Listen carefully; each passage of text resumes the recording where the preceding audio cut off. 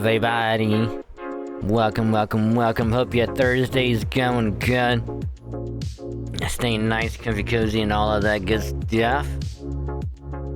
Not too much of a late start, which is actually kind of good for once, because I'm actually on time and not having to worry about getting stuff done and clean anything up before stream and whatnot. But here we is, actually on time for once. So to kick off, thank you for the follow, Roman. Welcome to the stream, hope you're going well. Thank you for the follow. Welcome to the cave, called this wonderful place. We got some beanbag chairs and refreshments at the entrance. So grab what you need, be nice, comfy, cozy, and all that good stuff. Welcome. If you want to get a drink for later, because I know for sure, if I don't get one now, I'll be thirsty later. It won't be good. But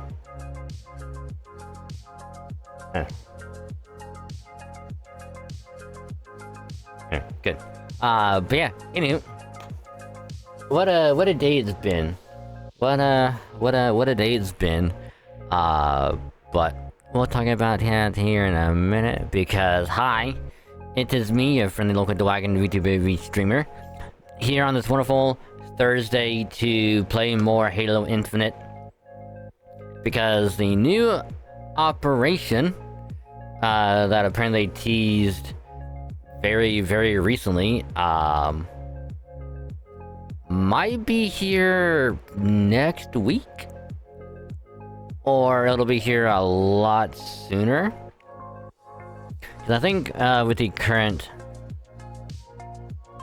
I got fuzz on my tongue somewhere.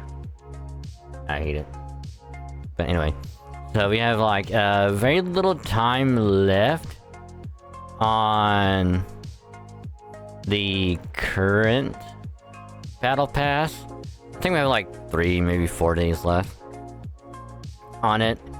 And I think we're at like level 15 or 16. One of those two. But we should be able to get it done tonight if I buckle down and get all the challenges done. And maybe spend a little bit more time just playing some extra games here and there, just to make sure I get some enough XP and get all that stuff done. Because we should get it done tonight if we're lucky. And if it doesn't take as long as I hope it does, I might do something after. And I might end like some MCC, or I might do something else. I don't know yet. I'm still debating on that part of what I should do. Whether it could be doing like just a quick career playthrough on Uma Musume, do some daily stuff in Star Rail, or just grinding out some FGO. I think I might just end up doing FGO. If we can get this done quickly. Because that way I can just grind out the event. Because I'm gonna wait until Saturday to go through the rest of the event story. Because we are on, well, I believe we're on the final section, if I remember correctly. Which I think should take, I don't know, maybe like a couple hours minimum. So I would think in the meantime, though, I'll just be chilling, grinding out the event, doing the 90+ node. Because I tried doing the 90++ node on FGO for the summer event, and my god, is that needing summer Castoria. Because I think it's a like a 2 or 3 enemy first wave Server is busy, what?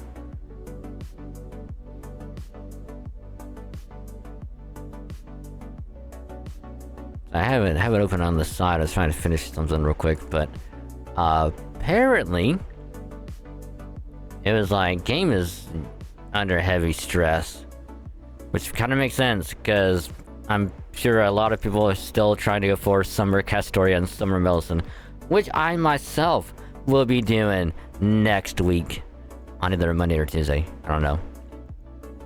I'm still not sure yet. It kind of depends on if me and Karai... I know we still want to do infinite stuff on like the first full week of August. So we're still trying to aim for then. So we'll see if it's gonna be possible or not. Because if it is, I don't know if we'll go through it on heroic or legendary. Because since there's gonna be two of us, it might be better to go on heroic first and then go right back through on legendary. But if it's not too bad, we could just try and get it knocked out on legendary and get it all done. Now, I'm not gonna try to do like the whole speedrunning thing yet. I'm gonna wait until I can figure out proper skips and whatnot. So I want to try to get like all the other stuff done first, and then try to do it under whatever time that the achievement says to do. Then after that, I can just take my time doing the other achievements and get them done and whatever. So, yeah. But the plan for tonight, though, is like I said, we'll try and get the current battle pass done, get the armor, all that stuff, and we'll see if we get it done. And if so, then we'll grind out some gacha and just be doing that for the rest of the night, assuming we get it all done at a reasonable time. But I think even that I might still do a bit of FGO grinding. But we'll see. So, anywho though, like I said, that's the plan, so hope y'all are ready for the final day of the current battle pass that we are gonna work on before the new one comes out, whenever. And there's actually quite a bit of talk about that new operation, potentially. So I did talk about in the next Nuzlocke episode that I recorded earlier. So I couldn't do it yesterday, mainly because I kind of forgot, and I was trying to get other stuff edited and done.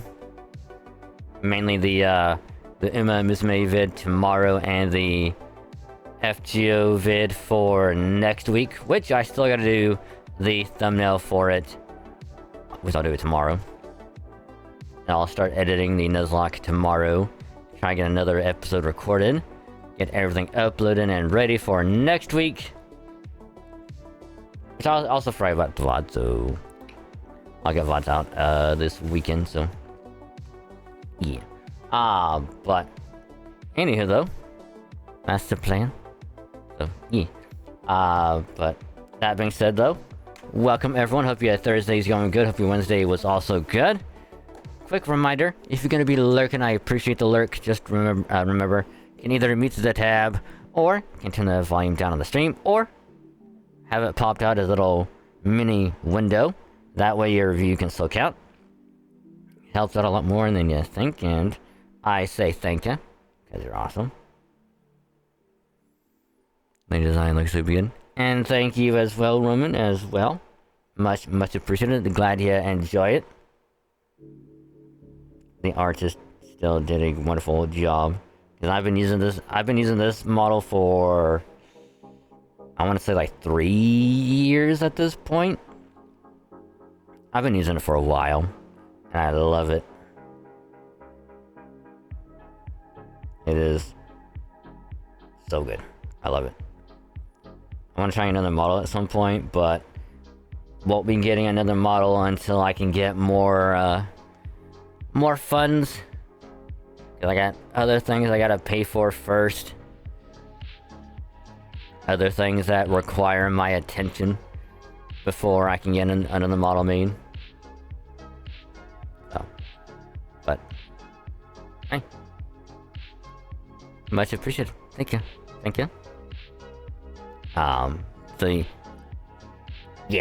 So before we dive into Halo, as always, the reminder of the gacha stuff happening, which, again, there's not much to really talk about, because, you know, Star Rail banners are up, the ZZZ banners are up, which I did get ZZZ updated, so probably not this current Saturday, but next Saturday, we shall be diving back into ZZZ to do 2.1 story, and hopefully the summer stuff is still there, and we can do a little bit of it, but if not, it's fine.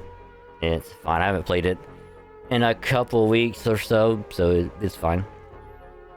Emma Miss Me though, I believe that the current banners of New Teo, New McQueen, and the Kidison Blacks, the Tono Diamond support card, I think those banners are under 24 hours at this point. I think. I know there's not a whole lot of time left on it, or the event stuff in it, which I might try and do a little bit of career playthrough tonight, because apparently I am like 200,000 points away from getting the last SSR event card that I need.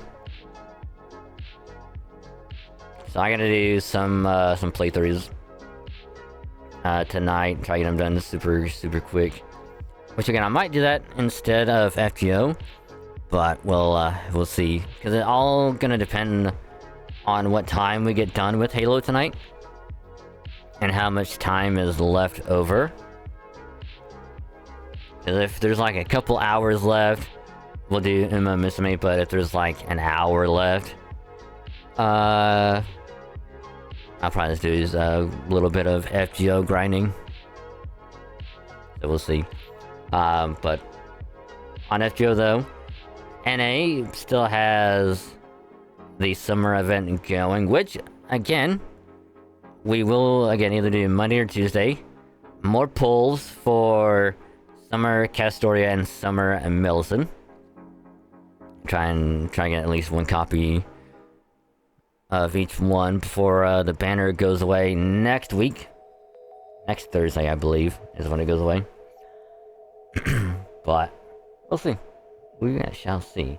And then, of course, on the GP side, I'm hoping that they announce like a live stream of FGO Fez this weekend. That way we can actually watch whatever gets announced, and we can just enjoy it all together. And then I can just geek out to it and just be super excited for whatever they're gonna be announcing for the 10th anniversary of FGO. There's even some crazy things that I'm hoping are gonna get shown off and announced and whatnot. So we'll see. Until then, it's pretty quiet on the gacha front. On the YouTube side, though, I'll get VODs out this weekend, because I kind of forgot to do it yesterday. And today was like another chill day, because I didn't go to work, because I woke up late, my clothes weren't dry, and there were storms rolling through, and power almost went out. So I was like, you know what? They can do it one day without me, and I just didn't go to work.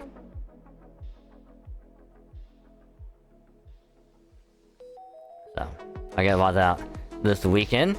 But on the main channel side of things, new vid went up yesterday, which was the Pokemon Alpha Sapphire Nuzlocke, episode 18. It was another good one. We did the first half of the legendary, story thing. And I did 19 earlier, which is like the other half of it. So the next episode is going to be the final gym and trying to get through Victory Road. And then probably the episode after that will be the Elite Four. So I gotta be poking, same, who. So I can get another background made for when we play through Pokemon Platinum. Which, yeah, Platinum will be like a step back from Alpha Sapphire. I think they were like Black and White or Black 2 White 2. It'll be like a step back because no Fairy type, no primary flying, and there won't be Gen 6 Mons in it. Until we somehow get to Gen 7. Which, I'm not going to do Sun and Moon. Instead, I'm going to do either Ultra Sun or Ultra Moon, because those are just way better than regular Sun and Moon in literally every capacity. I'm not going to subject myself to having to go through Gen 7 twice. The only reason why I'm going through Gen 5 twice, I did Black and White and Black 2 White 2, is because the story is vastly different. And there's other things that happen I don't quite remember. Even though like you battle some of the gym leaders again, the story is way different and actually kind of better in Black 2 White 2 because it's a direct sequel.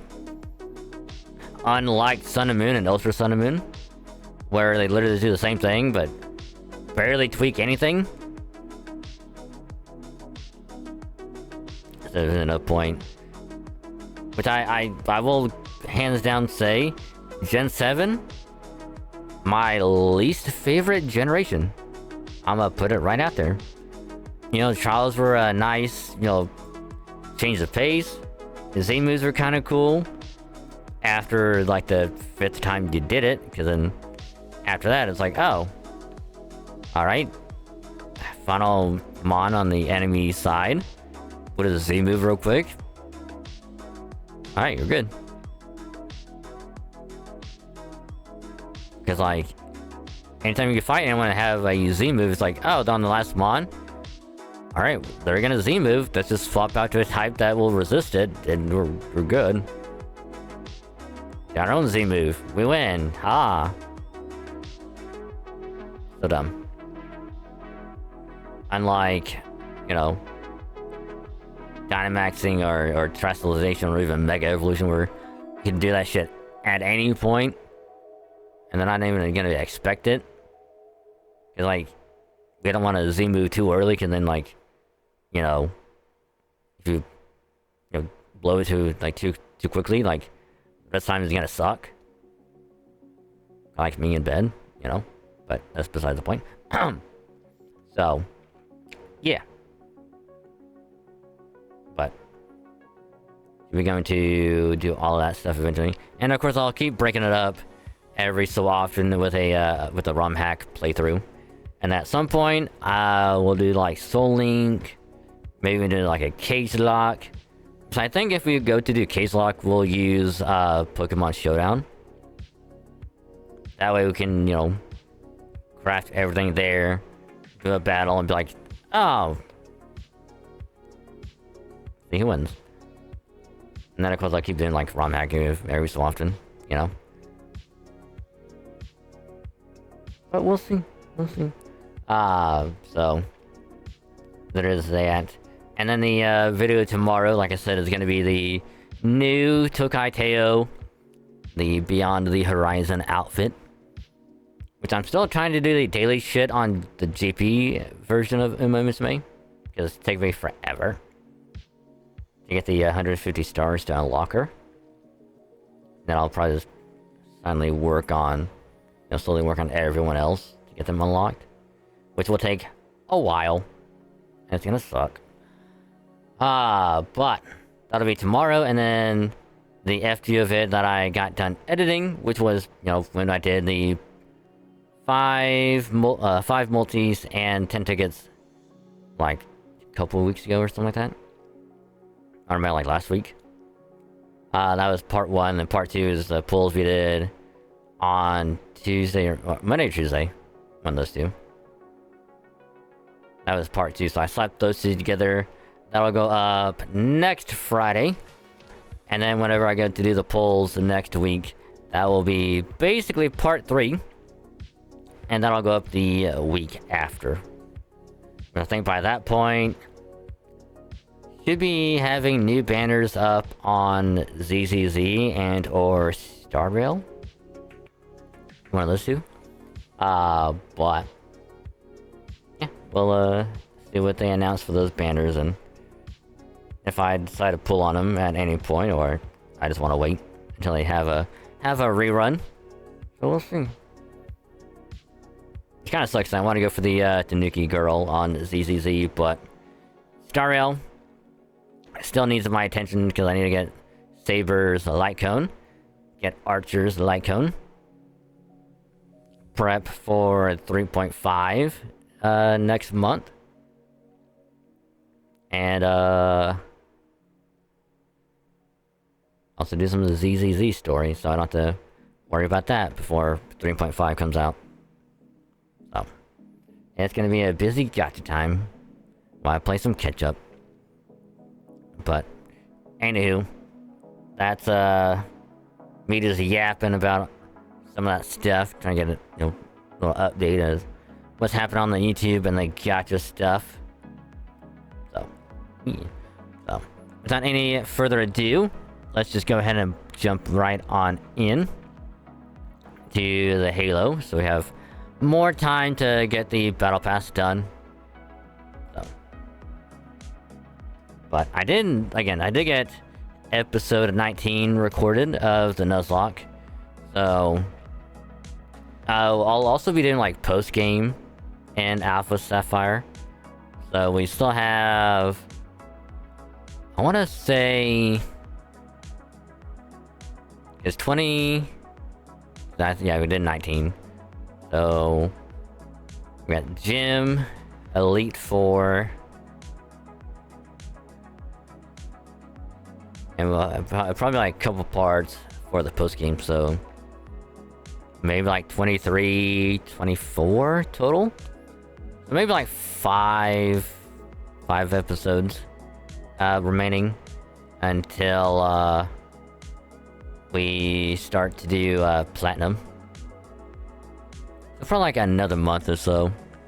So it might be like early September is when we will start Platinum.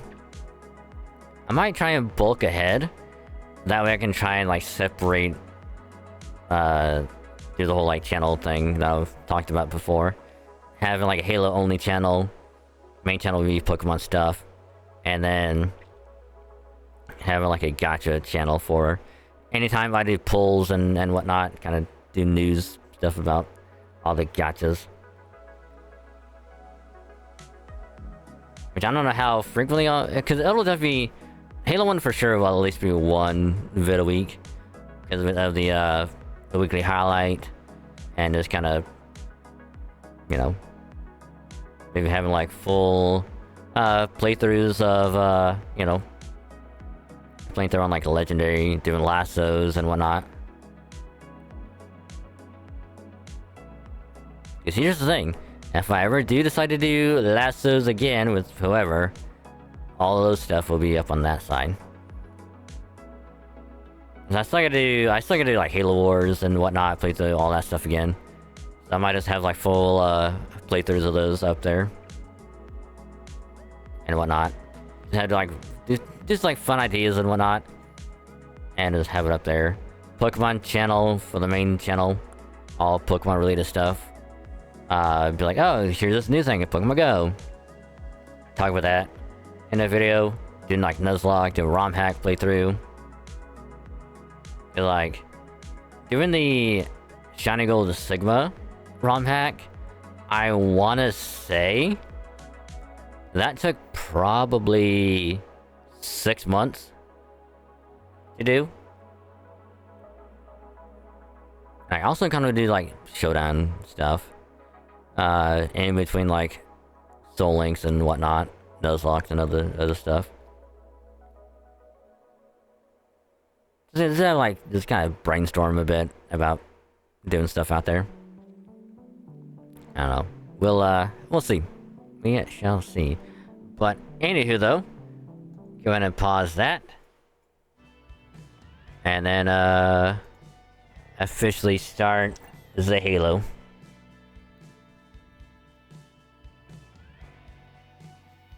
Which I might also have like the Halo channel where like I'll try and do like personal challenges of, you know, trying to beat Halo CE Legendary without using like Covenant weapons. Like it'll still have like all like, you know, so it's like the only skull like turned on. So, you know, it'll be like a normal Legendary playthrough, except it'll be like the one skull active of not using any Covenant weapons, which will suck, but at least it'll be like a fun thing to do.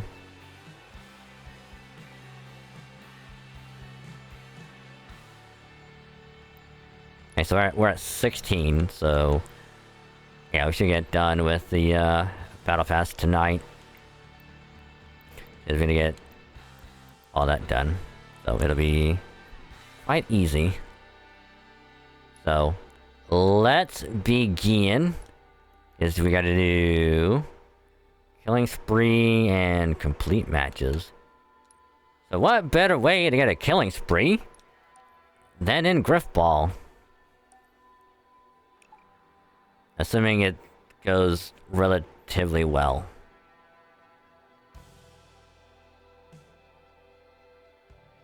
I don't know, we'll see. But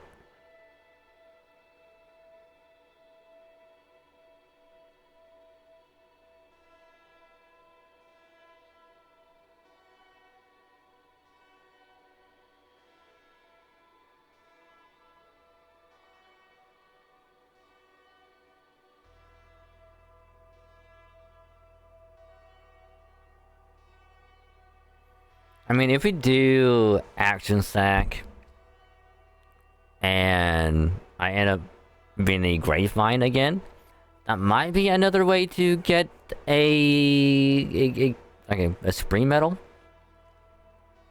Unless we just do Firefight. I think that could also work. I don't know, we'll see.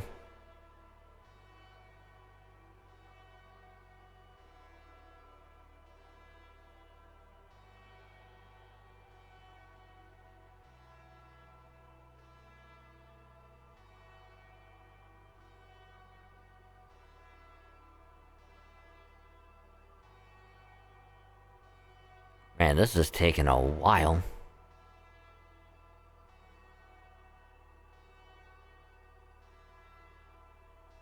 You know, I might have to put on like third person mode for Griffball.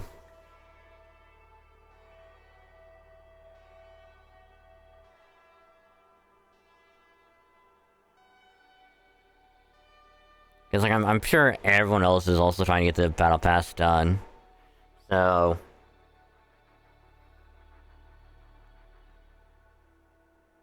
I might have to go into quick play.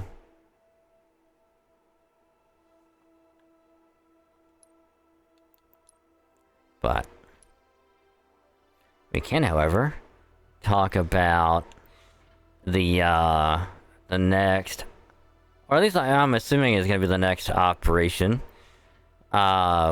because apparently, I think the next one is called like Operation Shadows or something like that, and it'll be potentially having. Also, the Hellcat plane I was talking about before. Was only on the Mark IV and nothing else. And I hate that so much. But if in the next operation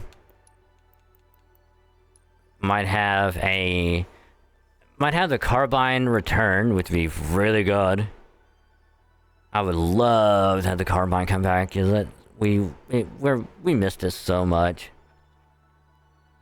And it's like better late than never, in my opinion.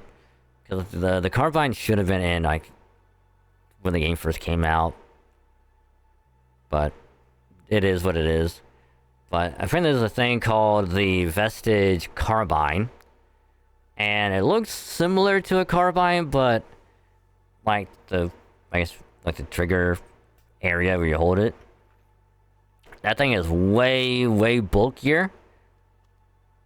And I would not be surprised if it has like a secondary firing mode where it shoots out like a big ass like beam. Or if it works like a grenade launcher and just like lobs out like a little grenade thing. Wouldn't be surprised either. So even then, just getting a carbine back would be pretty good. And then supposedly, from what I have heard,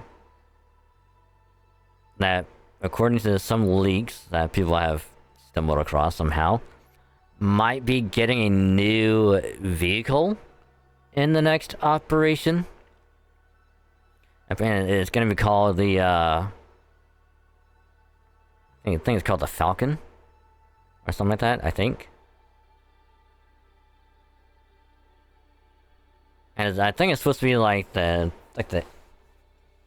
aerial vehicle, which hopefully it's like a UNSC flying vehicle, because anything other than like the Wasp, because like right now the only good flying vehicle is the Banshee.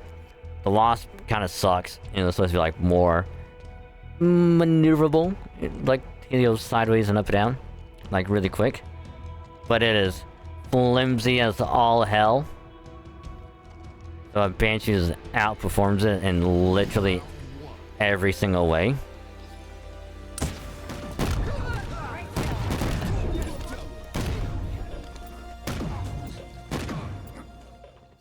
We are doing pretty good, huh?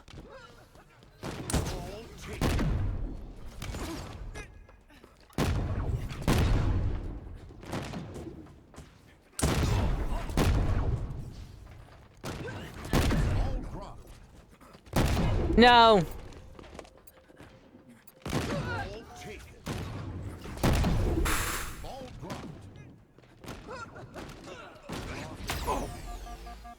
We have the ball. We lost one to that.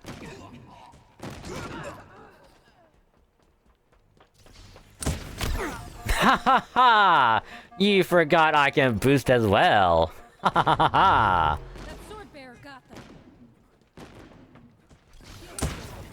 Oh, nice boost back, my dude. Holy crap. That was such a nice boost. Fucking 1000 IQ move by that guy. Shields down.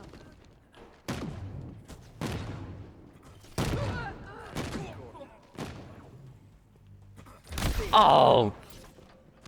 I was so focused on that guy,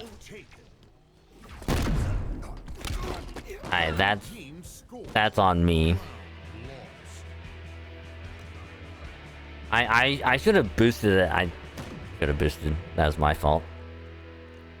Round two. Not gonna say this is bad. Ball taken. Ball dropped. Ball taken. Oh.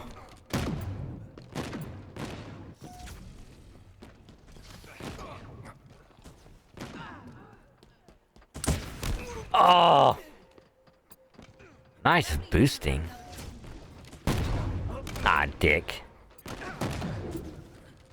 Enemy team scored. Round lost. Motherfucker. Enemy team nearing victory.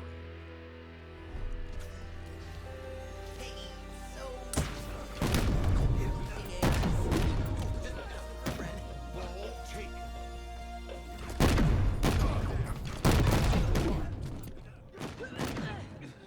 It's fine. We have the ball.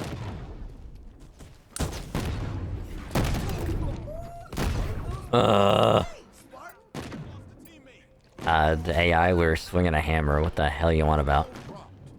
We have the ball. We have the ball. Ball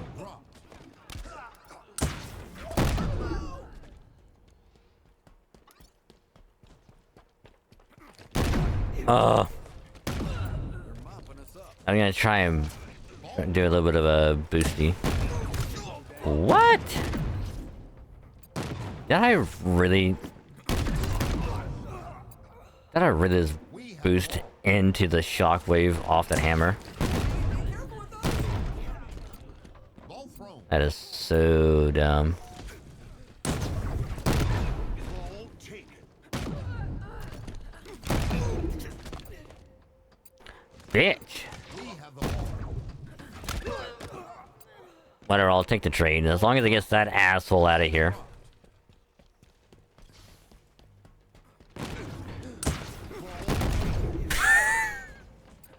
I thought that was gonna work. Not a pretty corpse. Ball dropped. We have the ball. No! Go, go, go, go, go, go, go. Yeah! We're on the board! It's not a complete shutout. Let's go, team! Hell yeah! Enemy team nearing victory.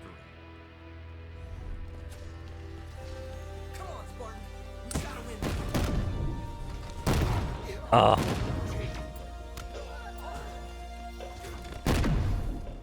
We have the ball. My shield's popped. Ball dropped. You've lost the ball dropped. We have the ball. Mother... Pfeiffer. Got way too. Throw the bomb. Throw the bomb. Dick! Anytime I think I'm like far enough away, I never am. Ball dropped. We have the ball. Motherfucker. At least it's over there.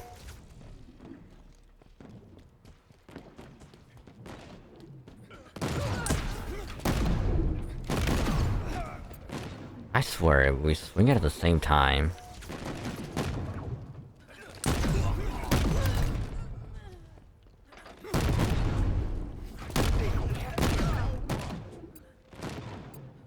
Lost one to that crap. I swear, I somehow always boost into it. How? Teams Like, I'm always far enough away, but it's like they swing, and the shockwave should already happen, and it's like I boost into the shockwave to kill myself. Like, it's why I don't like the infinite hammer. It's way too fucking weird.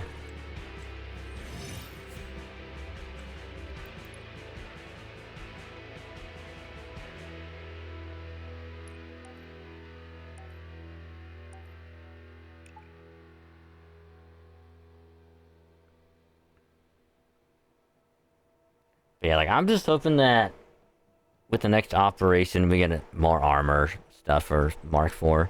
Because almost every single one has always been for the Mark 7. Or... what, like the Mark 5B?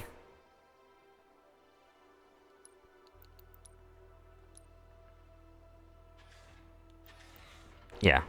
It's like, it's always these two that they have armor stuff for. Like, it's never Mark IV. And it's like almost never any of the other ones.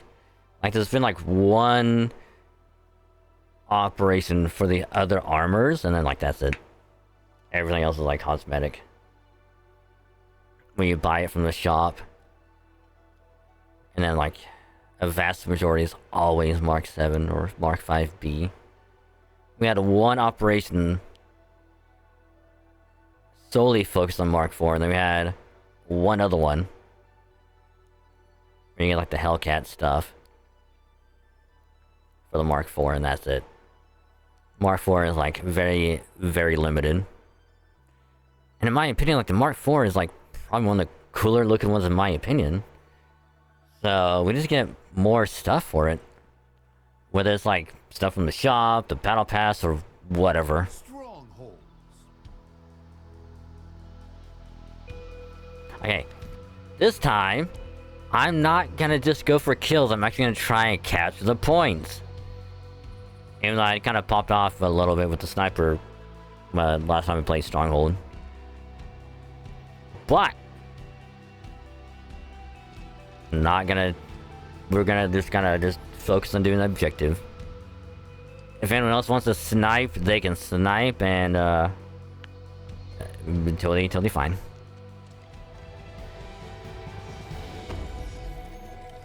Capture and hold the zones. Tango's closing in. Shields down.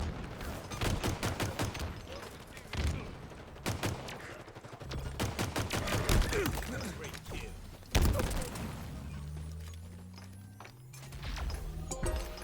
Your team scored. Woo! We captured the zone. This was a terrible idea. Yup.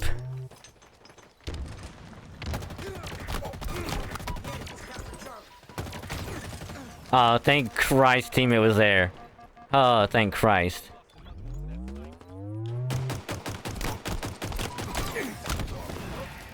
Oh, I almost had the guy.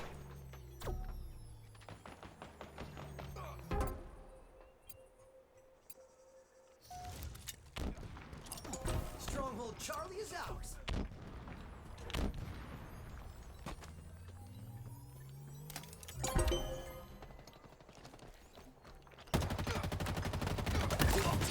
Old-fashioned takedown. Spartan down. Enemy team scoring. You guys are so close to capturing A.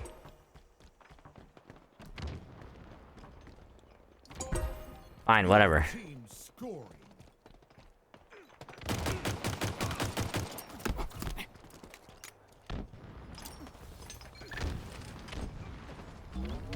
The enemy has captured Bravo. Enemy team.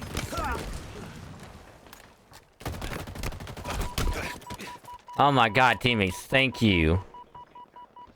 You actually saved my ass.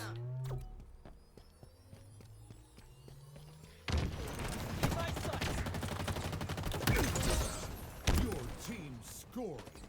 Air shield available.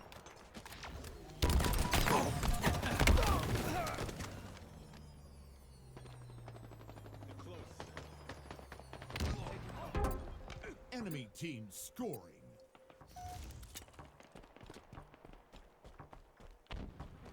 Sidekick here. God damn.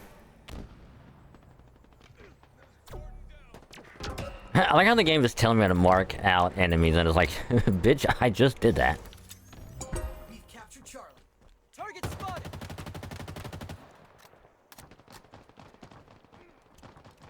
Oh, where the hell am I? Oh.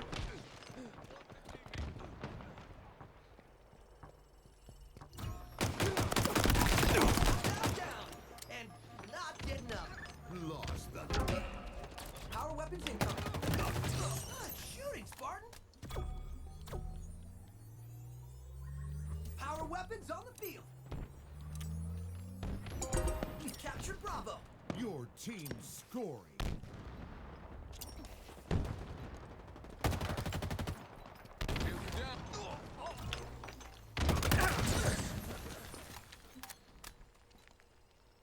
Gained the lead. Down and not getting up. Stronghold Alpha is ours.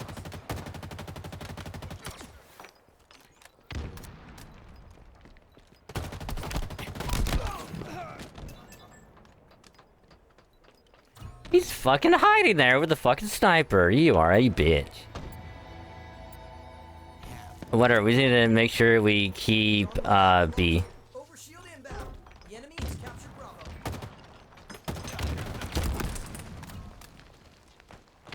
Overshield available. Enemy team scoring. Your team scoring.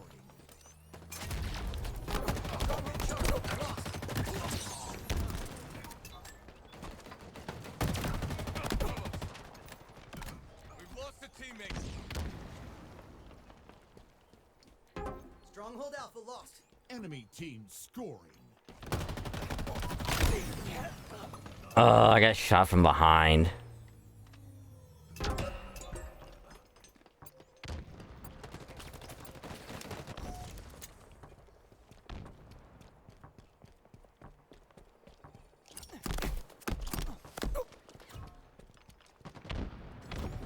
Eyes up. Enemy squad closing in. Stronghold Alpha lost. Hey, at least that guy's down.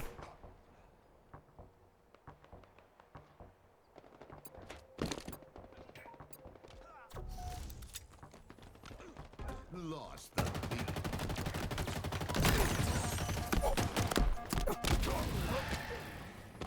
Yeah, there's literally nothing I can do.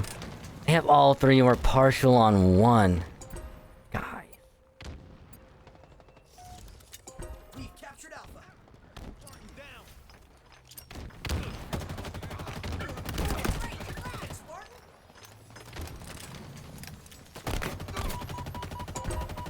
Your team scoring. Good shooting, Spartan.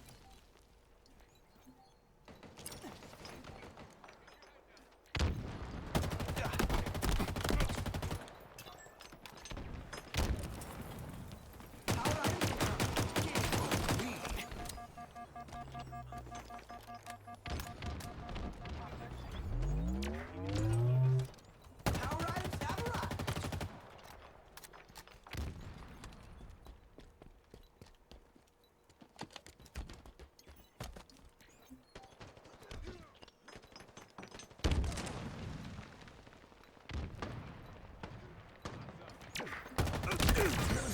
Down, and not getting up.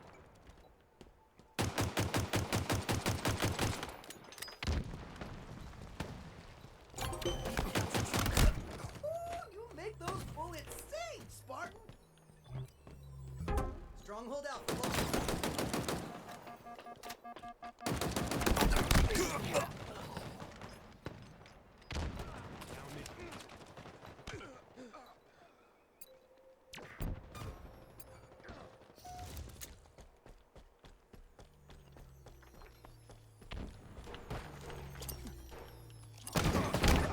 Wow, that was Enemy team scoring. that was a bad lag. Holy shit. Enemy Spartans closing.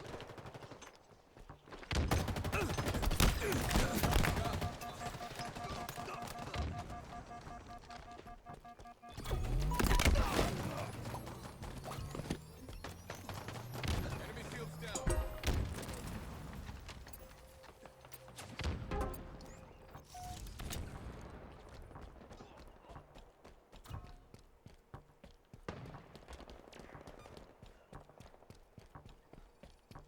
Stronghold Bravo lost.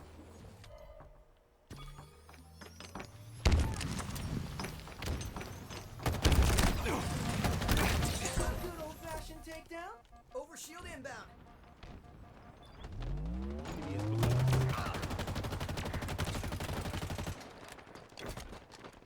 Overshield available.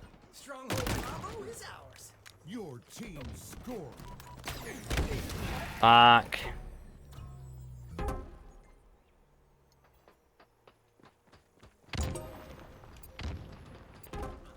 Enemy team scoring.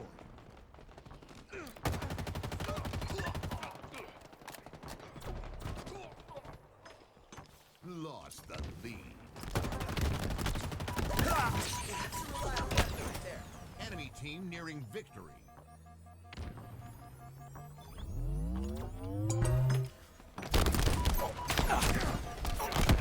Oh my god, there's like 2 or 3 of them in there.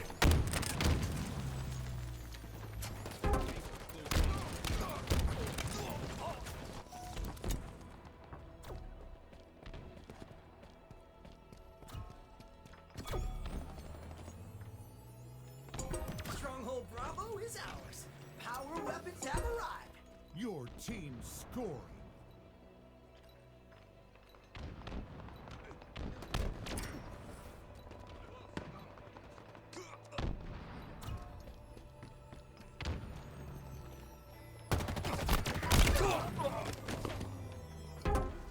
Enemy team scoring.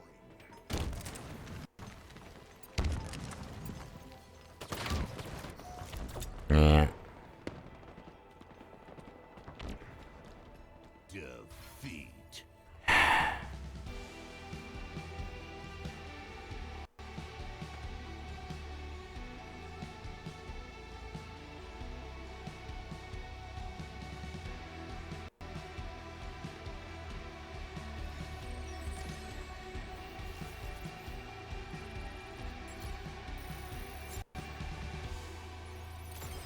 Wow, that was worth of 500, really? Huh. Alright. Damn, 21 and 13. I did so good.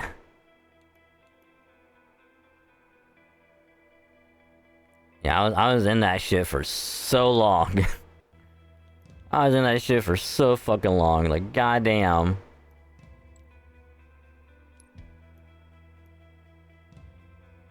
Aw, we really need those.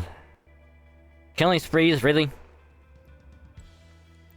Oh my god. You know what? It'll just be easier if you just do firefight.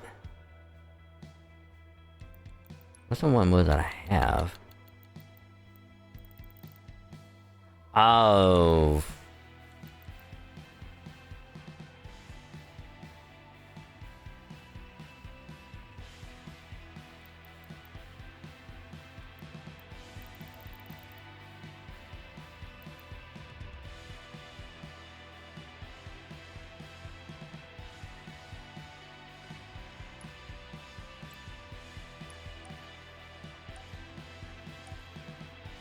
I feel like we're at least halfway. Now we're only 100. Alright, never mind. But with the challenges, be 250, maybe 300 on top of whatever we get from a firefight. It should be like another 200.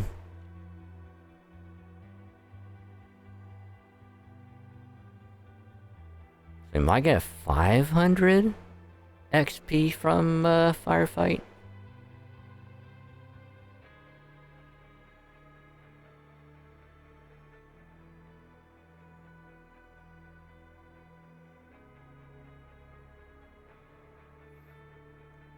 Oh, also, because I was watching like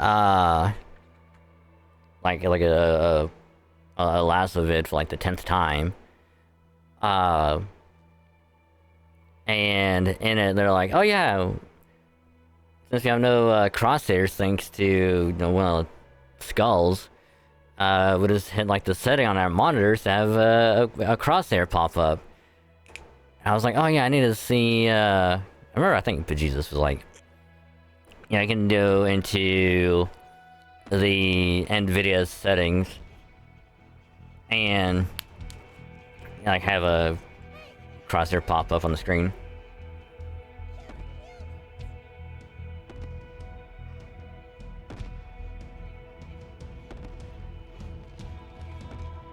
And so I tried messing with that for a little bit. Gonna find the settings, so I know it's somewhere, I just don't know where. But I did, however, hit one button on my monitor, and a little square, like a little plus like sign, popped up.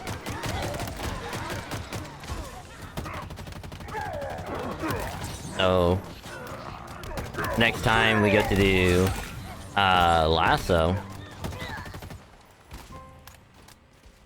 all I gotta do is hit that one button on my monitor and it'll pop up. So yay.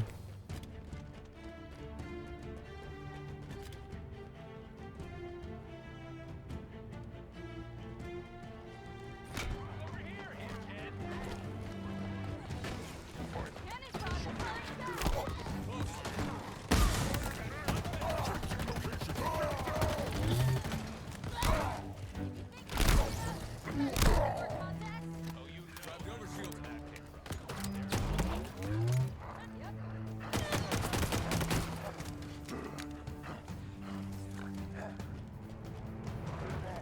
Up there.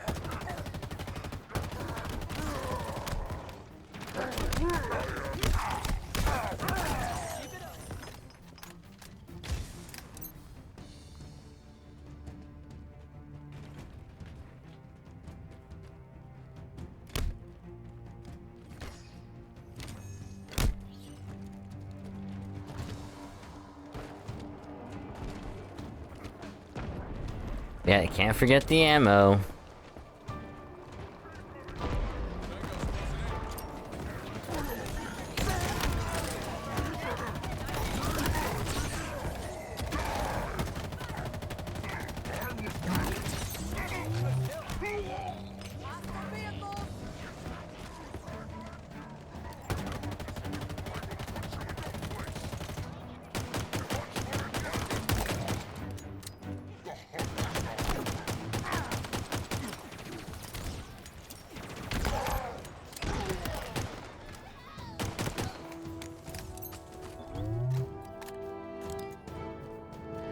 I am a lean, mean, motherfucking killing machine.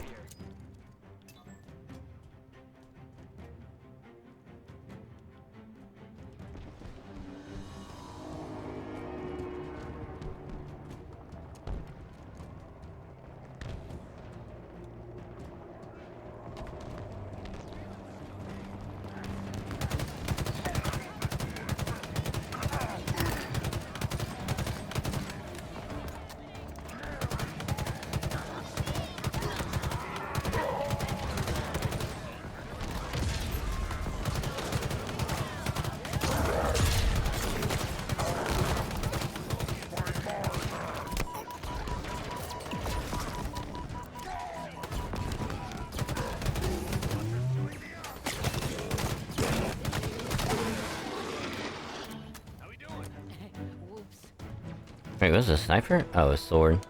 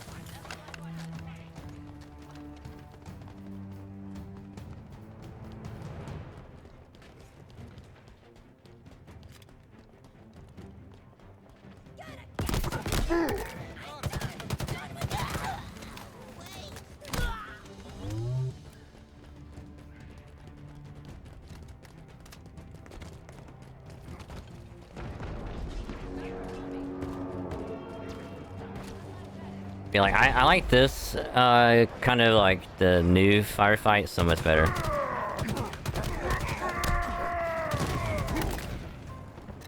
It actually feels like you're doing something.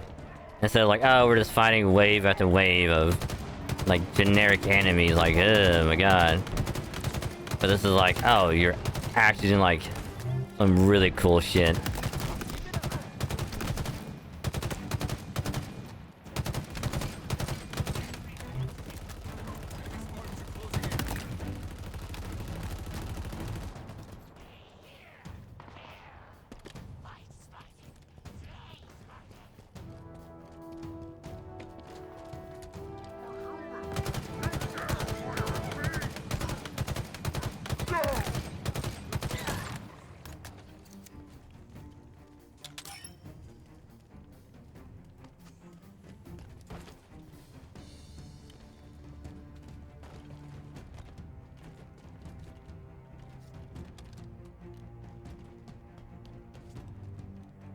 Oh.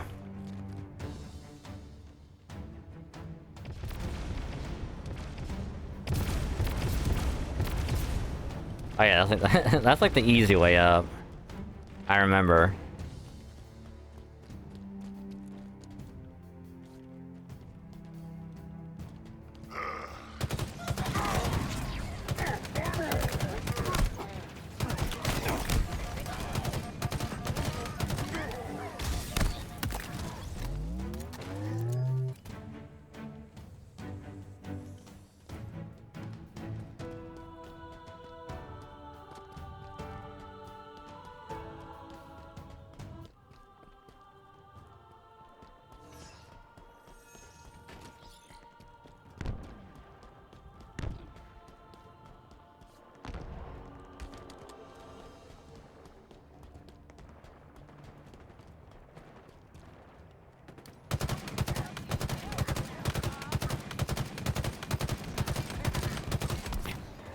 Get ready, Nico. We have Baker.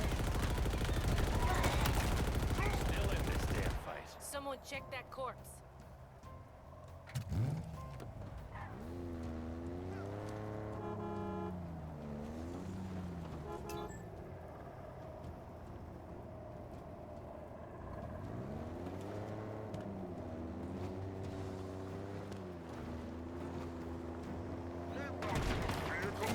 For the pilot.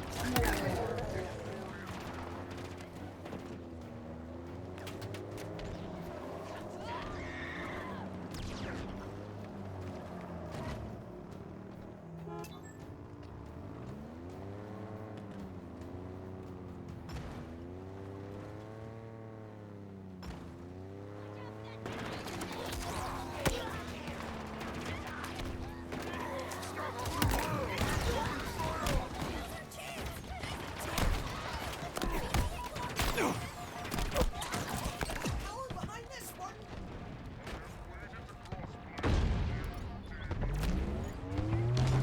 How I survived that? I have no idea.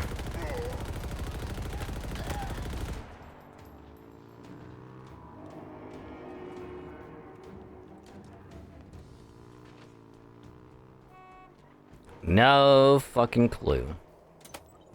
Drop wall obtained.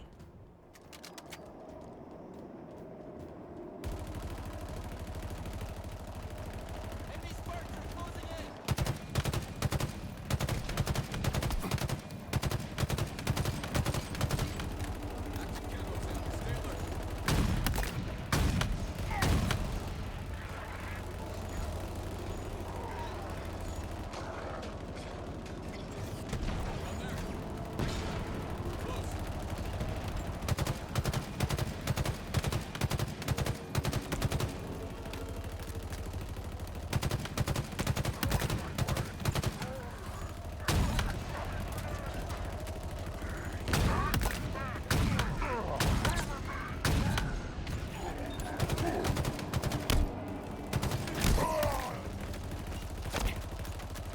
I am not a sniper. Is there no more sniper ammo? Ah.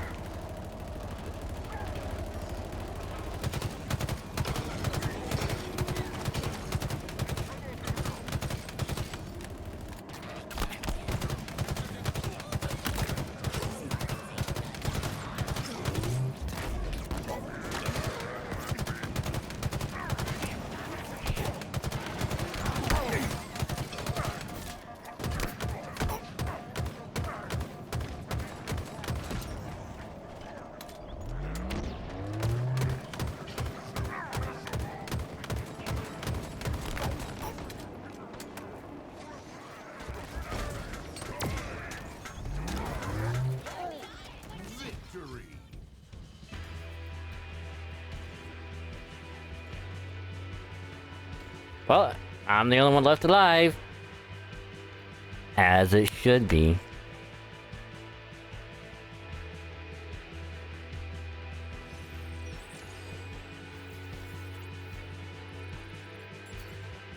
Well, actually, way more than I thought it would. So that kind doesn't count. Alright, what if we just did... Take that off and only do Gruntpocalypse?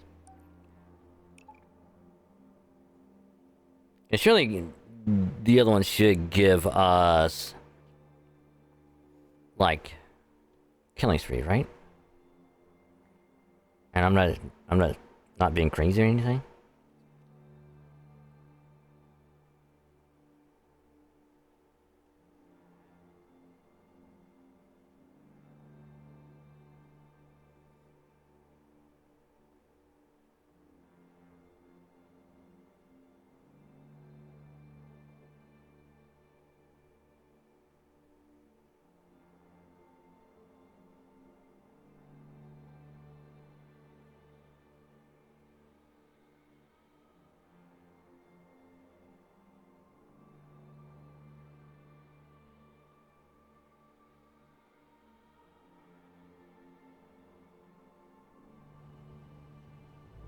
Firefight.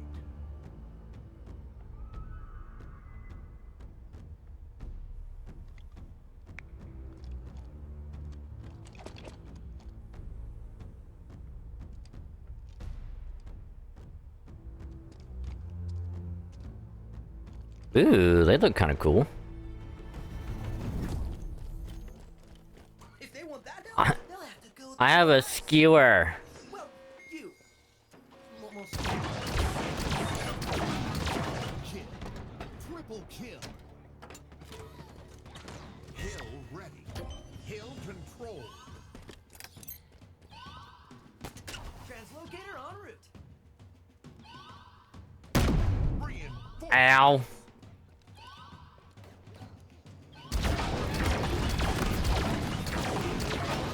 Killing spree. Double kill. Triple kill. Reinforce.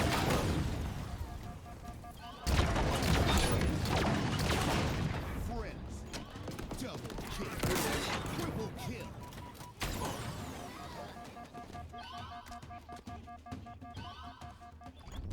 Reinforcements.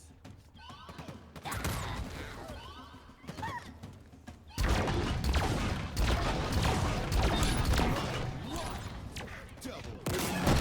Triple kill. Hey, why couldn't I have the mutilator?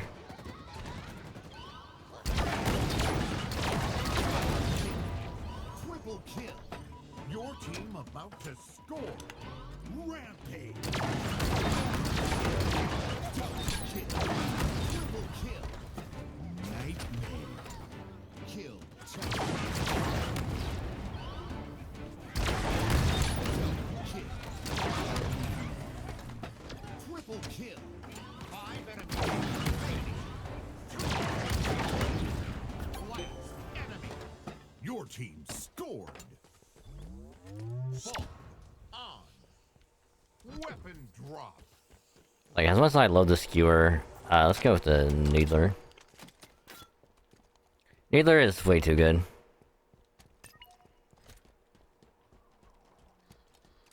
Set. Stop. Heal incoming.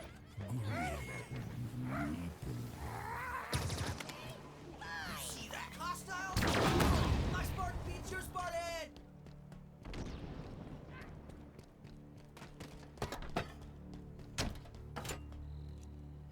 Hill ready. Hill control.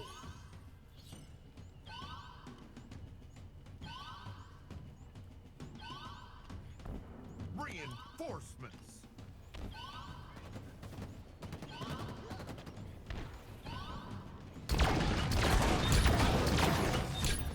You're an idiot.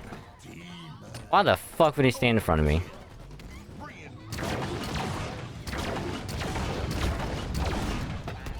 Double kill. Hit.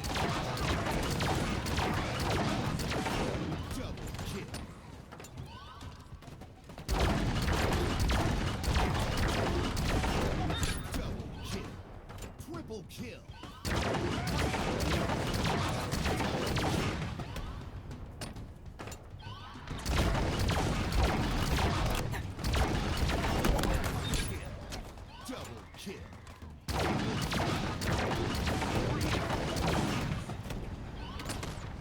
Your team double kill. Triple kill. Overkill. 5 enemies remaining. 2 enemies remaining. Your team scored.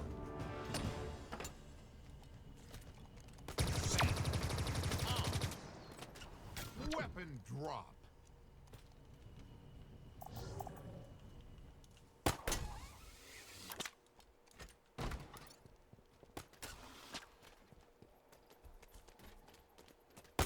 Set start. Hill incoming.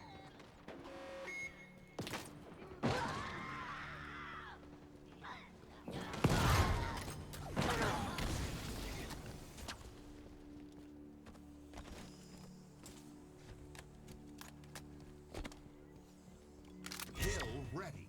Hill control.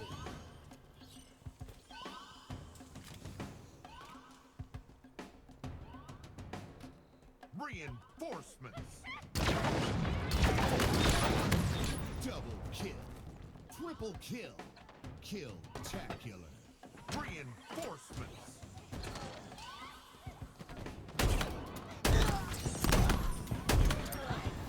Reinforcements. Double kill. Triple kill. Kill.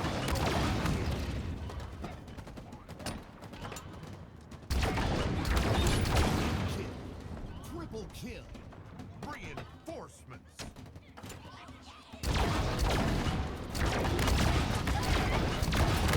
Double kill. Triple kill. Oh, did he suicide? Reinforcements. That's annoying.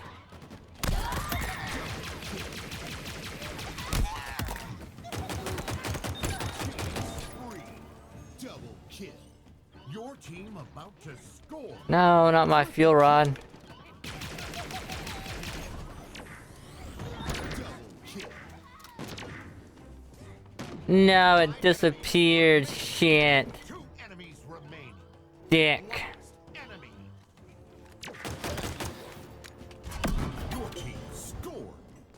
Oh, I'm so upset. Thunderstorm. On. Weapon drop. I'm actually kind of upset. I actually had a good weapon with the Set. fuel rod. Hill incoming. Oh, that sucks.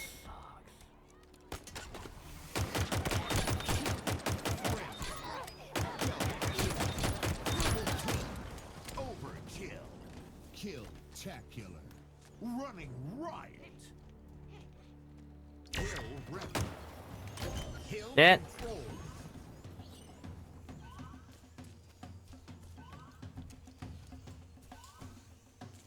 Reinforcements.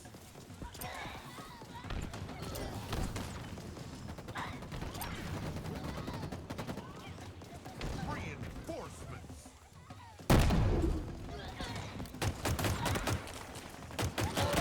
Double kill. Triple kill. Reinforcements. Rampage. Reinforcements.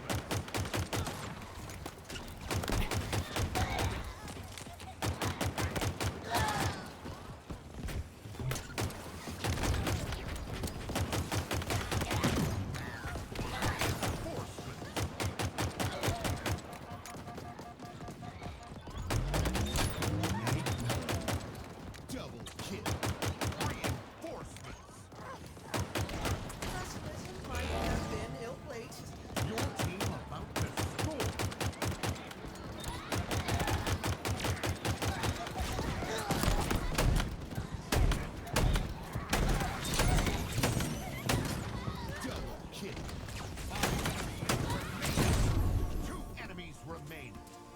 last enemy. Your team scored. Okay, they might be onto something with the disruptor. Mythic. On. Weapons drop. Ow.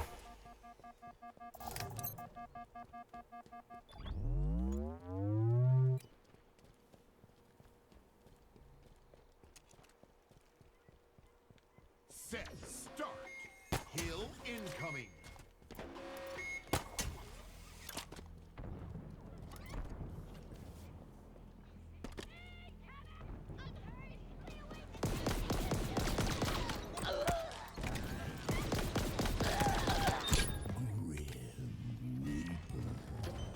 Double kill. Hill ready. Hill control. Reinforcements.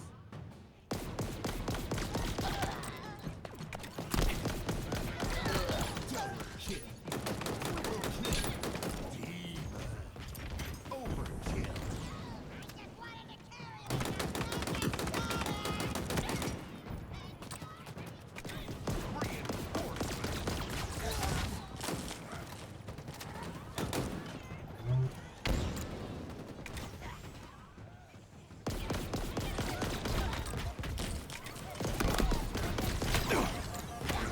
Reinforcements.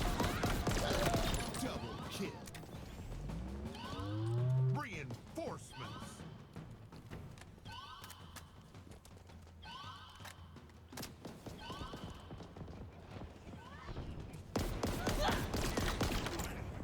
Nearing victory. Double kill. Triple kill.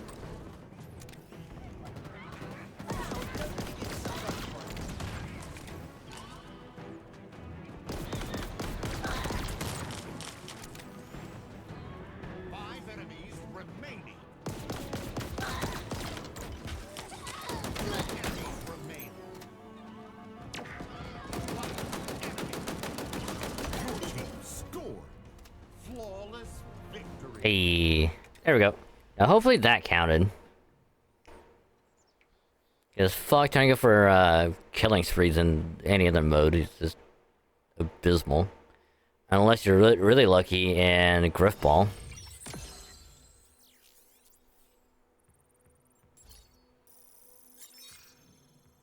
Oh wow. Let's see, that is 400, 600, 700. I think we're, I want to say we're halfway to 19. Almost to 19.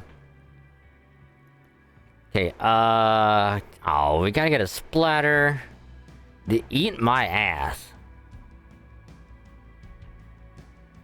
Oh my god, of course we have to get a splatter.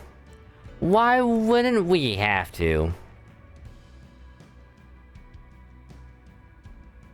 Alright, I guess it's, what is it, squad battle? Yay.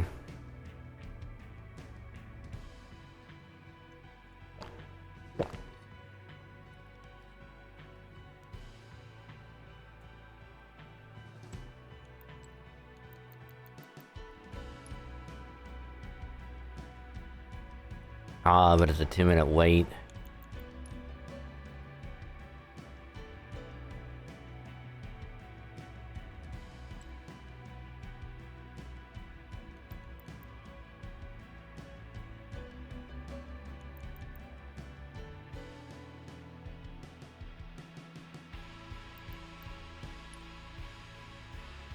We'll do BTB.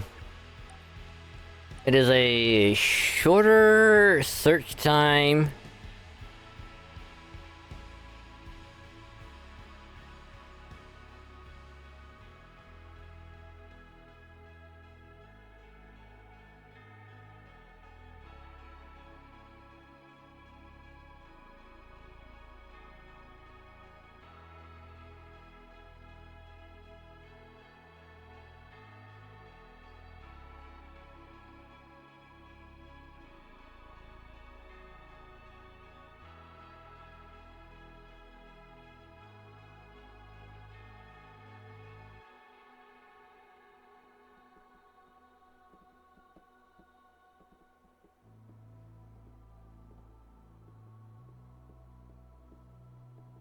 Actually, you know what? I can get my other phone real quick. In the meantime. Yeah, you know what? Now I'm gonna grab it later. In the meantime, though, I can grind out some FGO. That way I can get a little bit of work done on this event. Cause like I am done. Yarnadu is now permanently on the group. And we don't gotta worry.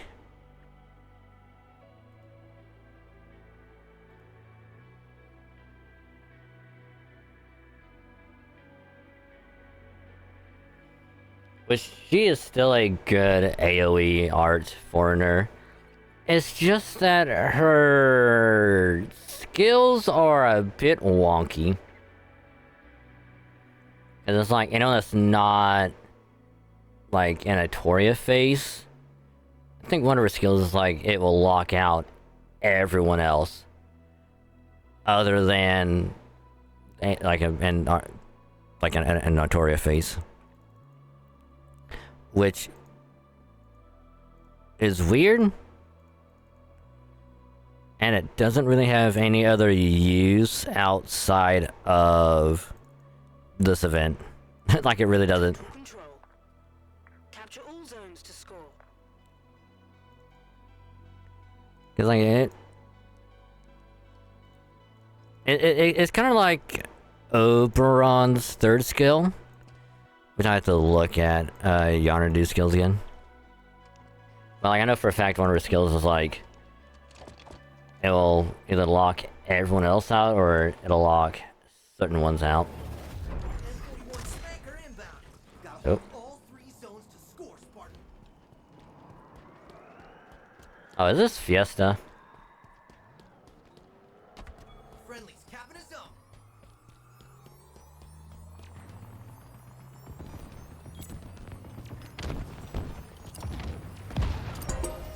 Oh, we captured the zone. This was a terrible idea. The enemy seized the zone. Capturing. Oh, they had a shock rifle. Nice shot on them. But don't worry, I too have a sniper. Zone lost.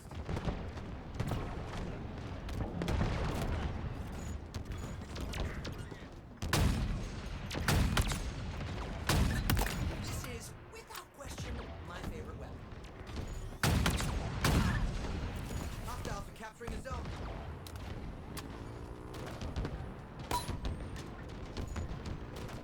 Friendly capture zone.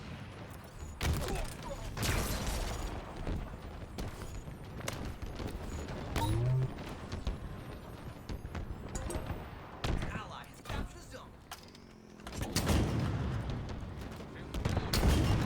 Running out of ammo, Spartan. Hostiles are capturing a zone.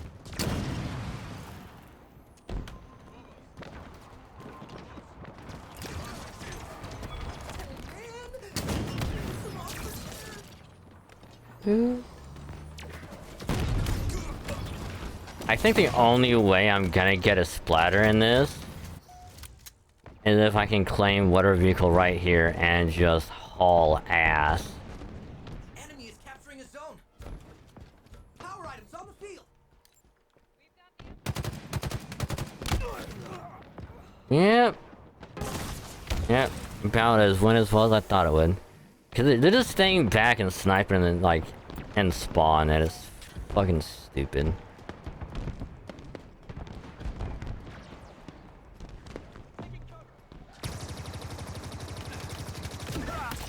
Nightmares about that gun. M41 Spanker is a go.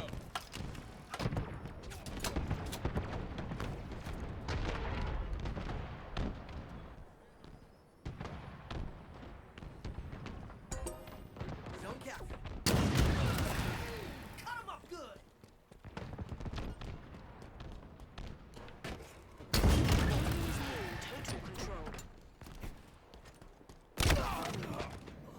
Oh, I got skewered in the ass.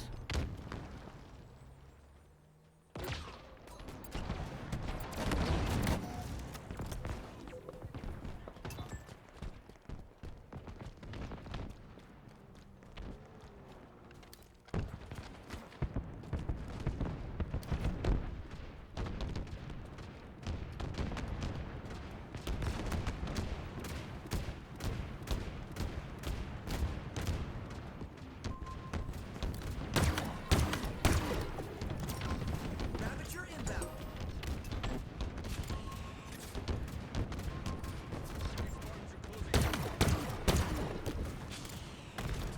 Ravager available.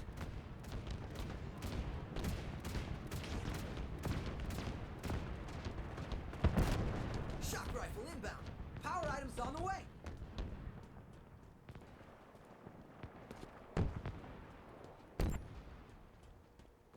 Shock rifle available. Power items have arrived. Friendly's capping his zone.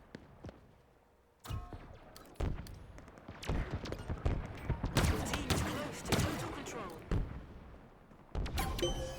Your team has total control. You got new zones incoming.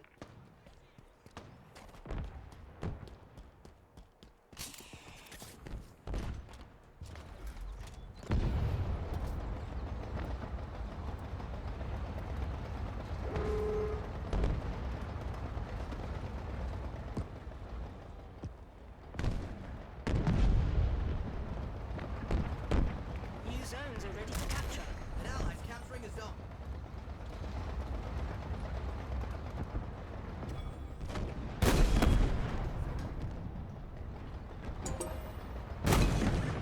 Keep it up.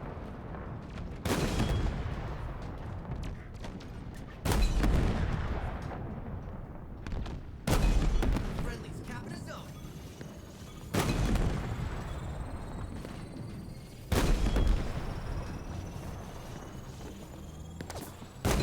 Your team is close to total control. An ally has captured a zone. Triple kill.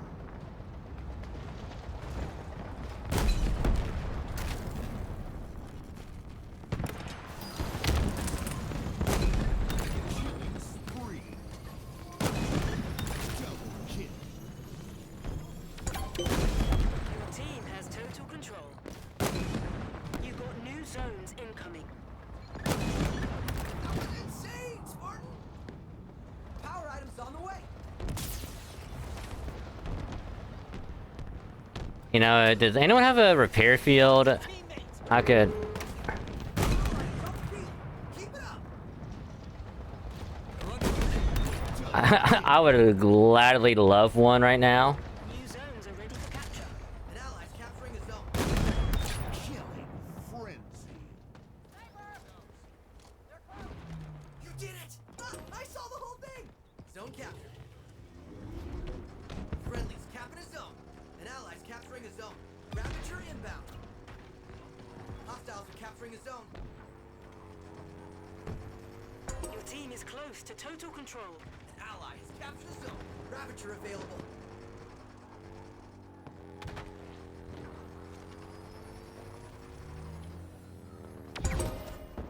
Another victory, Spartan.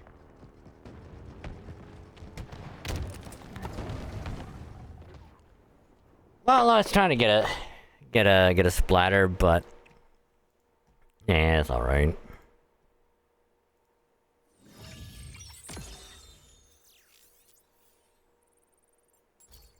As long as I'm making progress towards getting this thing done, that is fine with me.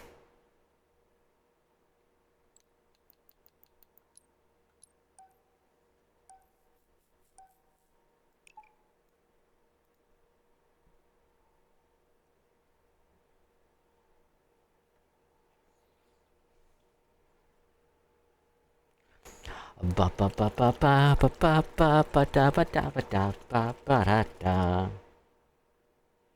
Do do do do do do do do do do do do. I probably should do a Vochian shiny raid. I haven't done that yet today. I got plenty of time. Got plenty of time.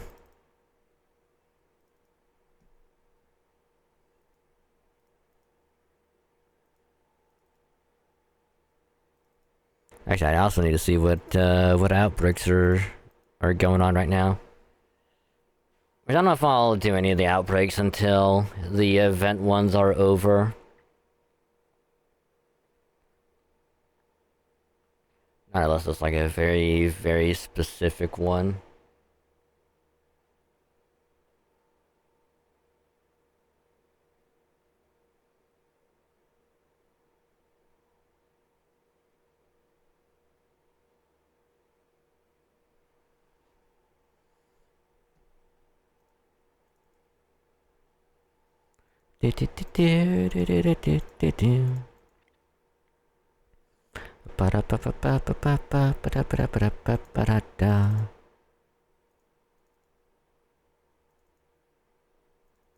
Ooh. You know, I'm actually kind of happy that we are finding games really quickly. Because that way we can get this stuff done relatively fast. I need to see how many levels I have left on the winter update one.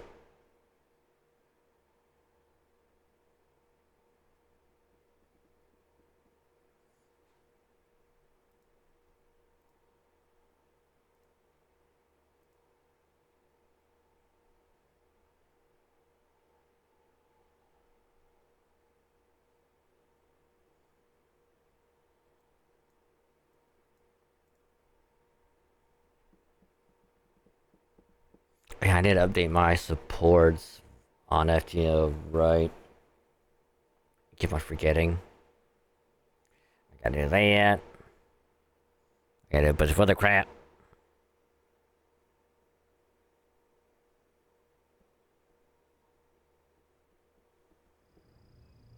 Capture the flag. Squad CTF.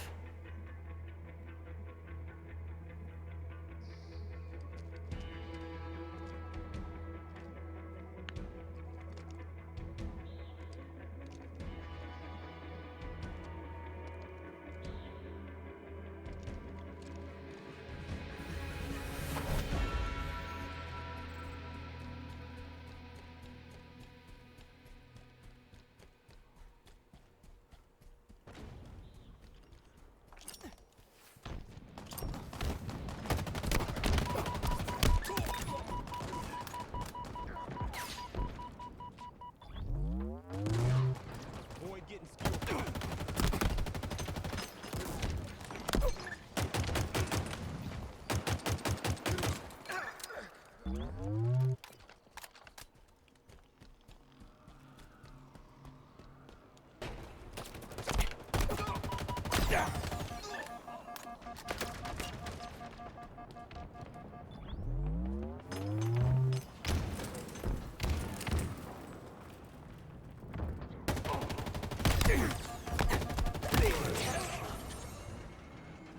I bet if I would have swapped over to the pistol, I would have had that. But it's fine.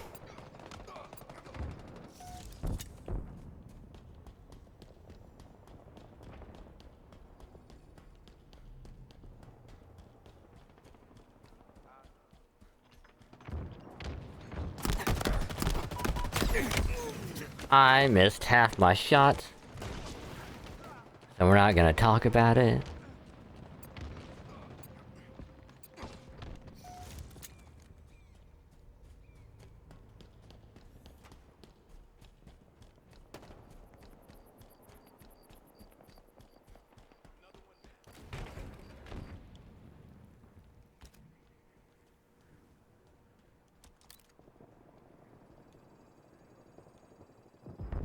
Active camo inbound.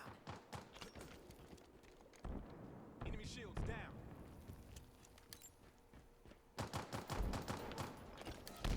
Active camo available.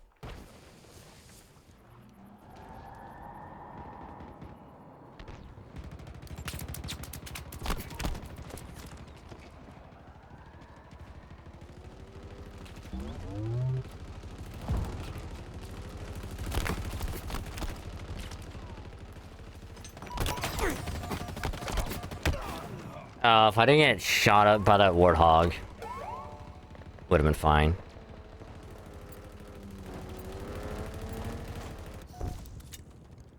I need something for that warthog, but what can we use? Flag returned. Pop their shields. Shields are down. Pop their shields. You make those bullets sing, Spartan! Power weapons inbound. Flag captured. They have our flag. Not good. Power weapons have arrived. Enemy flag carrier spotted.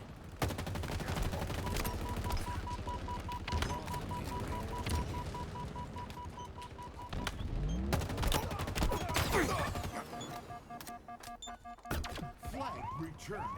They've taken our flag. The enemy carrier has been We've lost the teammate. Flag was successful. How did I get skewered? Out of like 3 people there, how was I the unlucky one? Like, how?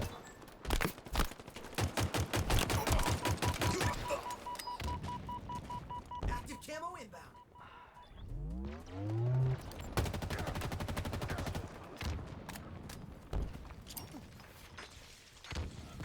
Active camo available. They have our flag. Not good. Of course, as soon as the ghost spawns. Oh, there's a dude with a skewer. Flag returned.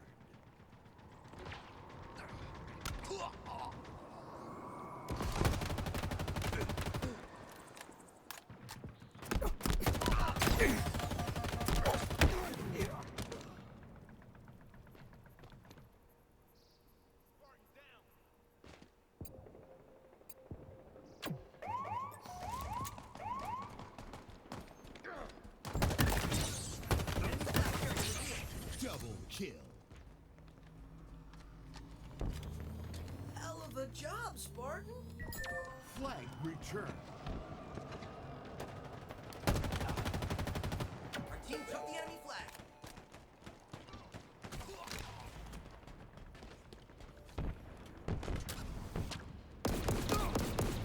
They have our flag. Not good. Enemy flag carrier vehicle. Enemy overbolted.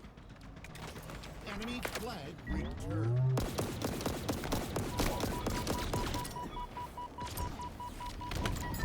Flag returned.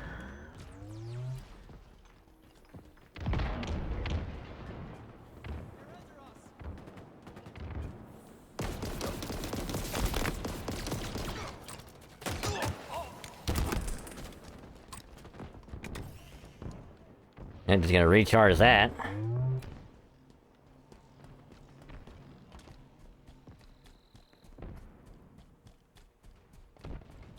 Power items inbound.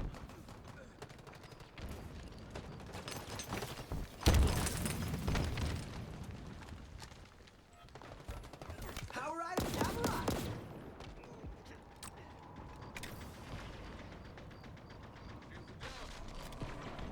They've taken our flag.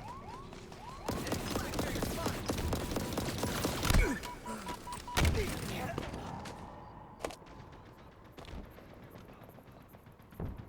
I don't think I'll ever get lucky. Oh, hey Tingers. Welcome to the stream. Hope you're doing well. And thank you for the watch streak. Much appreciated. Takedown.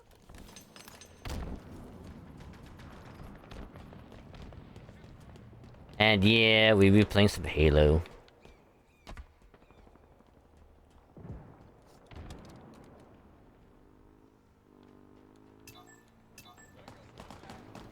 Up their shield. My shield's popped. 5 minutes remaining. Target spotted.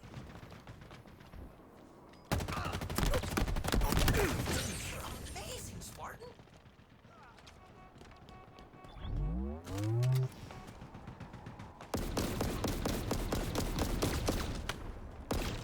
Flag on mark. They have our flag. Not good. The enemy carrier. Oh, come on. Down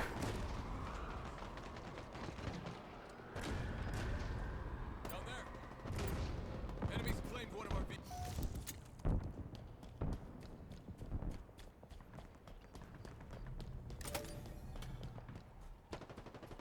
Enemy captured your flag.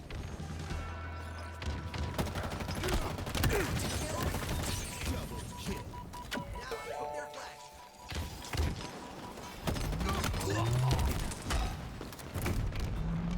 Active camo available. Shield popped. How is every fucking enemy right there? Like the game almost said, hey, we're gonna make this even harder for you. We'll just put No grenades obtained. every Flag returned.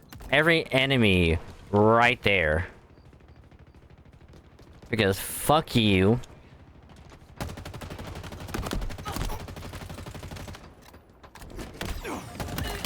360. Just fuck you and Ah, I saw the whole thing.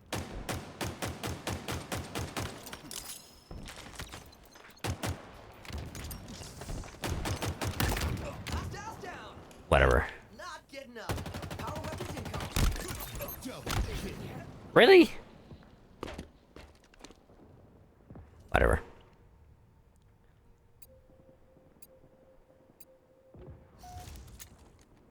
God, at this rate, it's gonna end up as a tie.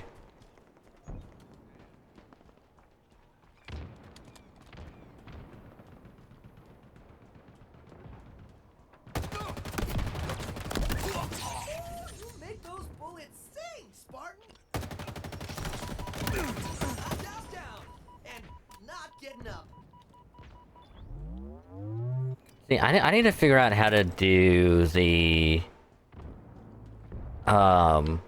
like the controller overlay thing. I need to figure out how to get that.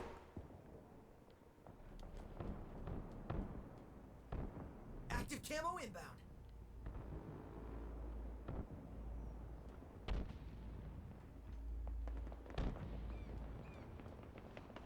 Active camo available.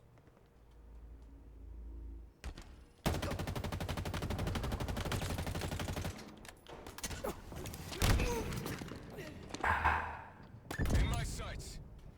Of course, I get fucking attacked from behind.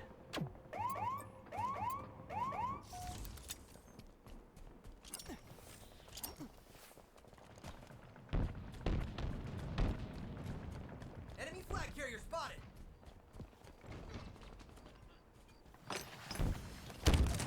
See him! The enemy carrier. Enemy Spartans are closing in.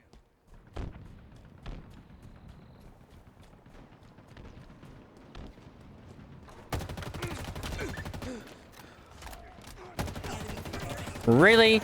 There's fucking 3 of them right there. This is why I don't like CTF. This is why I don't like it at all. I don't ever play CTF. 1 minute remaining. Because of stupid shit like that.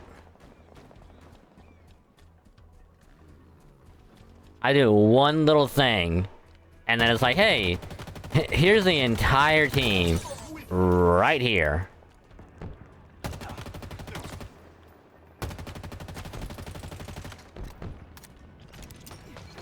They picked up flag.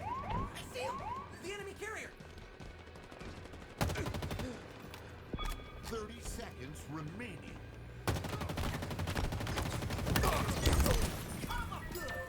Flag returned. I need to take out CTF.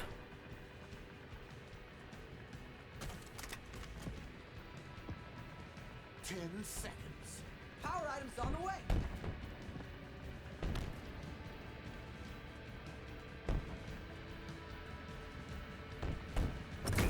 Defeat.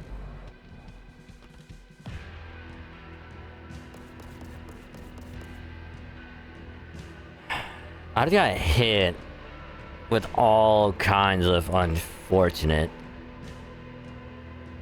It's like, alright, let's go to Let's go on the right, because there's no enemy over there. On the right. It's all good. Just go on the right.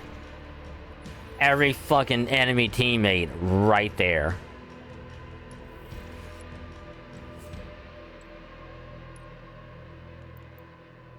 At least I only have 800 left.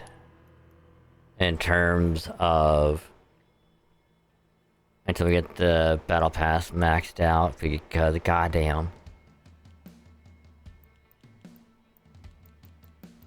They're only level 20, right? Yeah.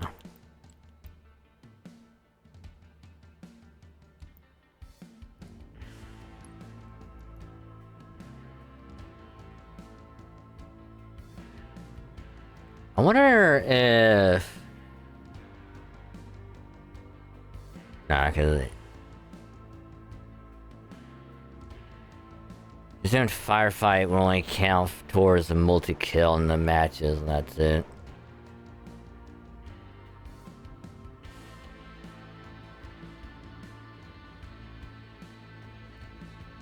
Ah. I guess the only other challenge after this is the 8 matches.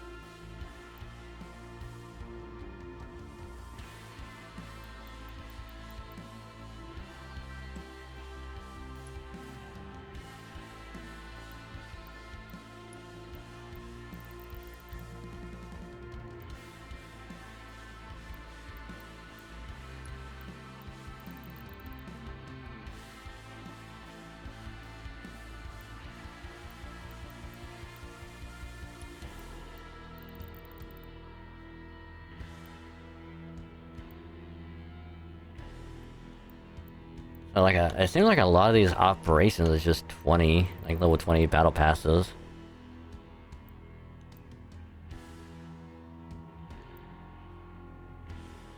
Not too bad.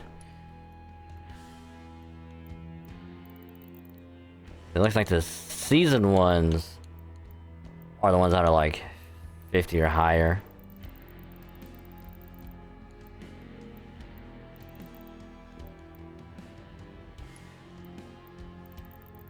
Yeah, it looks like all the operations are level 20, and the seasons are way higher.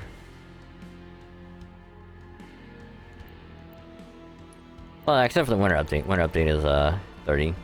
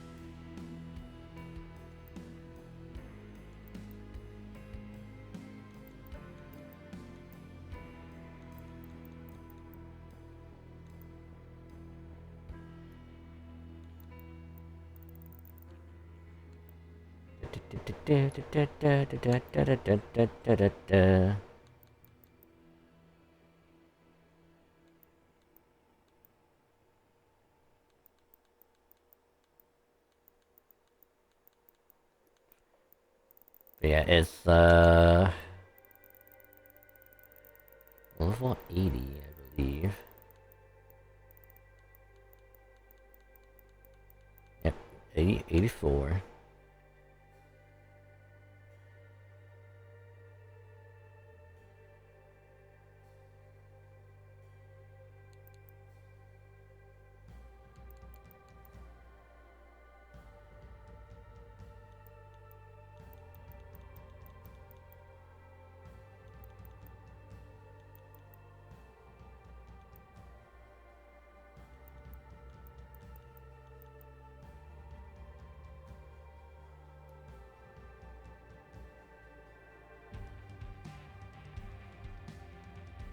A5, 15, 20, 25, 30, 35, 40, 45, 50, 55, 60.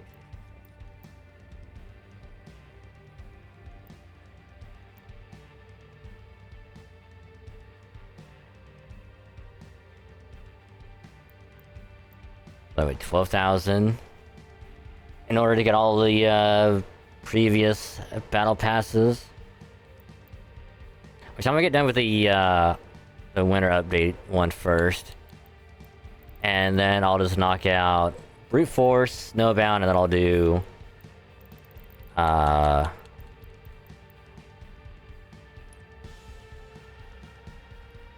to start with Heroes of Reach. Because it's only level 20. That'd be quicker to get this one done. I might just end up going like backwards. Do all the operations and then do like the seasons. Start with one and just kind of work my way up. That way I can get a bunch of things unlocked. But I'm a wait.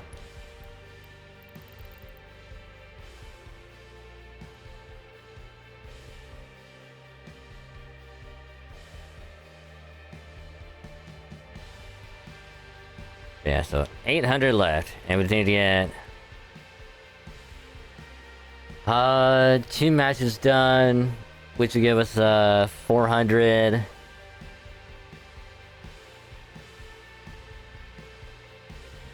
Yeah, all we gotta do is do 2 matches, and that's it. Of course, I'm taking off CTF because fuck that. I don't like CTF.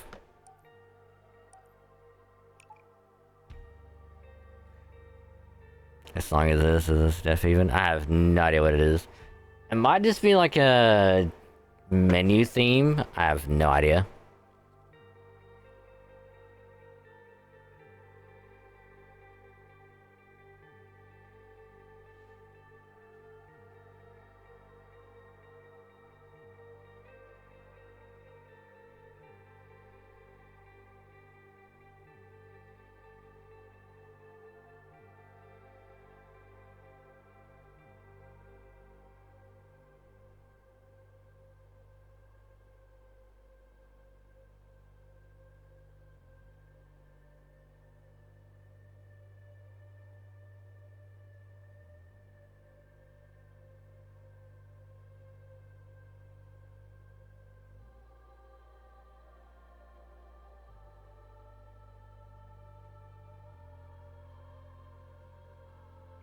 Something tells me no.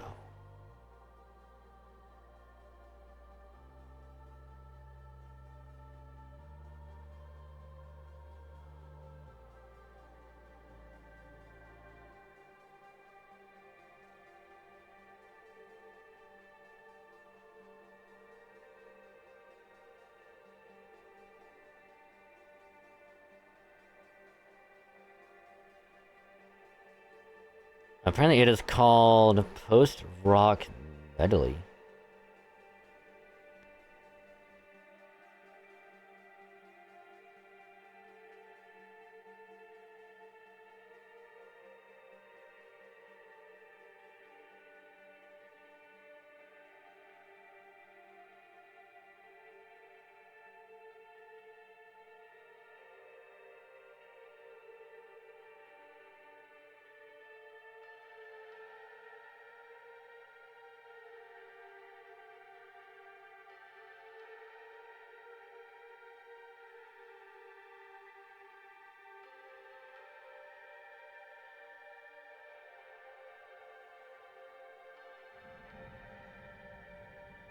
King of the hill.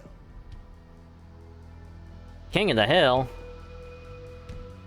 Where's Hank at? Huh? Get it? You know, King of the Hill? Which, speaking of... I'm actually slightly interested in watching... King of the Hill when it comes back. I know some people were, like, not happy with the animation of it. It's just... It was like 15 years ago. Maybe even longer than that. Hill incoming. Step 1, take the hill. Step 2, don't die. Got it.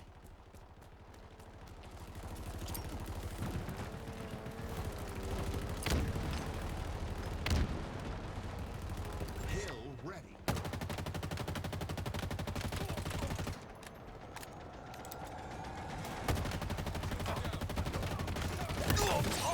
Shooting, Spartan. Hill control. They'll never see me. I'm in the tree. Fuck, they see me.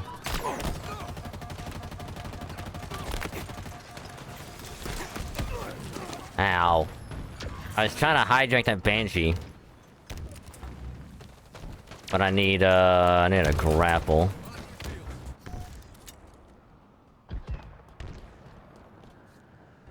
Not to guarantee a hijack, but just because it'd be a lot easier.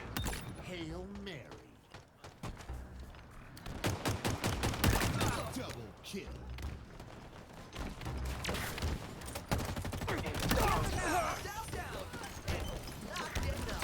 Hill control. No, we're in it for so little.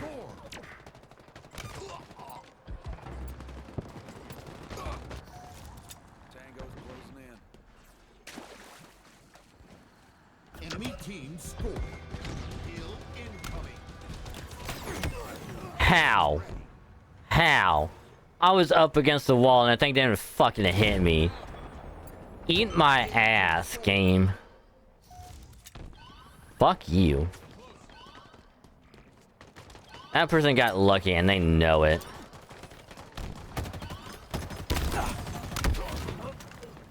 That person got fucking lucky with that splatter. Enemy team took the hill.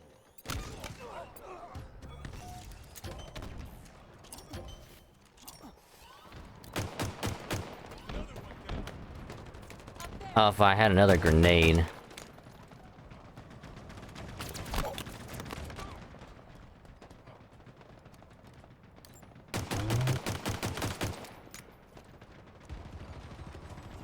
Enemy team took the God damn.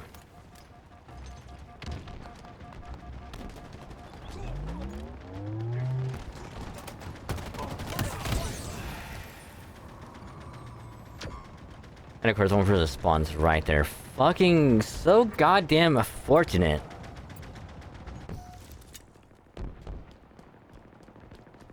And of course, we spawned so fucking far away. What the fuck is this? Like, seriously, like, what? enemy about to score. I was fucking dead anyway. Oh my god. Enemy team score. Hill incoming. Hill ready. It spawns them so much closer than us so far away. It is so unfair.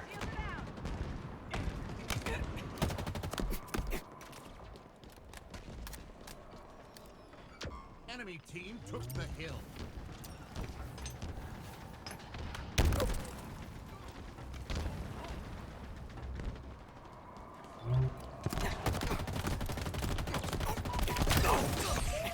Make those bullets sting, Spartan. Like, what am I supposed to do?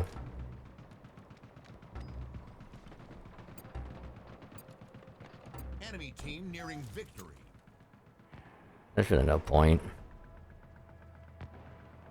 Look how far away I am.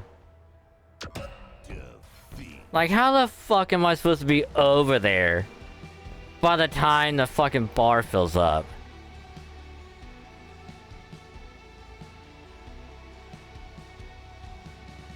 I can't do a goddamn thing. Oh my god, that's why I'm starting to not like BTB. Or even squad battle for that matter. Cause holy shit.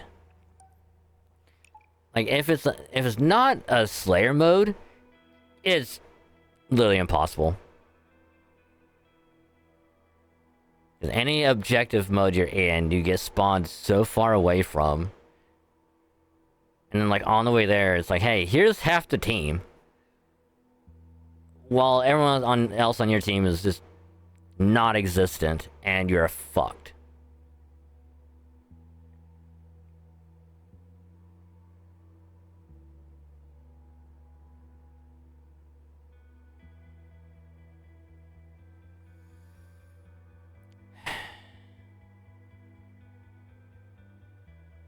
The only silver lining is that if I can get even a double kill, even if I lose, it'll still be enough to get this battle pass done. Because even if I lose, it's 300 bare minimum. We'll get the challenge for completing a match. That's another 100. And as long as I can get at least a double kill, it'll be good enough. If I get the splatter, that also works.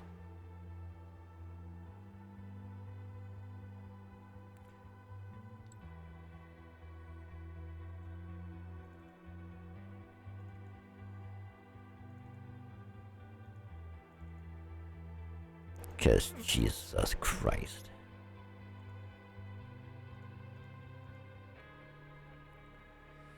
Ugh.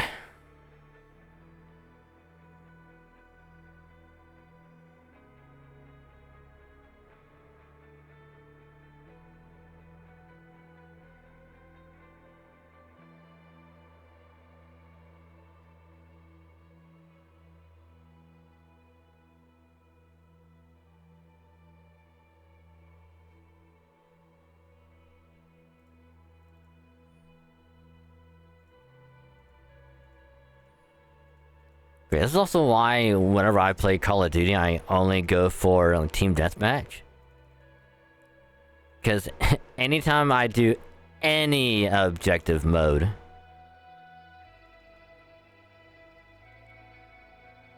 it always goes bad. That's also why in Battlefield,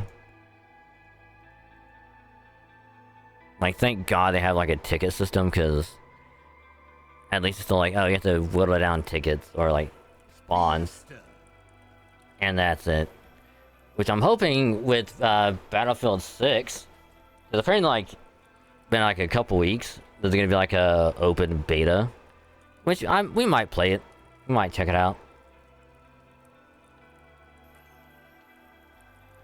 Play it a little bit, but apparently I need to get EA shit again.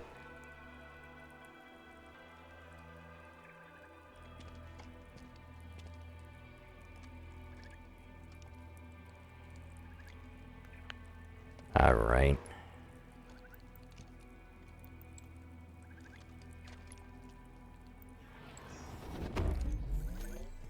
Beat him to a pulp, Spartan.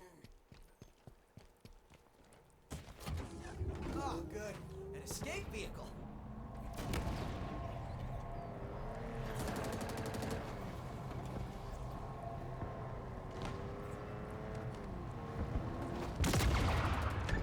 That was insane, Spartan.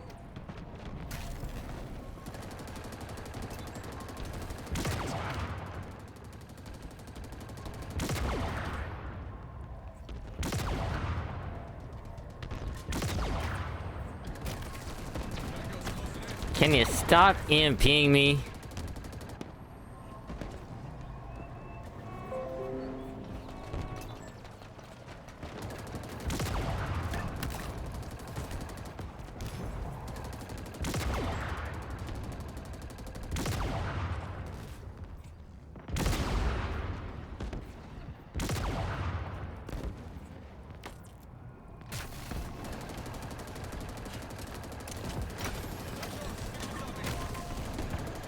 Stop EMPing me.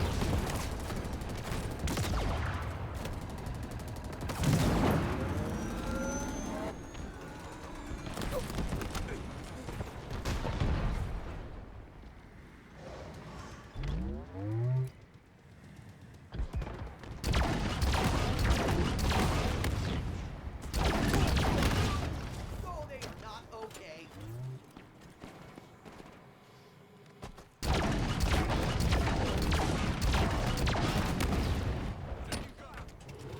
Drive! Ow!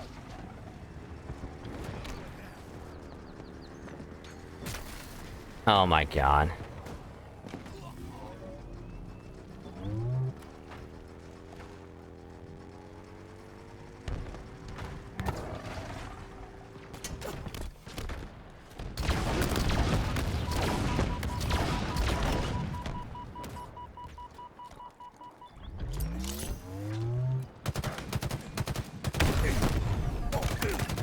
Better them than us.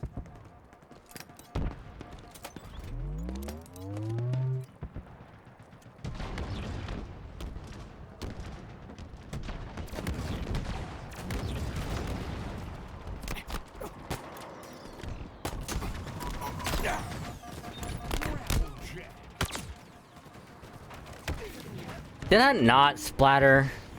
Like, at all? Are you fucking serious? I was trying so hard to boost away and it fucking didn't.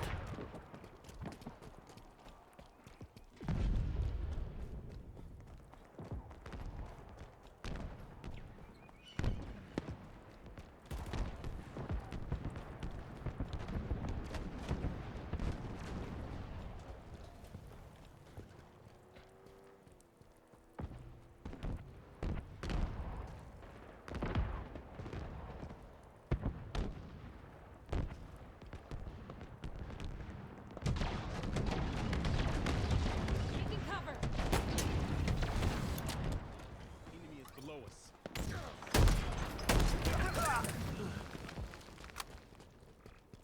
We've got the M41 spanked. Spartan down.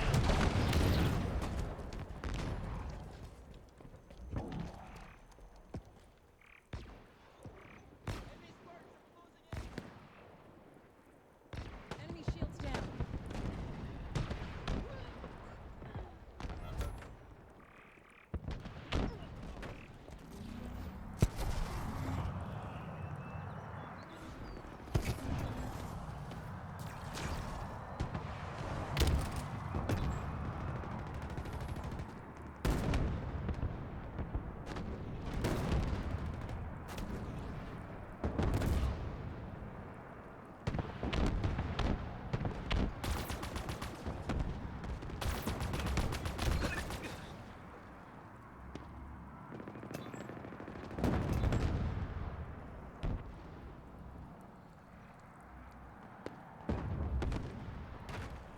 Ah, shit.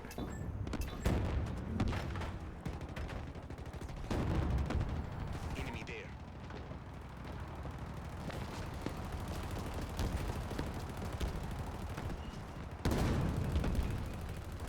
Can't get close.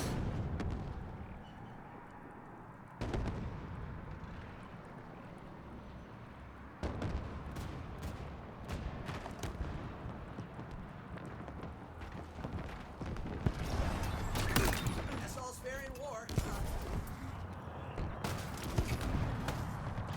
Aha! Distraction! Fuck! Another one. Doesn't matter. I got the splatter. We are pretty much done with this fucking battle pass.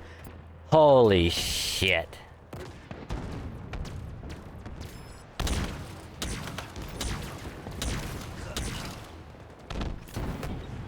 Target spotted.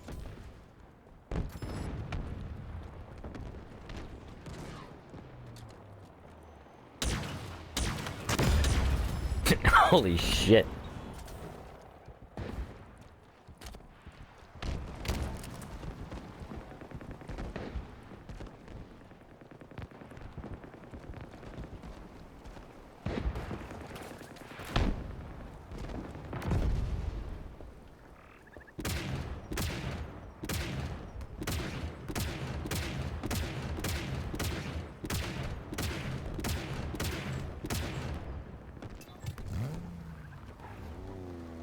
Oh, sweet.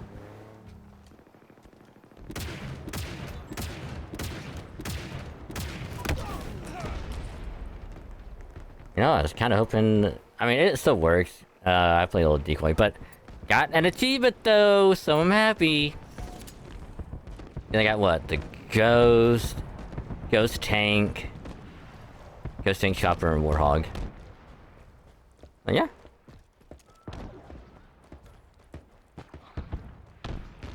Spartan down.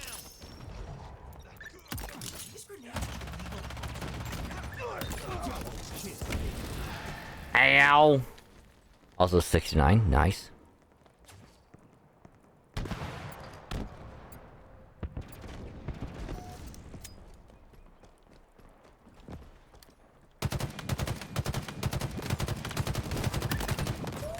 Make those bullets sing, Spartan.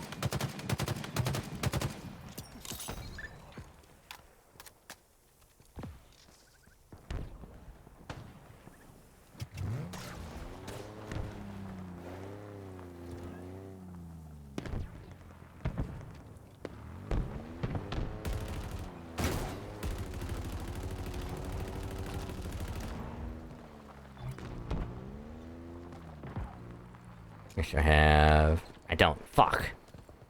Whatever. Victory is within reach.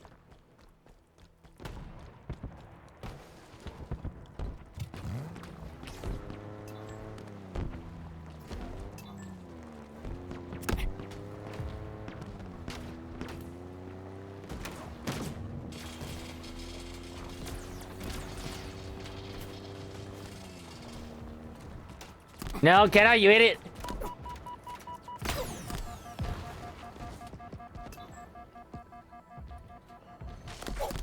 Are you fucking for real? They are chasing my ass down.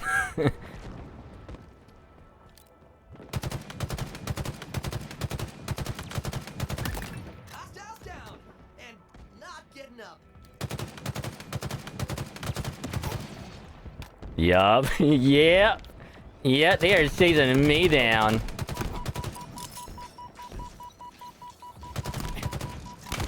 Oh my god. I was a one-man distraction machine. Holy shit.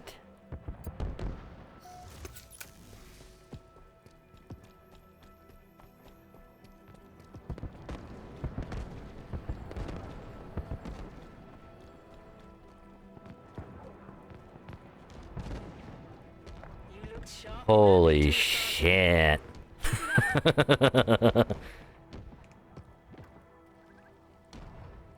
Let's go.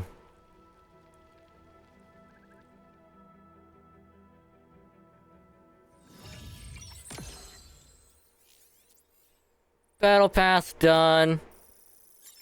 Yeah, apparently we got fucking every goddamn challenge done, apparently. Son of a bitch. Of course, like, the only one that I needed was 500 XP. Fuck. Well, there's all that bonus XP gone to fucking waste.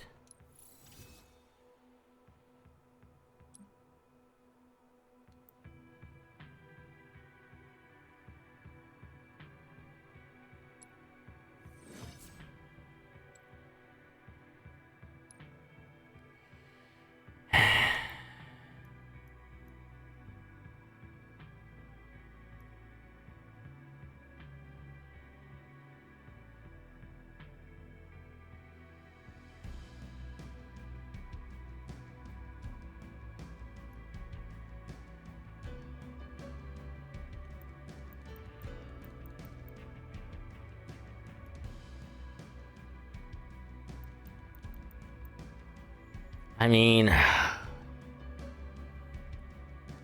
What time is it? Almost 11. You know what?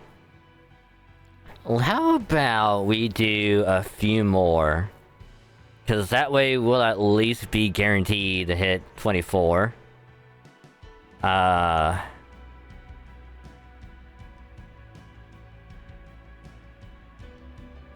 there's no way we'll get this challenge done. Not tonight, anyway. Not unless I just kept on doing it the entire night. Which, I don't know, I might. I don't know. That's 150.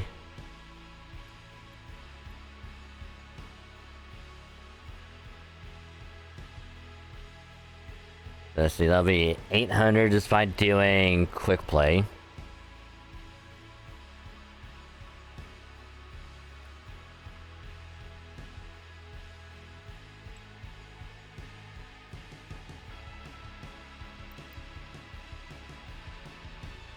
This is for like an, yeah, for an hour.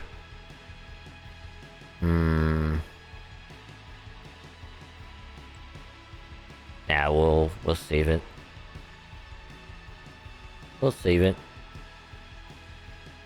I really want to save them for when I go to do these, because these are gonna be the ones that would take a long time to do.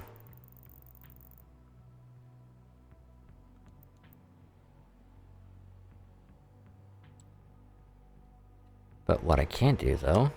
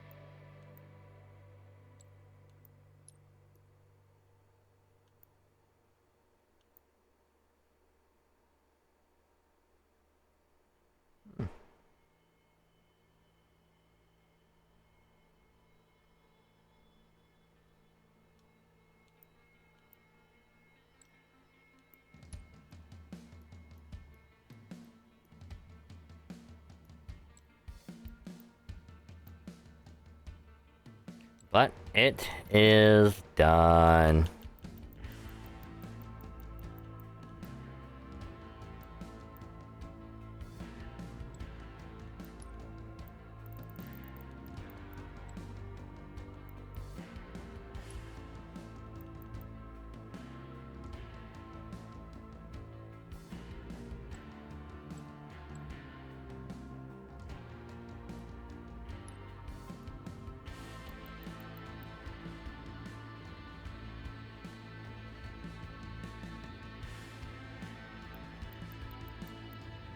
Yay.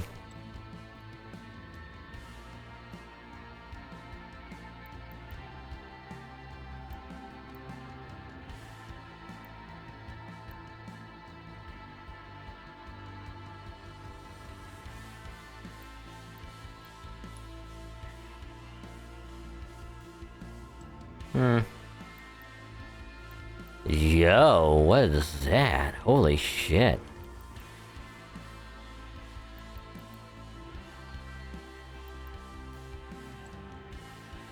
That actually looks kind of cool. Too bad I'm not gonna get it. Eyes of the Emperor.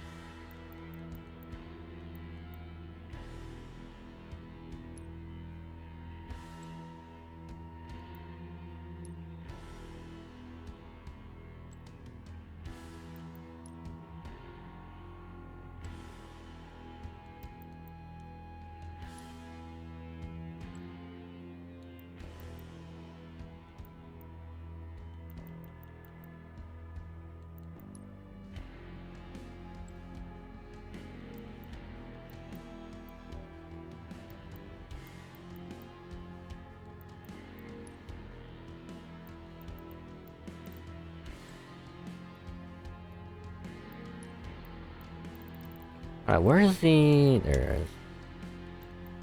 The Xanadu Falu. Eh. Hmm.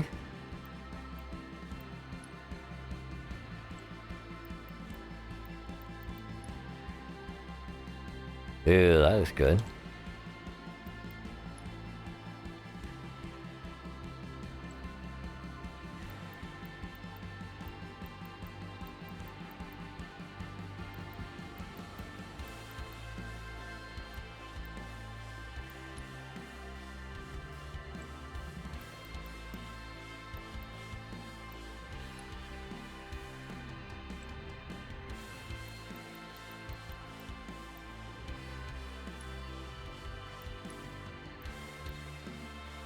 You know, if it wasn't for the fact that these didn't look that weird,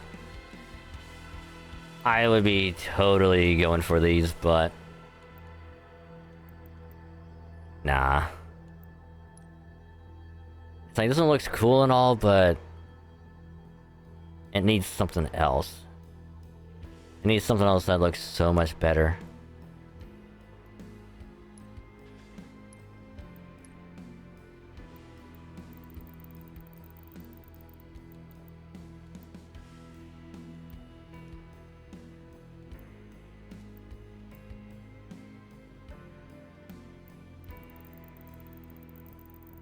Let's just go and look at these real quick.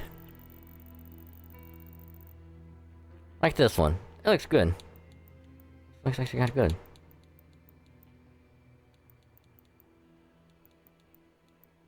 This one looks good.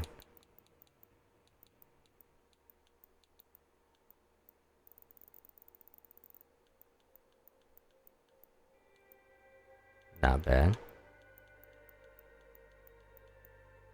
Like, this one looks so good. This one is awesome.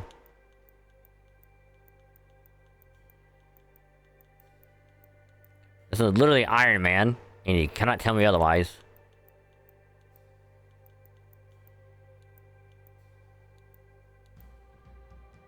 Like, this one looks good. Like, this is what I was expecting.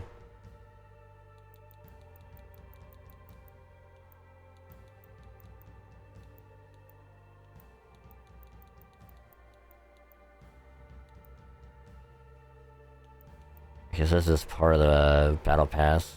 Alright, so we'll get that either way.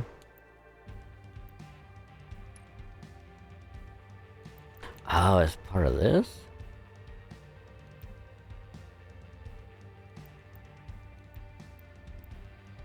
Oh, it's the Rakshasa.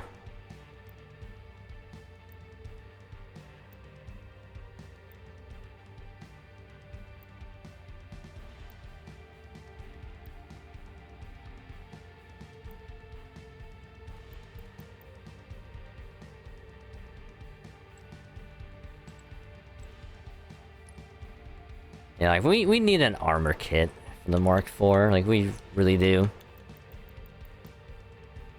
Or give us something else we can put on.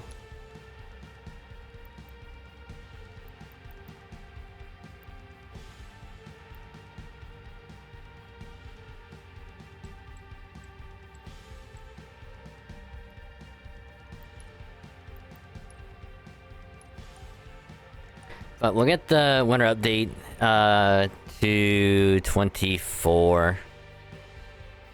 Because we're pretty much done with... the, new battle pass, so we can work on the winter update one.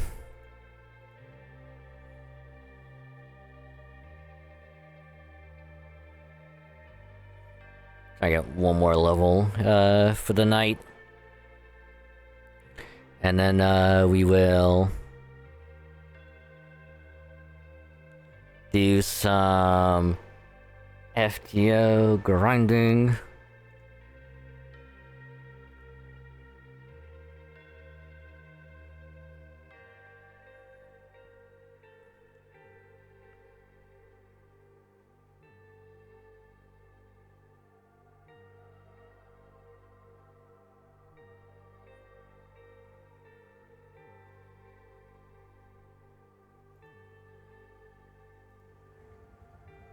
Tactical Slayer. Hey. Also, apparently, shop reset. Let's go.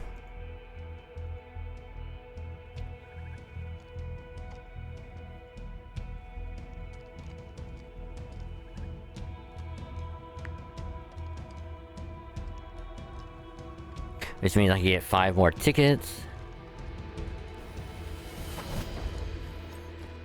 Burn the most kills, and we win.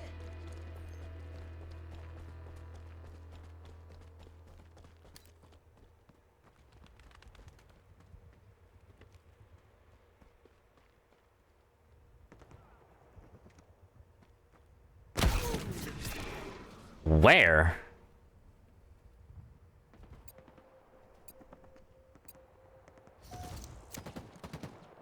Like, seriously, where?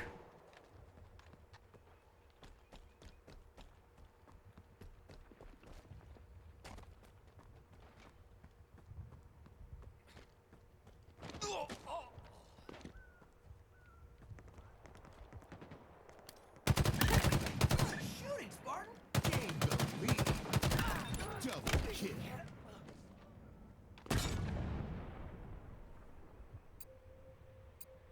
I just don't know where the hell that one person managed to kill all of us from.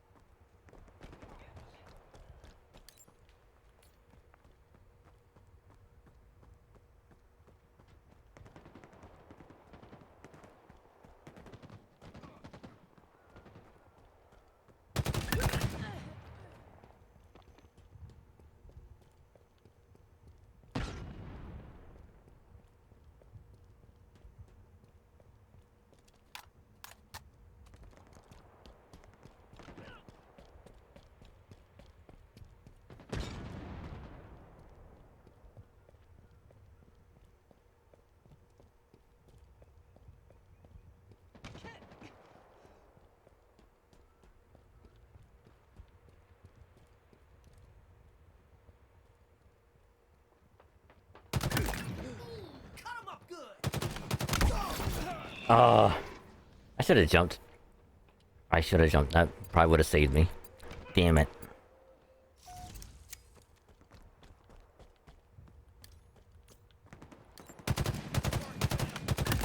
Hostiles down, and not getting up.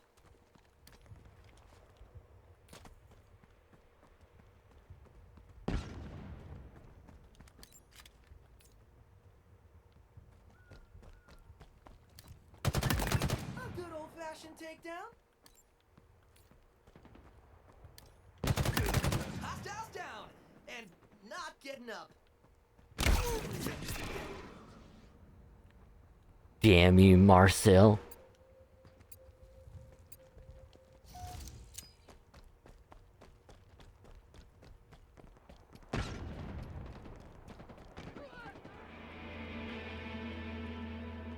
Halfway to victory.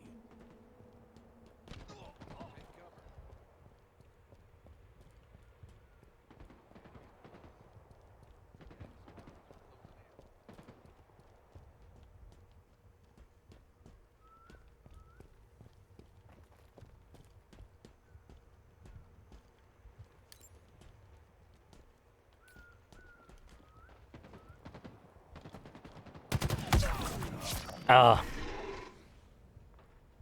That was on me.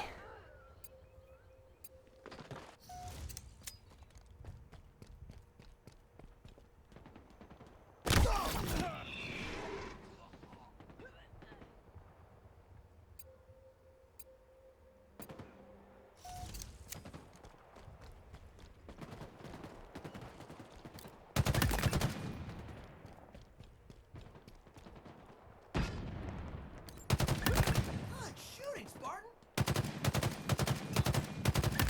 Double kill. Alright, not too bad.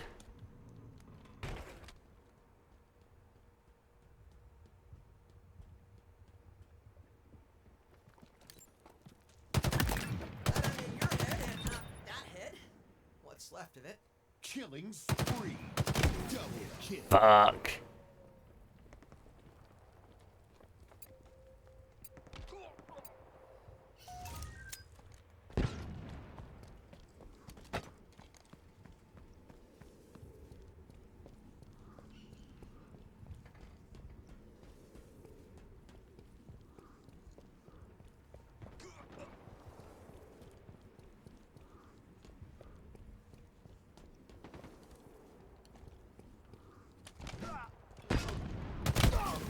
Bitch.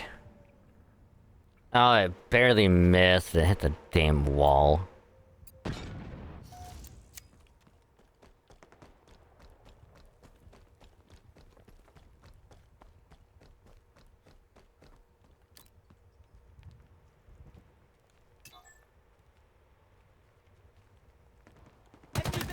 Shot caller. Nearing victory.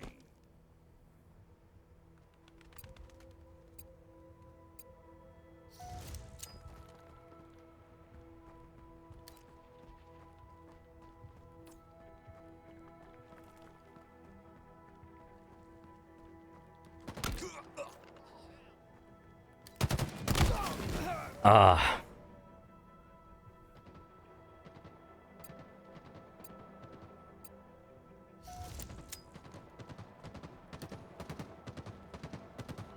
You make those bullets sing, Spartan!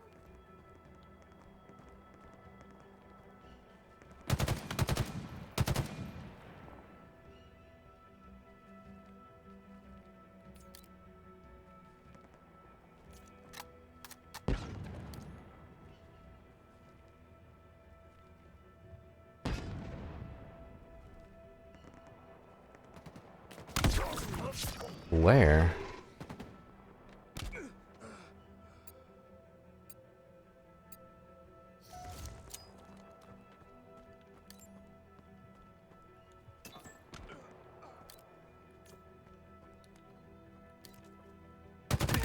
Hostiles down! And not getting up. 5 minutes remaining. Good shooting, Spartan! Double kill. That right there is why I picked you!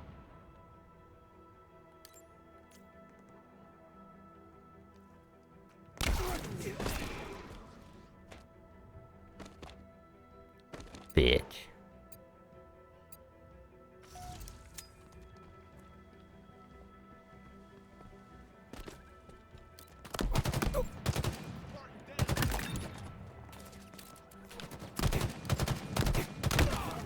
Damn it. I got fisted. Damn. Well, that actually might be enough to level it up. I'm not even joking either.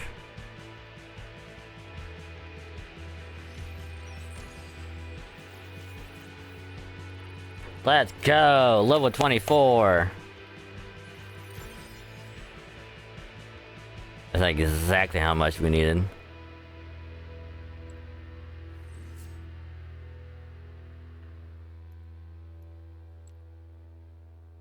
Yeah, like we would need to do 7 more, which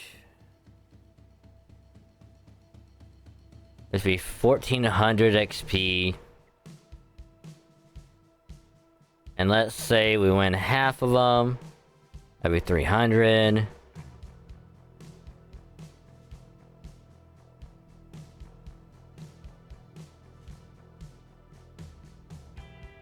That'd be 1700, which would get us to 25, but we would have to play so many tonight. And I don't know if my sanity would be able to handle that.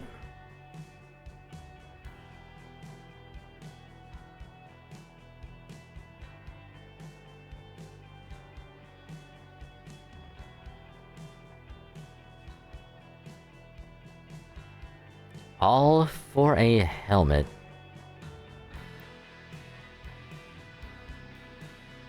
But I am curious though.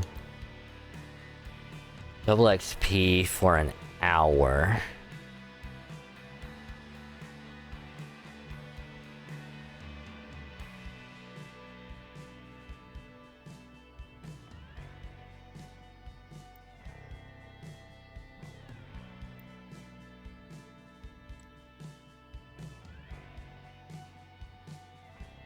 That would give us 5 of them.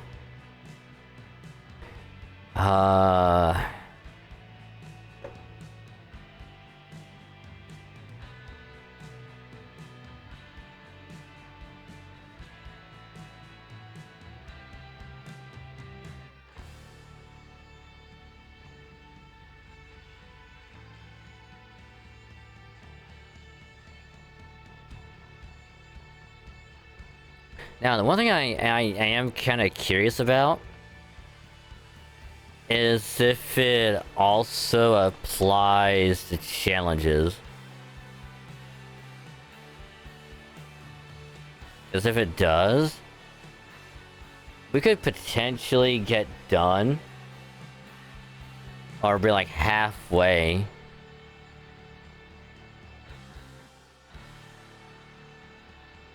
Because like on a normal 20 level battle pass, we could get to level 5 in the span of like, I don't know, like 3-4 hours.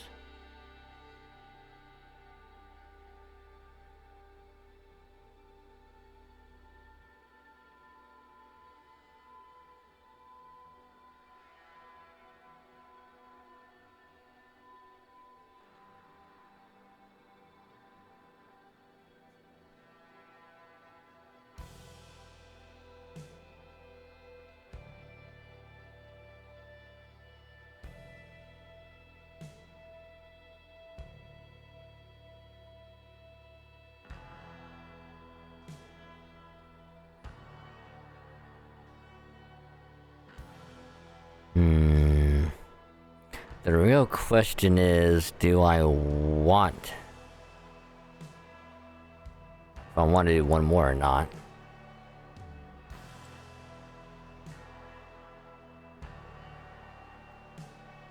Actually, let's take a little gander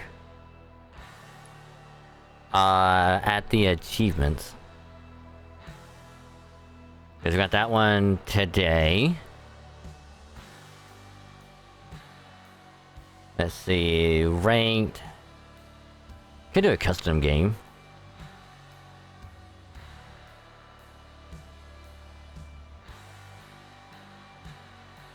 Wait, secure 5 zones in a match-based stronghold game? Didn't we do that already earlier? Get access to a loot cave. Gonna do that whenever. Training mode. Match-made stockpile.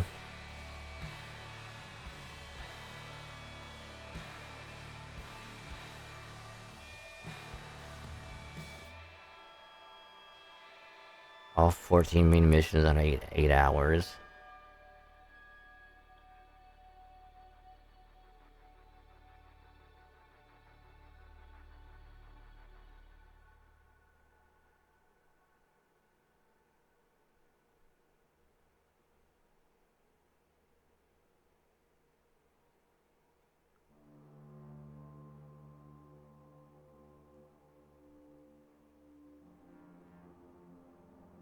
I think we need the... I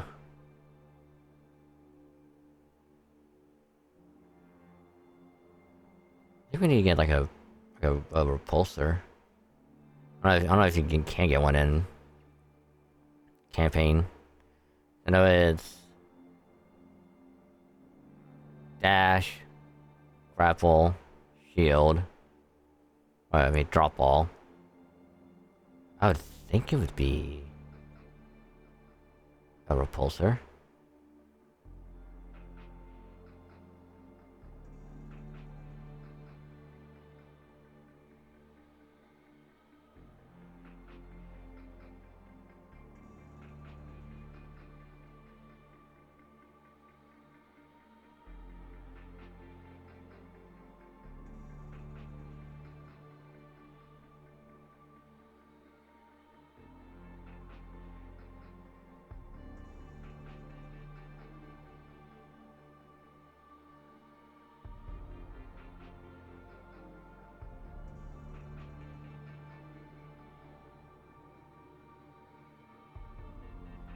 Hmm.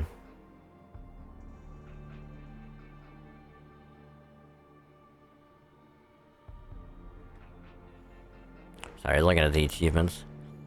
Trying to figure out what to do. But... let's see. Don't have a whole lot of time left on the event. I need to start grinding the hell out of it. So, you know what? I think I'm gonna be haloed out for the night. Just to end it a little bit early. And we'll swap over to do FGO grinding. Because I really need to get it done. Get all the missions and stuff done, get it all grinded out. Because I probably won't have that much time over the weekend. And... especially, definitely not over the weekend, because I had a lot of editing to do. So... what we will do... is... we shall... take... somewhat of an early break.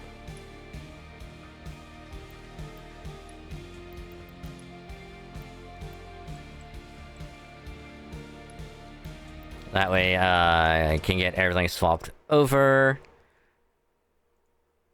And we can do some FGO event grinding. We'll probably end up watching some, like, sports stuff.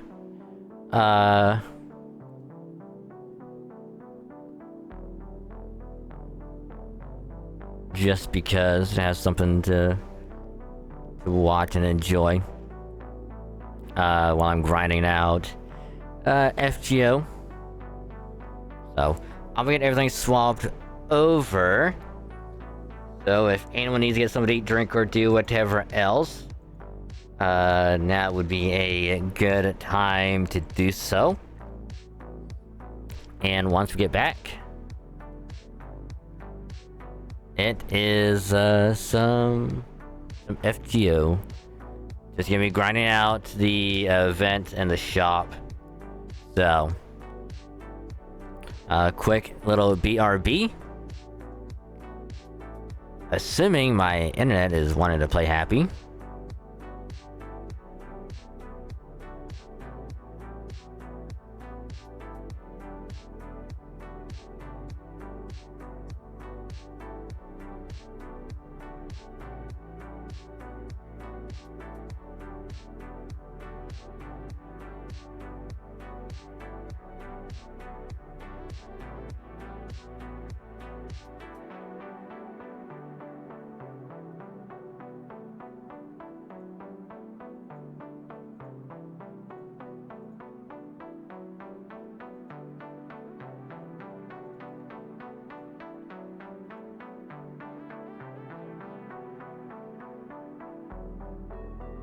Yeah, something's going on with my internet right now, and I don't like it.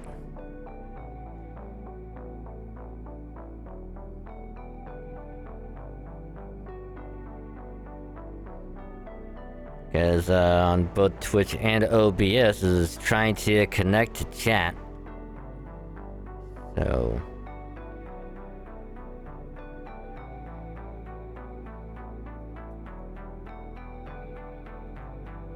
that was a weird little hiccup.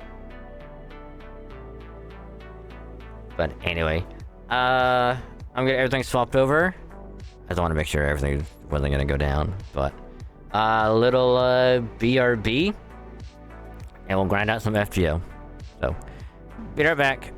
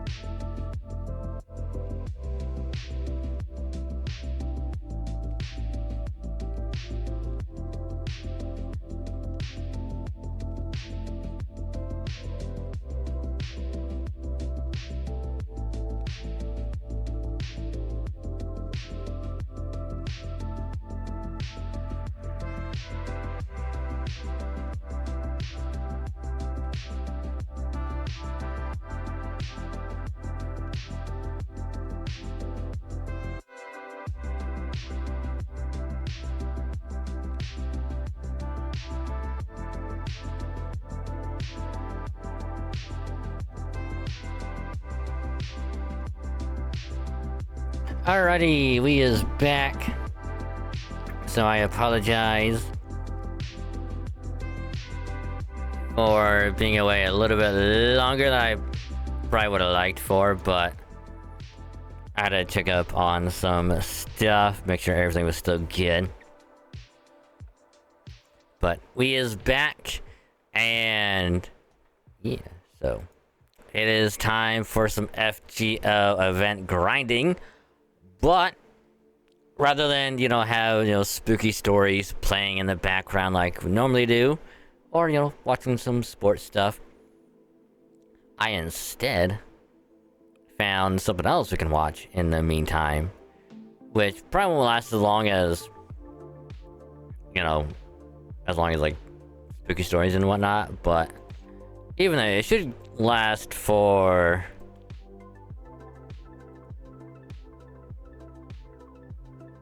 probably a little under an hour.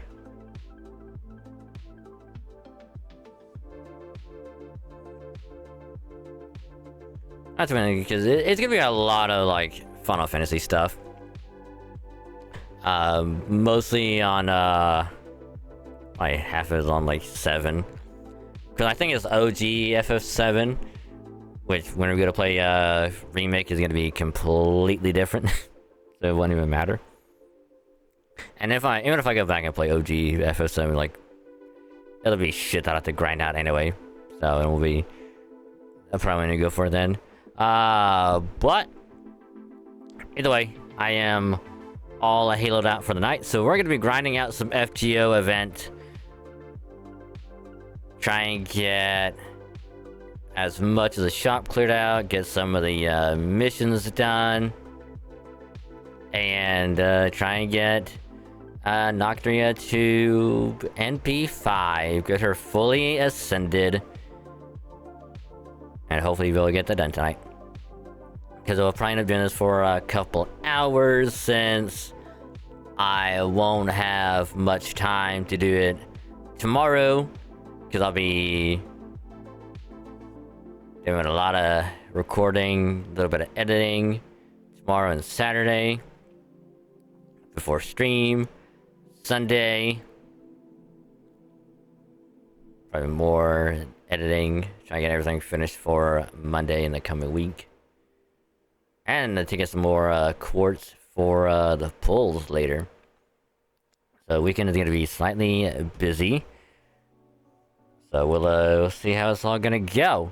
So again, I do truly appreciate all of y'all hanging out, chilling, chatting, lurking, hanging out, all that good stuff. Much appreciated. Thank you very much. As always, if you're still lurking, I appreciate the lurks. Just remember, can either mute the tab, or I can turn the volume down on the stream, or have it popped out as a little window. That way your review can still count.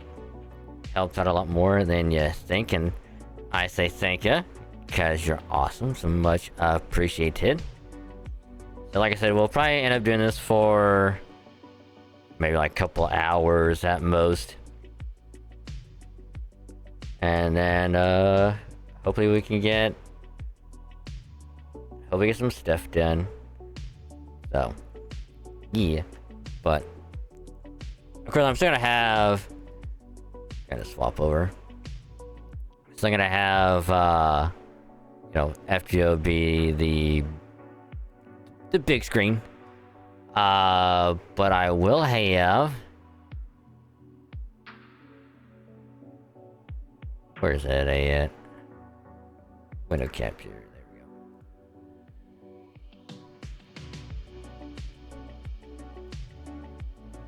There we go. So I had to turn that.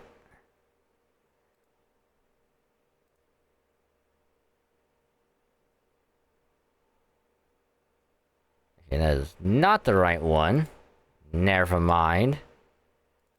Apparently it is... I really don't want to use that one. But I might have no option. Actually, we're gonna use this one.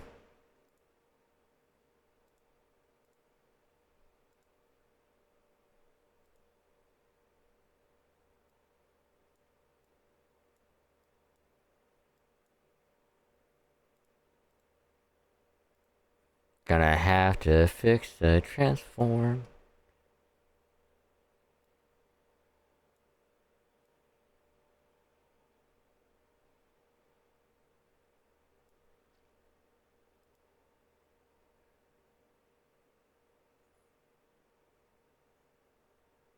Actually, I might have to move this thing up to there.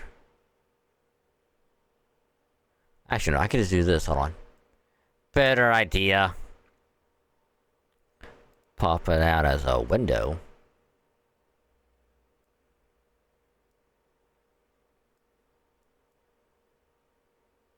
Stick it there. Have this right there.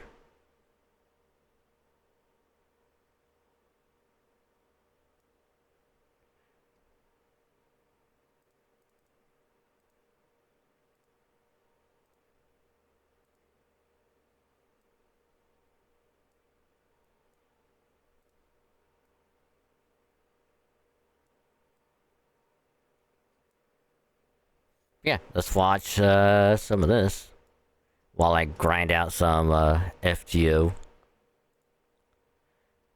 Just maybe we gotta get all this shit done.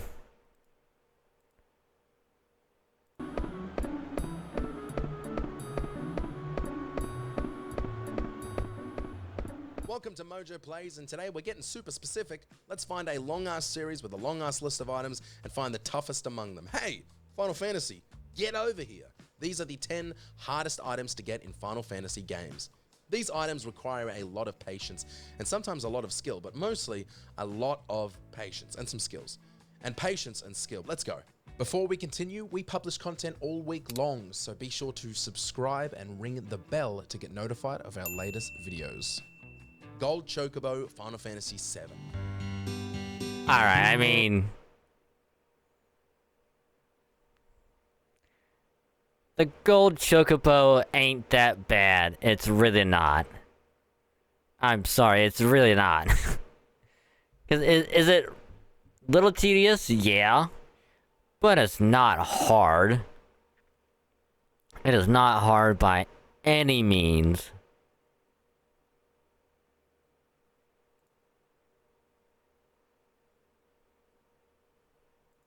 Cause it's literally just like... you get a normal chocobo, you race it.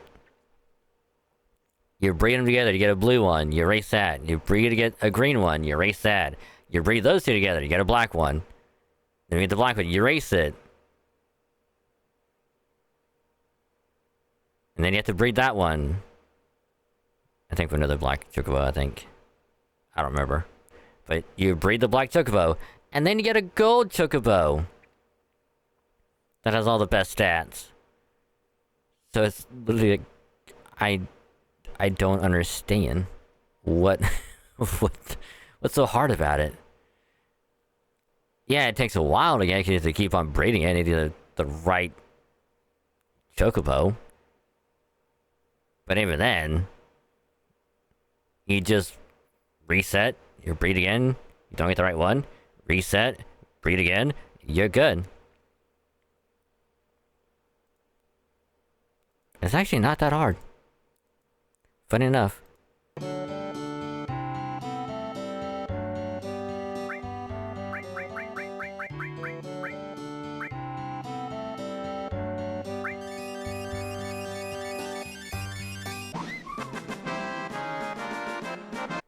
But do you also have to raise the stats? Yeah. Yeah. But it's still not that bad. It's really not. Also, I might have done goofed on this one already.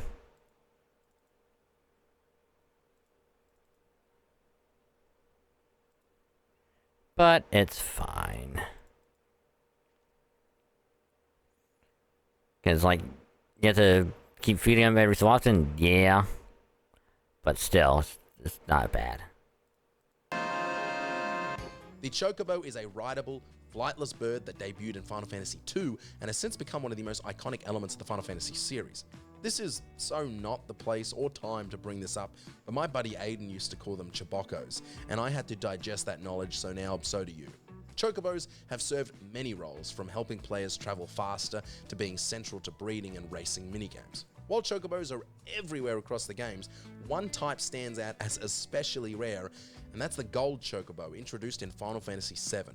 To obtain it, players must breed a black chocobo with a special yellow chocobo using a Zao nut, requiring several generations of breeding. And breeding is really frustrating and it's a long ordeal. The gold chocobo is the game's best variant and does not look unsimilar enough to the regular chocobo to justify the time you've just invested.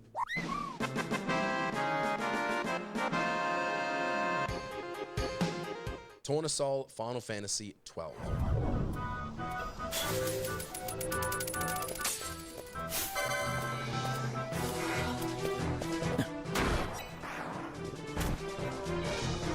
Final Fantasy XII took players offline and into the world of Ivalice, and although it had a lot of standout weapons, one standout weapon introduced in this installment is the stunning Tournesol, a golden sword adorned with the sun and moon symbols on its hilt.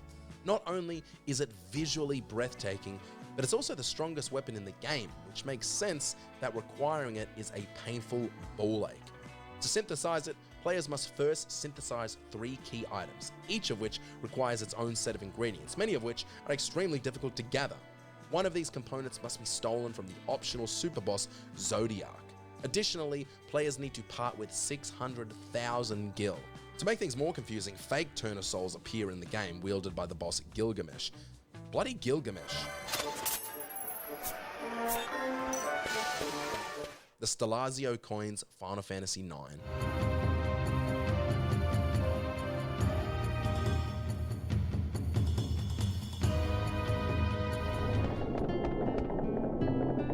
I will appreciate that.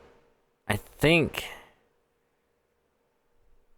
for, I want to say up to like what, at least 10, maybe 11.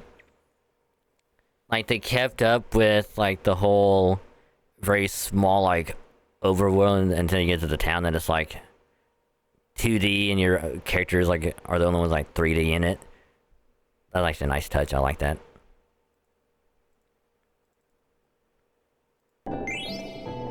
References to the Zodiac are a recurring theme throughout the Final Fantasy series, with Zodiac-themed items and summons often making appearances. Just take a second to think about that, because I didn't catch that till researching this list. One such set of items is the Stellazio coins, introduced in Final Fantasy IX. The Stellazio coins consist of 13 rare coins, and these coins must be gathered in order, with Stella rewarding the player for each one they present. Each coin contains a clue to finding the next, but the 13th and final coin requires a more intricate process. Players must piece together the clues from the previous 12 coins in their item screen to uncover a new hint, or alternatively, just sell the game.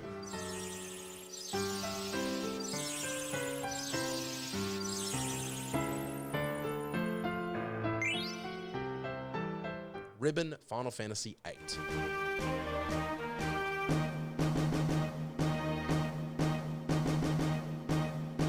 The ribbon is one of the most iconic items in the Final Fantasy series. As an accessory, it grants protection against nearly every I done status fucked that in the up. game. While some installments limit its availability by gender, such as Final Fantasy Tactics, it is generally accessible to all characters. However, Final Fantasy VIII is the one title where many players never even had the chance to obtain the ribbon.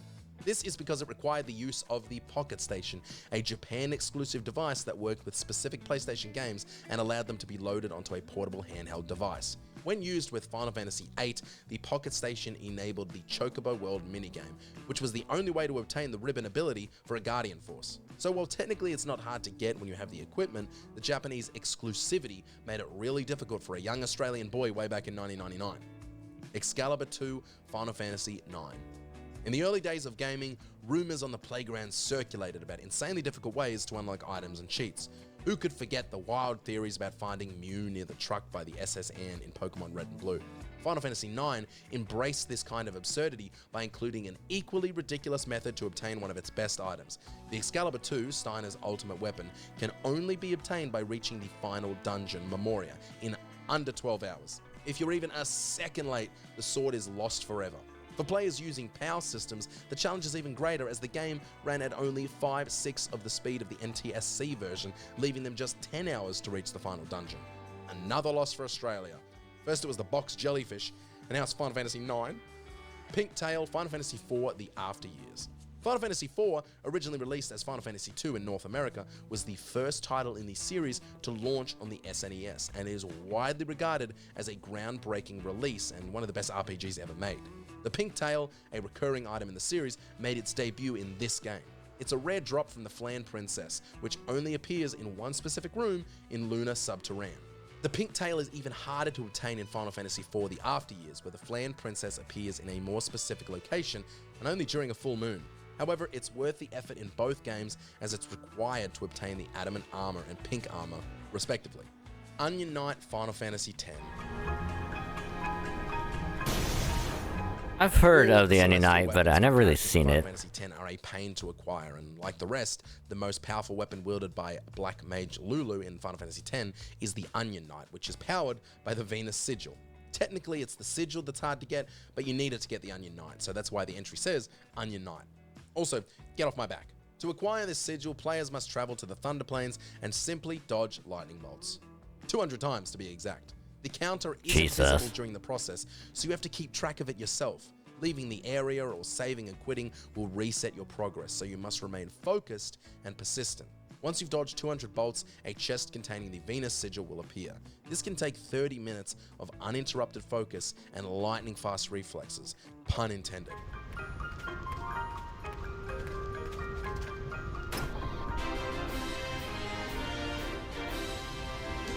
Serpentarius Final Fantasy Tactics.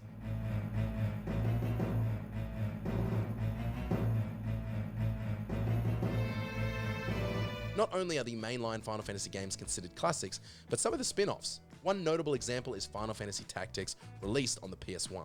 Despite the And gameplay about to be differences, many re-released familiar too. Elements from the Final Fantasy franchise remain, including notoriously hard to find items. Among the rarest are the Zodiac Stones, which contain the spirits of demons known as Lusavi. The most elusive is the 13th stone, Serpentarius, which can only be acquired after defeating the boss Elidipus in the final level of Midnight's Deep. And trust me, this boss is way harder than dodging 200 lightning bolts.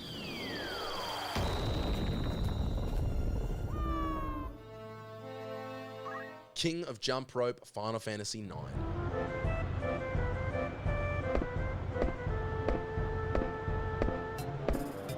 Many items on this list are powerful weapons and upgrades that enhance the player's combat abilities or unlock additional rewards. However, not every hard-to-obtain item in the Final Fantasy series proves useful in gameplay.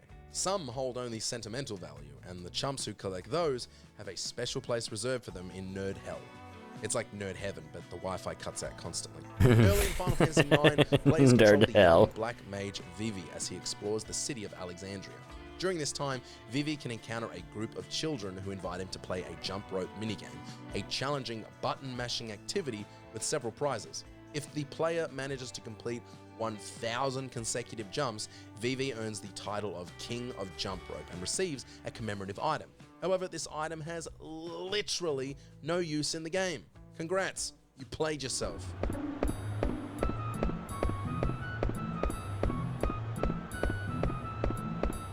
Seitengrat Bow Final Fantasy XII.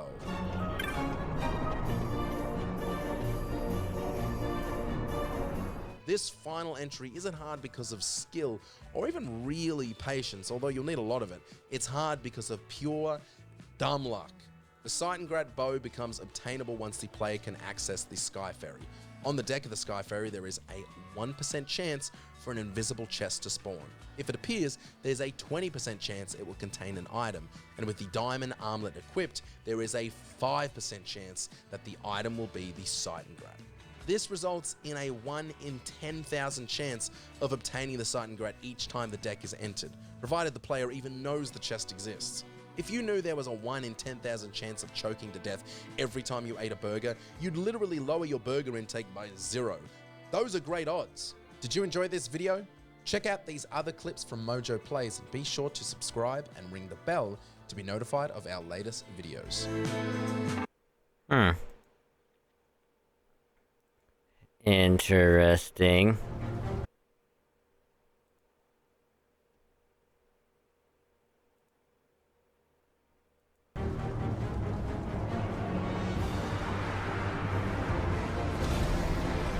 Welcome to Mojo Plays. Today we're counting down our picks for the most memorable, useful, and iconic summoned creatures from the Final Fantasy universe.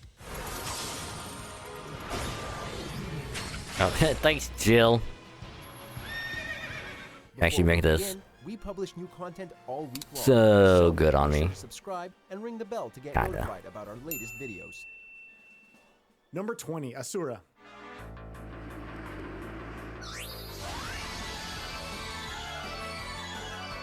One running theme throughout this list will be how certain summon entities appear within various Final Fantasy games, often in different capacities. World mythologies also possess a huge influence on the Final Fantasy summon pantheon, including the multi-limbed Asura. Players will encounter Asura both as an enemy and as a summoned ally, and it's in the latter capacity where the summon acts as an agent of healing. This stands in stark contrast to Asura's mythological origins, where these creatures are typically described as demonic enemies of the benevolent Hindu gods known as Devas.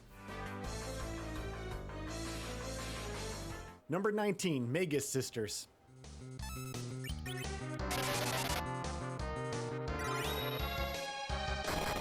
Players may have had to wait until Final Fantasy X for the Magus Sisters to appear as an optional summoned Aeon, but it was definitely worth the delay. This trio of magic users possess an antagonistic history within the Final Fantasy universe, dating back to their first appearance in Final Fantasy IV. Their Delta attack was a triple threat, bad time back then, but their Final Fantasy X iteration allows the party to ask the Magus Sisters for an assist. Granted, the actual options for attacks are limited to humble suggestions, but the results are a powerful and valuable aid for players choosing to ask Cindy, Sandy, and Mindy for some help.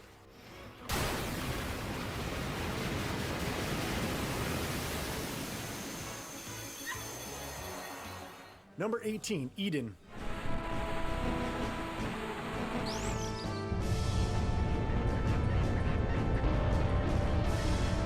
It is absolutely not easy for players to acquire Eden as a Guardian Force during her debut appearance in Final Fantasy VIII. That's because it's first necessary to defeat the optional but insanely difficult power boss, Ultima Weapon. Successfully achieving this aim, however, will result in what's arguably the most useful and powerful GF in the entirety of Final Fantasy VIII. Her animation is epic in scope, while her non-elemental damage breaks through even the hardiest enemy defensive with ease. This Guardian Force's moniker may represent the biblical Garden of Paradise, but facing off against Eden is guaranteed to be anything but pleasant.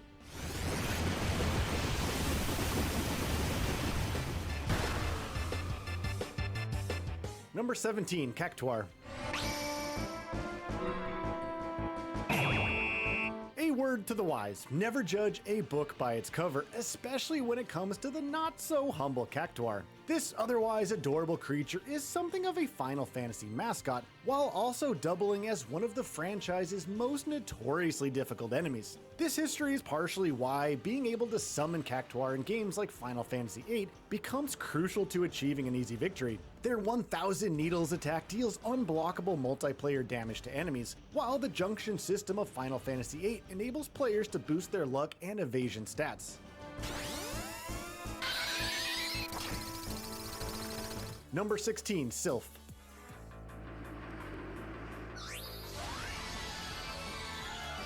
Summon monsters throughout the Final Fantasy franchise. Yeah, I don't know why it's crashing so much. I hate it. Specific abilities tethered to their design. The Sylph is a great example of this, since these spirits tend to utilize various forms of the Whispering Wind attacks throughout their in-game appearances. The Final Fantasy IV iteration of the Sylph, for example, is used by Rydia as an Eidolon with Whisper Wind siphoning off enemy HP and giving it to the party. Sylph also appears in other franchise entries like Final Fantasy V and Final Fantasy Tactics, although the later versions cast Silence as part of Whisper Wind instead of the usual HP drain.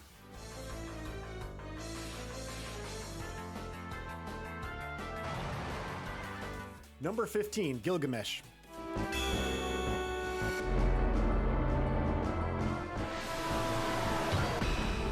There's a collection of powerful swords within the arsenal of Gilgamesh. They possess a history of both helping and hurting Final Fantasy party members over the years. This character takes its name from an epic Mesopotamian poem, debuting back in Final Fantasy V as a major side boss. His appearances as a summon are usually predicted by a little bit of side quest work on the player's part, such as when Gilgamesh replaces Odin as an optional Guardian Force in Final Fantasy VIII.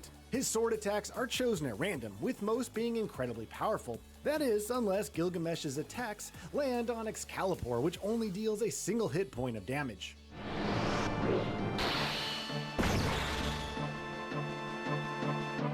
Number 14, Ixion.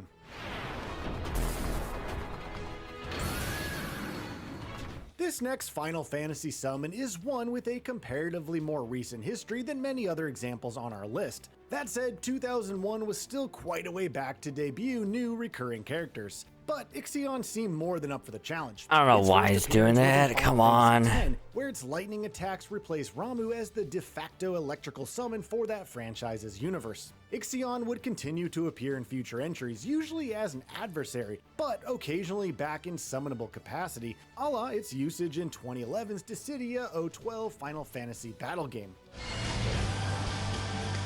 I will cast them away. Number 13, Titan.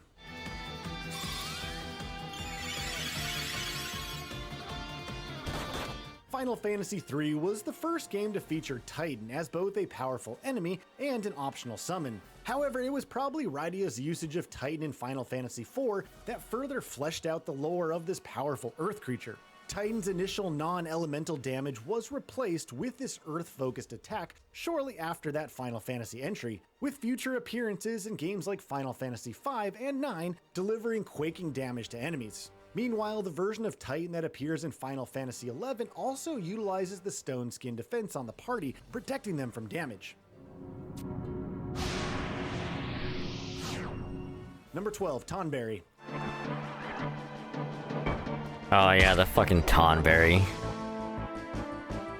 The cute and diminutive appearance of the Tonberry is another example of looks being very deceiving within the Final Fantasy universe. These little hooded menaces wield a butcher knife that can instantly kill a party member, or at the very least deal massive damage. Meanwhile, the summonable Tonberry in Final Fantasy VIII deals non-elemental damage in battle, but it is notable for some other benefits. Characters that have junctioned with Tonberry, for example, recover HP while walking and also start random encounters with their ATB gauge at maximum. They can also be utilized as summons in the Nintendo DS game Final Fantasy XII Revenant Wings.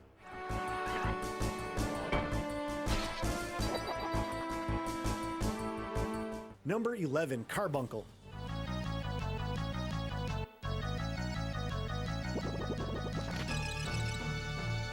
A lot of the summon monsters of Final Fantasy are notable for their offensive capabilities, but the Carbuncle's potent defense shouldn't be denied. This ruby-headed creature casts Reflect on the party during its debut in Final Fantasy V, while future iterations boost Carbuncle's worth by including health regeneration, haste, and shell properties to the summoner. Savvy Final Fantasy players will make the most out of Carbuncle's support status as a summon, using it in conjunction with a strong offensive base or combining it with another Guardian Force for a perfectly balanced plan of attack.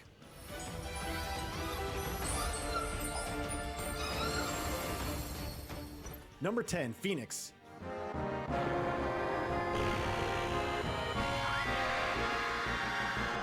This summon on our list is literally and figuratively a rare bird, a summoned creature which heals the party while also taking on their foes. Indeed, Phoenix's Flames of Rebirth possesses the power to revive fallen allies, while at the same time dealing some scorching fire damage to enemy hordes. The Phoenix Down feathers are also Hey, we just had to put Pargus first, because if it is second, it just crashes everything. The impact of this summoned creature one that is felt throughout the Final Fantasy franchise. Or not. If anyone goes second, it just Number 9, fucks up. Ramuh. I don't understand. All hail the God of Thunder. This badass summon takes the appearance of a wizened yet regal old man with a long beard and staff. Appearances can be deceiving, however, for Ramuh possesses the power of thunder and lightning at his fingertips, assisting the party via his powerful attack known as Judgment Bolt, which strikes down all foes in its path with a mighty lightning bolt from the heavens. Ramuh has kept pretty much the same appearance throughout his time in the Final Fantasy universe, making him one of the mainstay elemental summons which assist the player during the series. I think I'm having a moment. Yeah, we'd better hurry over to Cindy's. Number 8, Leviathan.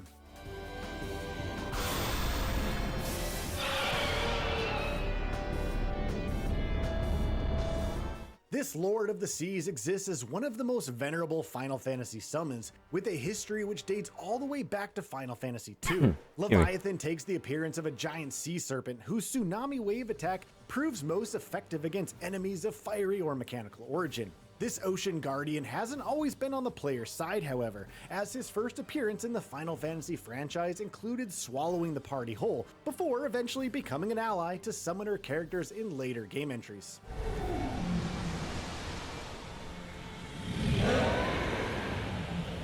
Number 7, Alexander.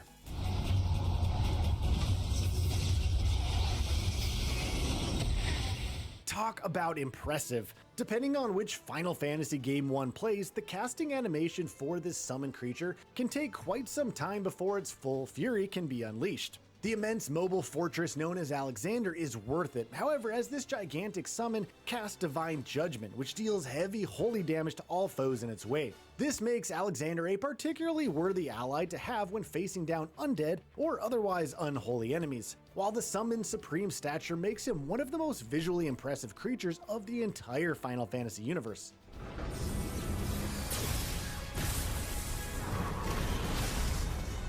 Number 6, Ifrit.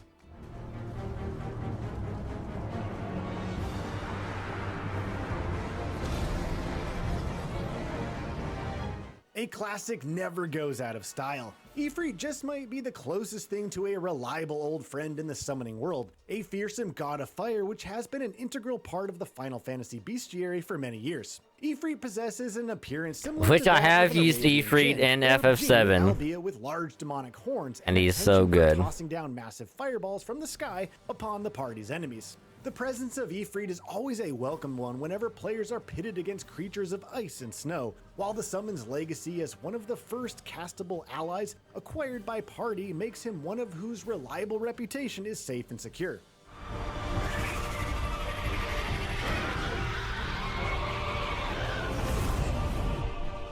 Number 5, Anima.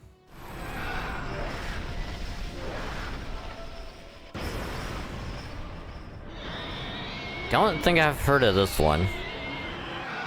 The next summon on our list reminds us more like something out of Hellraiser franchise than anything remotely related to the worlds of fantasy or magic. Anima's summon animation is almost as horrific as her appearance, as this shackled and howling mistress of pain is raised up via chains from the underworld in what can really only be described as one of the most badass summoning sequences in all of Final Fantasy history. Anima's attack is even more devastating as her overdrive attack envelops enemies into her netherworld, where she snaps free of her chains and assaults enemies with unlimited power. Now, that's what we call sharing the pain.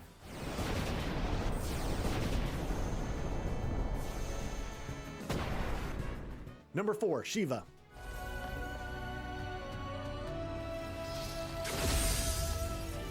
Don't let this summon's delicate looks and grace deceive you, for Shiva the Ice Queen is not a creature with which to be trifled. Shiva's elemental attacks of Diamond Dust and Heavenly Strike are tailor-made to be utilized against any fiery horde, making her the yin to Ifrit's yang. She is also one of the most commonly encountered summons throughout the Final Fantasy franchise, having appeared in nearly every Final Fantasy outing since the 3rd game.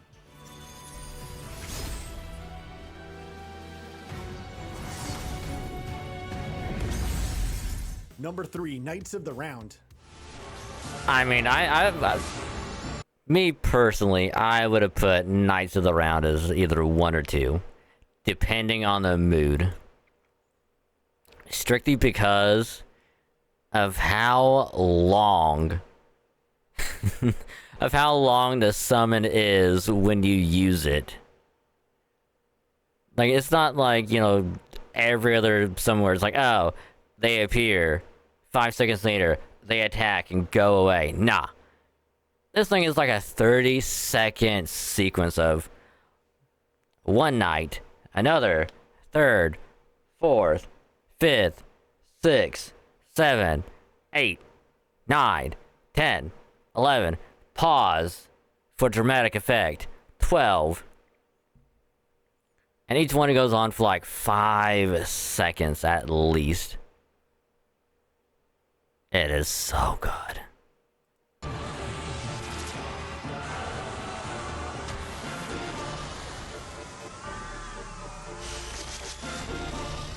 This immense Which I think I've done the same thing. If I remember correctly, I think I did the same thing. Where I just did Knights of the Round against Sephiroth and just went, alright, you should be good now.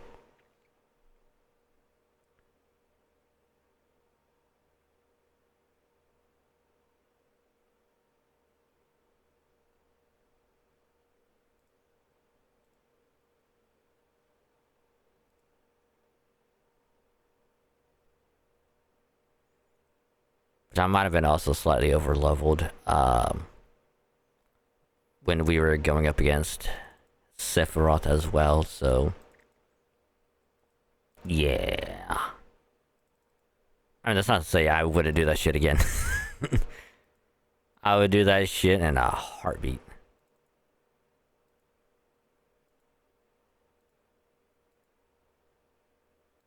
powerful summon attack calls up not 1, 2, or even 3 allies to assist the party, but 13 Arthurian knights who come together to deal massive. I know I said 12, but it's 12 before, like, the king.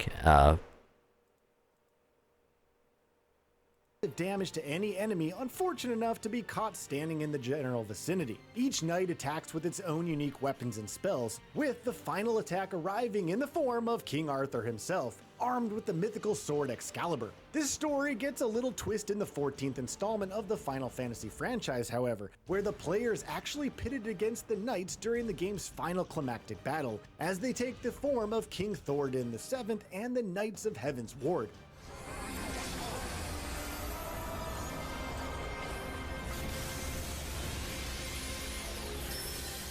Number 2, Odin.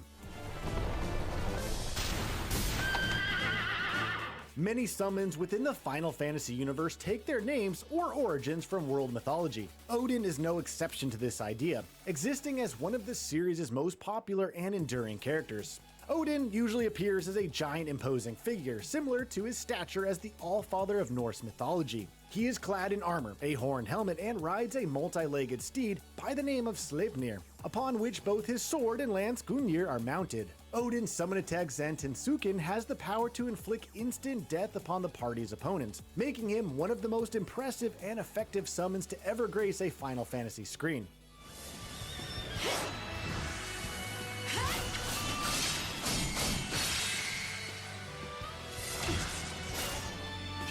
Until next time.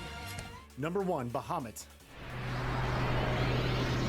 Alright, I'll forgive him because he chose a fucking dragon for the last.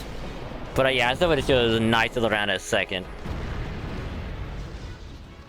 We saved the best for last, of course, that being the fearsome king of dragons, the mighty Bahamut. This summon has existed as a fan favorite throughout many games in the Final Fantasy franchise, even receiving his own game for the Japanese Famicom Bahamut Lagoon in 1996. Acquiring Bahamut is never an easy task, however, often requiring the party to best the beast in battle before the Dragon King will even agree to be summoned. Once achieved, however, Bahamut's Mega Flare attack more than prove its worth by inflicting defense-penetrating non-elemental damage against which very few enemies can survive.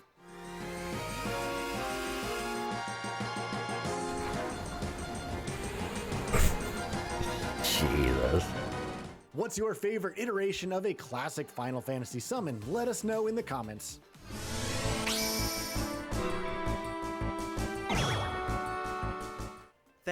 I still think that in FF14, when you fight, what are the dude's name at the end of Stormblood?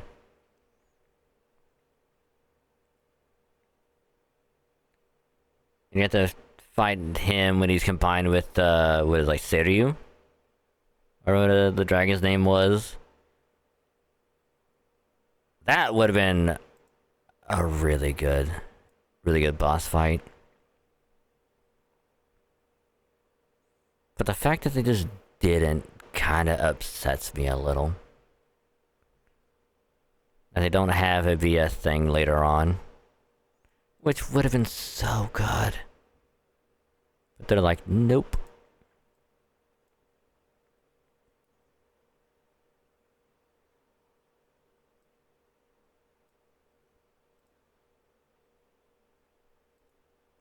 it is what it is.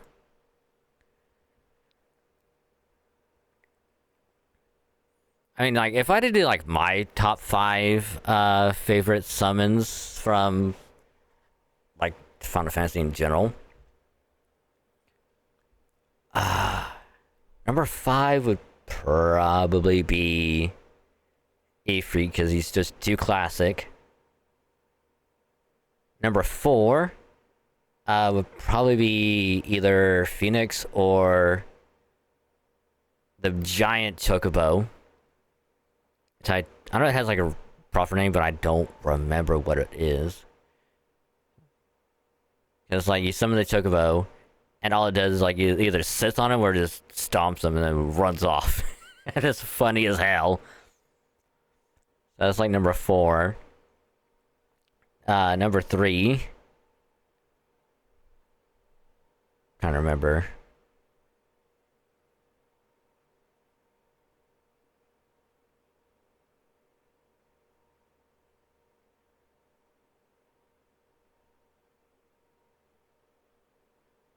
I think number 3 would be...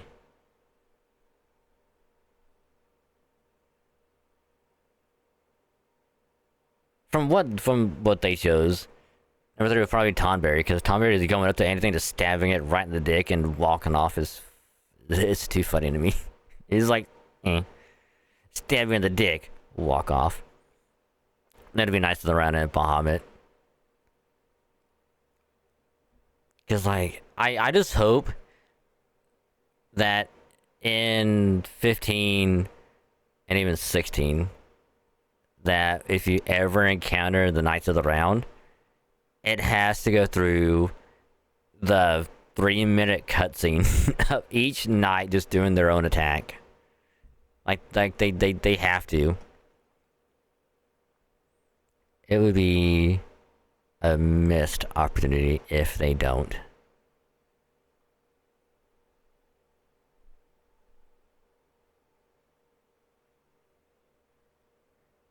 Which reminds me, I gotta play FF7 Remake at some point. I gotta.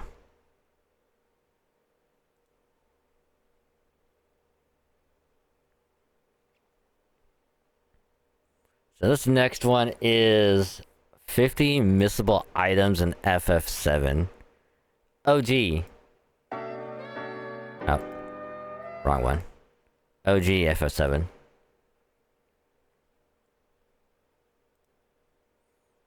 So I know like a good chunk of them are in the golden saucer. I know that much. Especially when you go back. Oh god, when was it? I want to say it's in like the second part or like the third part of the story. We have to go back and you have to do the Colosseum or whatever.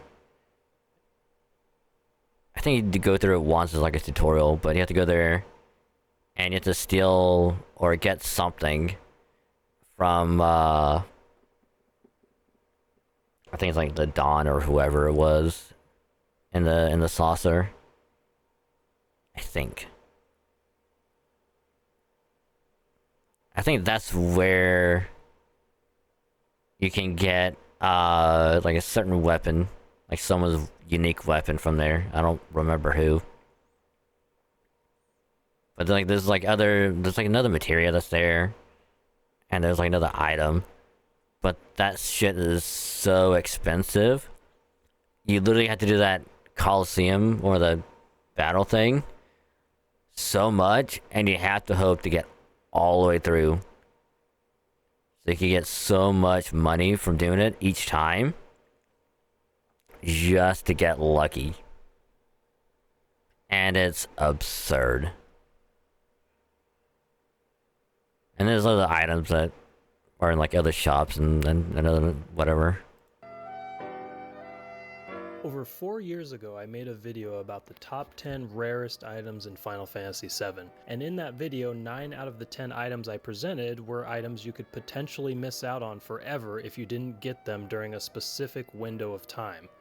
I recently got a comment on that video asking if I could make a video about every single missable item in the game, so that's what we're doing today. There's 50 of them, so let's get started with the first missable item, the Iron Bangle. You can find this after the very first mission in the game once you get back to the Sector 7 slums. You can buy it from this vendor and it's the only chance you have to get it. I actually think I actually bought that.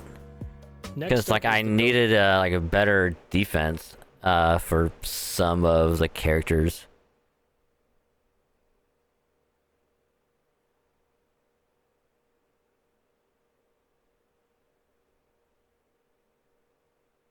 I think.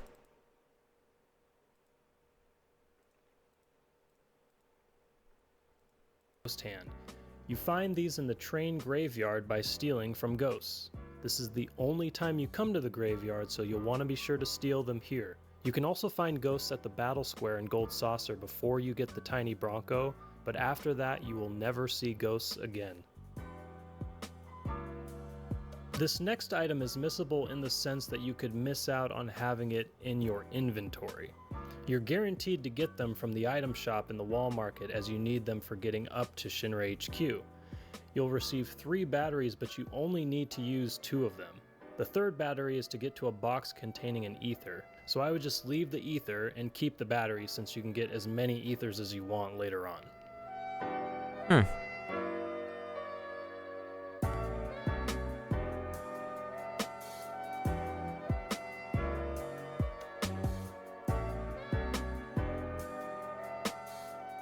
Next up is the first enemy skill materia. You get this after defeating Hojo and rescuing Aerith. It's in the holding cell her and Red 13 were in. While I remember actually picking it up. I actually do.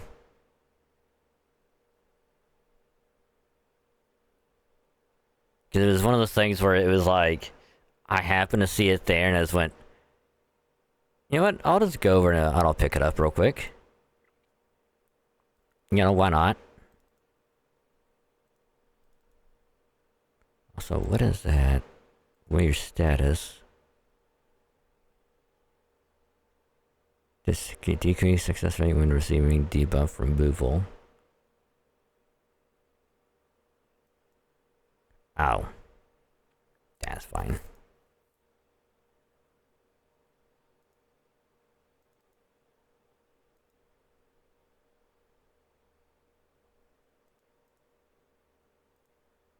While in Junon, be sure to buy the Mithril Clip from this shop. Disc 1 is the only time you can buy this. Just past this point, we sneak our way onto the ship that takes you to the second continent. In the room you fight Genova, run around Oh, by the way, I should probably mention this before. Slight spoiler. Just saying. and fight Marines. Steal from them to get Shinra Beta, a decent piece of armor at this point in the game. The only other opportunity you have to get this is by defeating the submarine crew during the underwater reactor mission. However, with the submarine crew, it's only a drop chance, it's not guaranteed. On top of that, they also have a chance of dropping an S-mine instead of Shinra Beta, so here is the best place to grab them. Once you've grabbed all the Shinra Betas you want, fight Genova, and after beating her, the summon Ifrit drops on the ground. Be sure to pick it up, because if you don't, it's gone. Summon Abdal. On top of that, they also have a chance of dropping an S-mine instead of Shinra Beta, so here is the best place to grab them. Once you've grabbed all the Shinra Betas you want, fight Genova, and after beating her, the summon Ifrit drops on the ground. Be sure to pick it up, because if you don't, it's gone forever.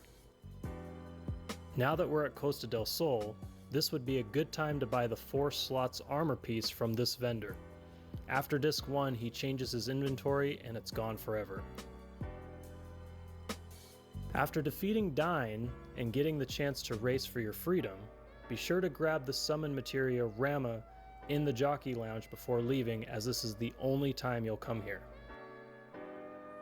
I think I got that. This next item is the worst of I all, don't in my remember. opinion, especially if you're trying to get 99 of everything. And this is the Vagiris Claw. I'm trying to show all of these items in chronological order, but this is one where technically you can get it before this, but I'll explain that in a bit. In general, the way you need to go about trying to get this is by fighting bag risks, which can be found in this area near Cosmo Canyon. Here's the issue. The higher the level you are, the less likely you are to steal a Vagiris Claw, and once you hit level 77, you have 0 chance of getting one. The best level to steal these is at level 11, but you'll likely be higher than that by the time you get here.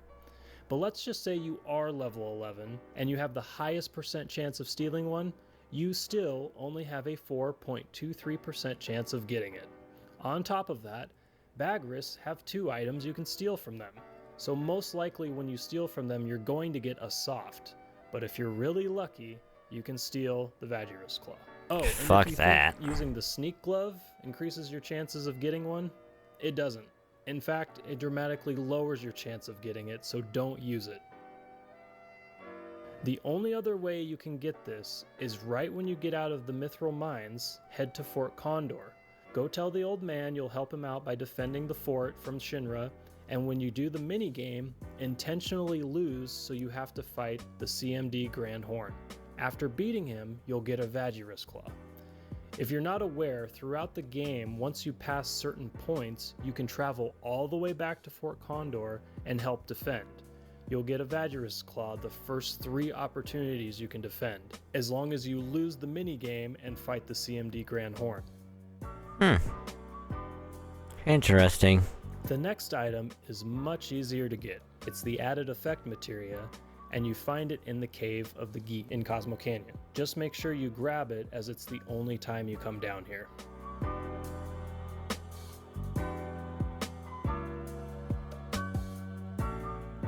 Once you get into Rocket Town, there's a couple of items you'll want to get. The first is the shotgun, which you can buy from this vendor. You can buy this anytime during Disc 1, but after that, his inventory changes.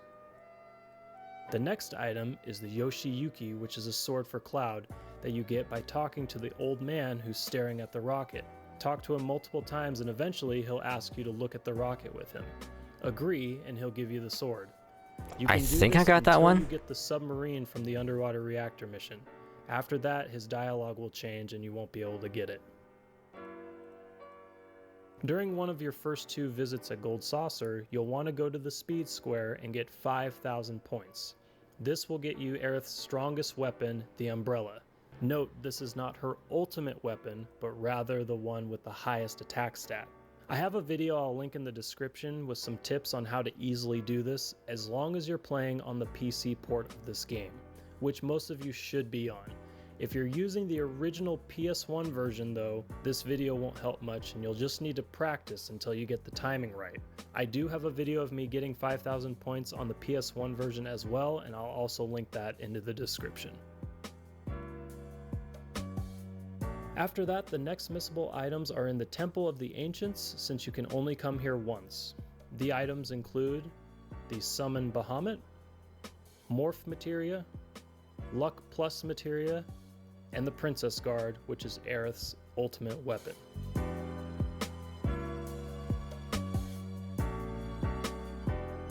I actually got the Bahamut summon.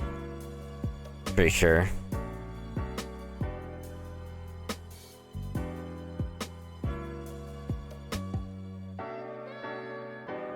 Yeah, because you fight that thing and then it drops and you pick it up.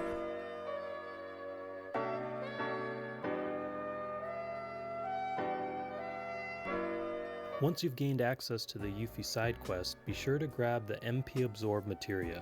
You only have access to this side quest until the end of Disc 2. Back to grinding! You can only go to the Gaia Cliffs one time, and there's a number of things you'll want to be sure to grab. But the one missable item here is the Javelin, a weapon for Sid.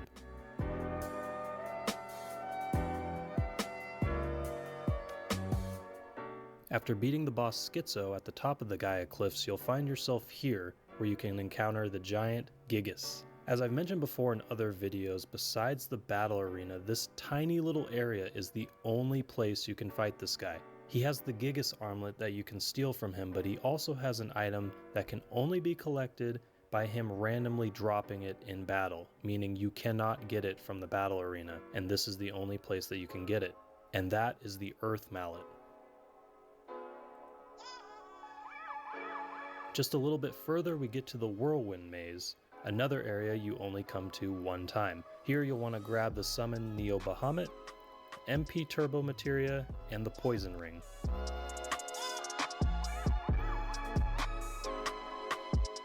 I think I got that. I don't remember.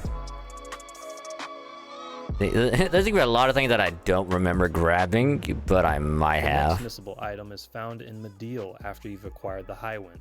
As a side note tip, be sure to talk to this lady here in all of the shops, so that after Medeal gets destroyed, you can still buy everything that all of the vendors had.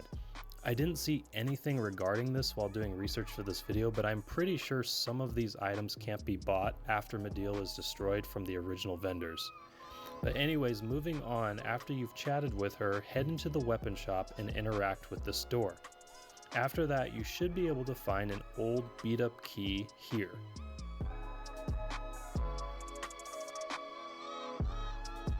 Take the key and try to open the locked door.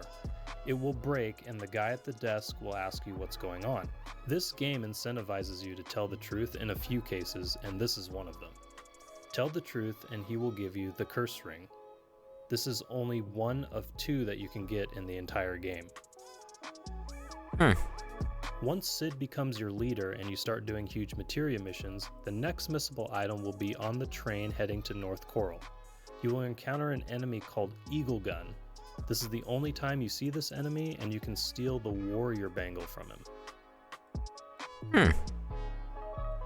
I don't think I After fought beating that. Eagle Gun, you've pretty much gained access to the next missable item, Ultima Materia. If you stop the train before it crashes into North Coral, you'll get Ultima for free.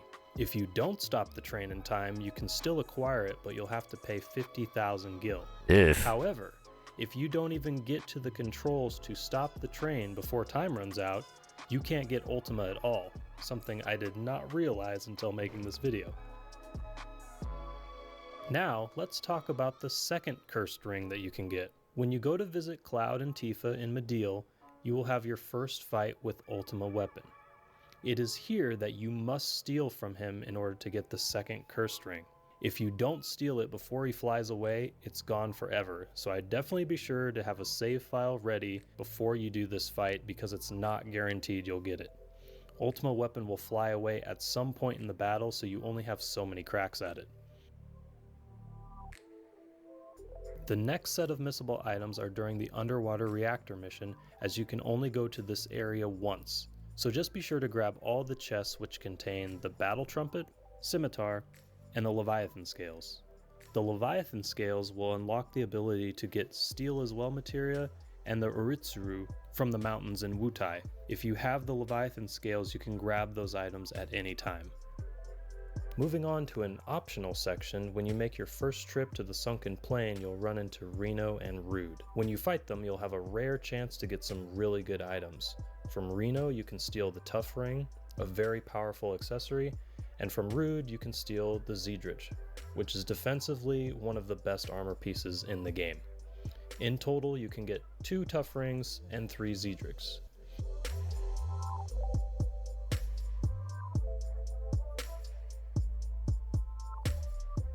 Moving back to the story, on your way to the rocket in the last huge materia mission, you'll encounter Rude for the second opportunity to get the Zeedrich.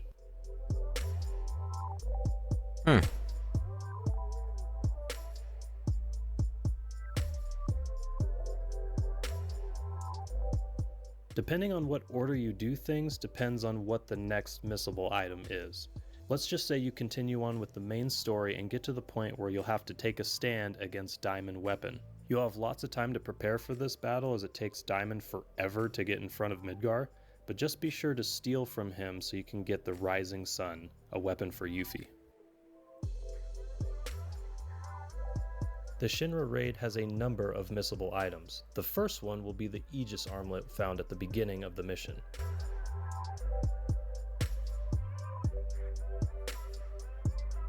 Just a little further, you'll find the Starlight phone.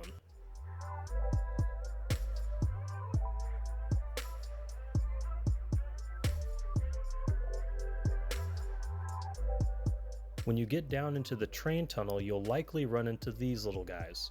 They're super annoying because they take forever to do their moves, and the main one that they do casts slow to your party. But you'll want to steal from them to get Gravy Balls. The only other place you can get this is in the train graveyard, and the reason why I didn't mention it back at the beginning of the video is because it's only a dropped item from the enemy Dean Glow. Here, it's guaranteed by stealing it. So if you're trying to get 99 of them without the W item glitch, this is where you would want to get them. Further down into the tunnels, you'll have one last chance to fight the Turks. Accept and you can steal the final Tough Ring in Zedric along with the Minerva Band from Elena.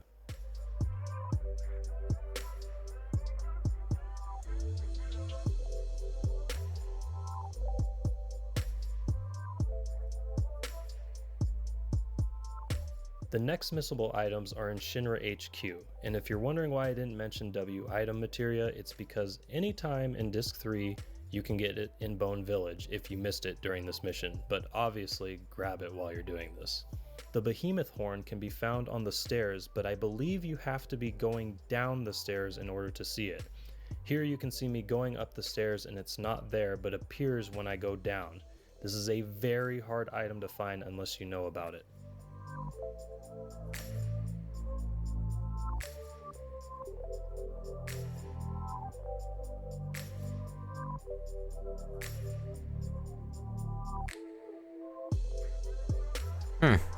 After that, head back to the shop on the first floor. This time there won't be a store clerk there, and you can open up the two chests in the back room. They contain the Master Fist and Pile Bunker. Now head up to the 63rd floor where you can find the Glow Lance. Then head up one floor and grab HP Shout from this locker. After beating Proud Claude, open these chests and one of them will have the Masteel armor. If you want to know how to get 3 of these as well as 3 Imperial Guards, check out either of these 2 videos. They are 2 of the best armor pieces in the game.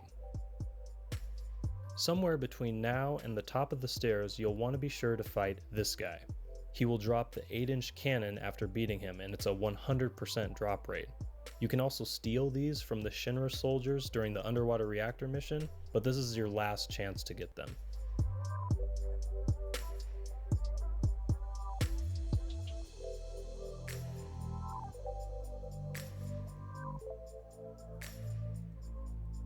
Before heading up the stairs, you'll want to be sure to put Barrett in your party so this chest will appear containing his ultimate weapon.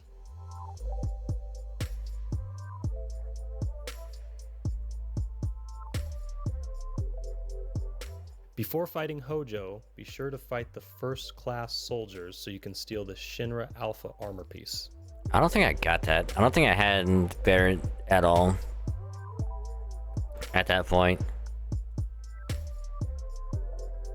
If you're wanting 99 reflect rings, you'll need to steal from Ultima Weapon while he's on the ground. You'll also need to make sure you do minimal damage to him because once you've done enough damage, he heads to Cosmo Canyon and he no longer flies around. And lastly, once you get to the northern cave, you can grab Pandora's Box, the enemy skill from the Dragon Zombie. Be sure to have all of your enemy skills equipped because it will only cast Pandora's Box one time per save file. Huh.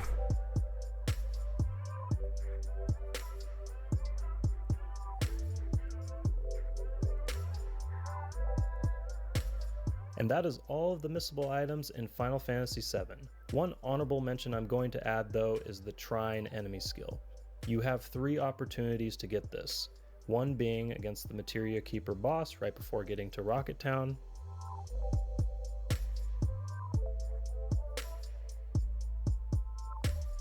Second is when you're at the Gaia Cliffs fighting the mini Materia Keepers. And lastly, Yuffie's fight with her father, Godo. This fight is why it's technically not missable. You can do this fight anytime in the game. You just have to make sure to have all of your enemy skills equipped here if you missed any other chances to get it. Let me know down in the comments if there's anything you've missed out on in your playthroughs or if you've gotten everything. Drop a like if you enjoyed the video. Thank you all for coming and watching, and I'll see you next time. Oh yeah, no, I probably missed about a half of that stuff. Not even knowing about it. At least half.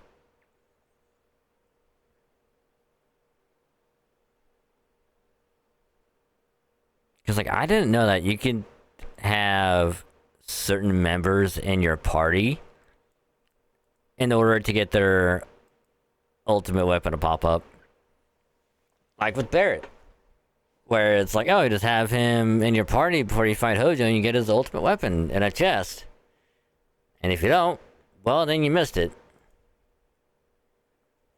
Same thing with the I don't know if you had to fight that robot bird enemy on top of the train. When Sid is like the temporary leader.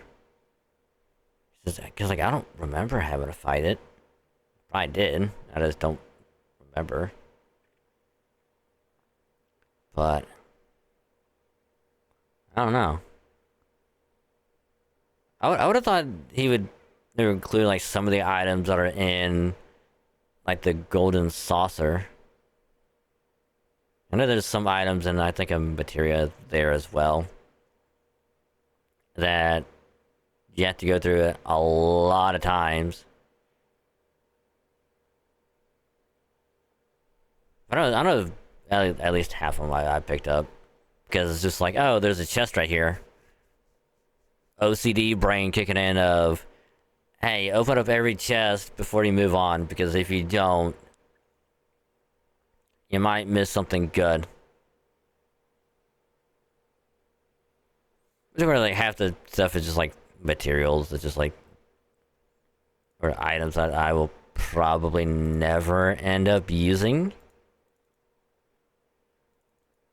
Kind of like the the Vizrak claw or whatever. Where it's like you have to be level 11 to have your best chance. Nah, I'm good. I'm pretty sure by that point you will be way higher than level 11. Unless you have some people in your group at that level.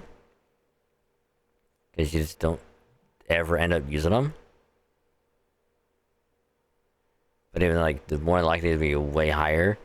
And then it's like, oh, if you passed level 70, your chances to get it go down to 0.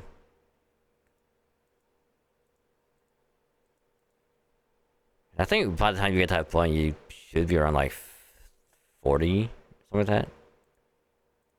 Unless you're doing some like serious grinding.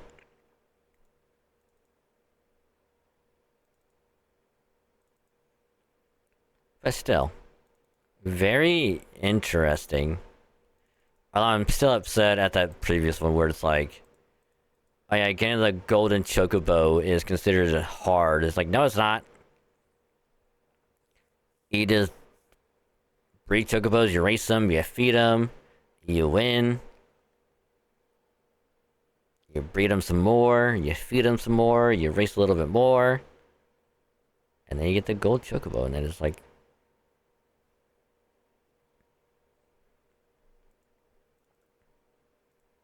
at most, it might take you a day.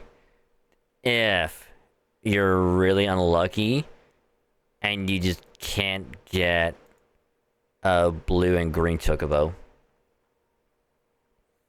Like, because I don't think it matters which one is male, which one's female. You just have to get a blue and green. But it's still, it's just like, you just have to get one of them. And then it's like, oh, if you don't have it, we just reset, try it again,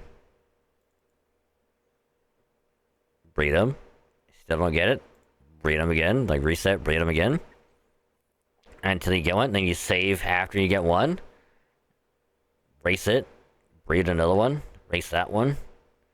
Which I can, again, it's tedious at first because you have to basically race 4 horses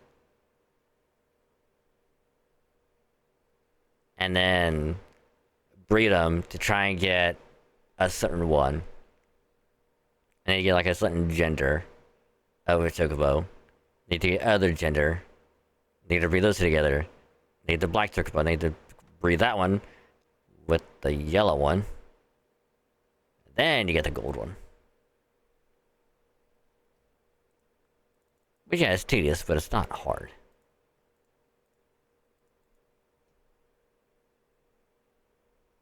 Hell, I would amount anything else in FF7 to be way more difficult than trying to get a gold chocobo. AKA trying to get to the fucking Coliseum thing. So you can get the most amount of money per run. You have to do it with only one character. That's what I would consider hard. So you can get all of the items in the saucer. Because good luck trying to do that just at any point before you get to late game. Because like once you get to late game, then it's like, oh, you have actually good items. Then you actually have a way to get as far as you can. Unless you just get absolutely unlucky and you get hit with a major debuff every time. Or you get your HP cut in half, can't use items, can't use healing. Can't use any summons, can't use magic.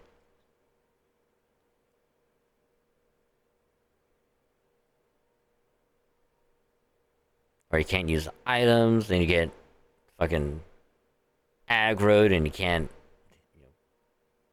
use an item on yourself and you're kind of screwed. Yeah, that is what I would consider way, way harder than trying to get a gold chocobo. Hell, I wouldn't have considered trying to get the Knights of the Round materia harder than a gold chocobo. I think not only have to go to the island that it's on, but you have to do, I think, specific stuff beforehand. Then, yeah, because in order to get to Knights of the Round, you need a chocobo that can go over like a cliff or like this like really steep wall or like the little mountain. Then you can get the Knights of the Round materia, which takes into account you've done chocobo breeding, which is way harder than getting a gold chocobo. I think you actually need to get the gold chocobo in order to get the Knights of the Round materia. Or just doing that makes it easier. I think.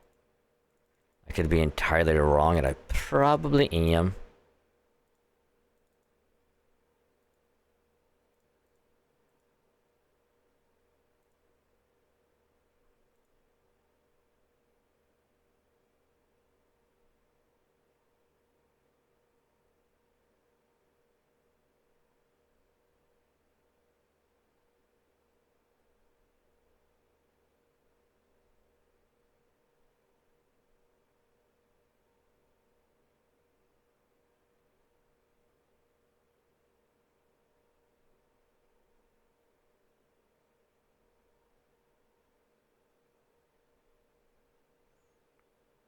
Trying to see if there's anything else.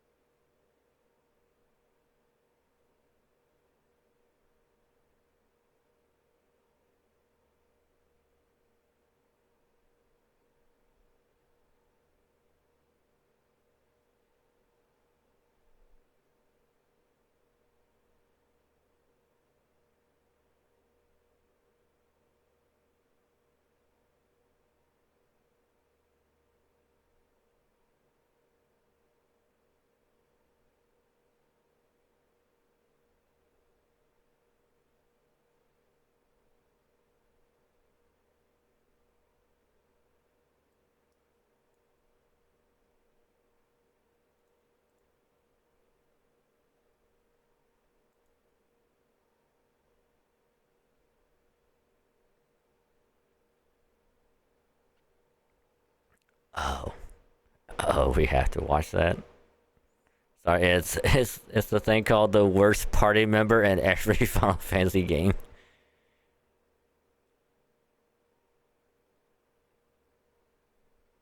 We have to watch it. We don't have a choice. We have to watch it.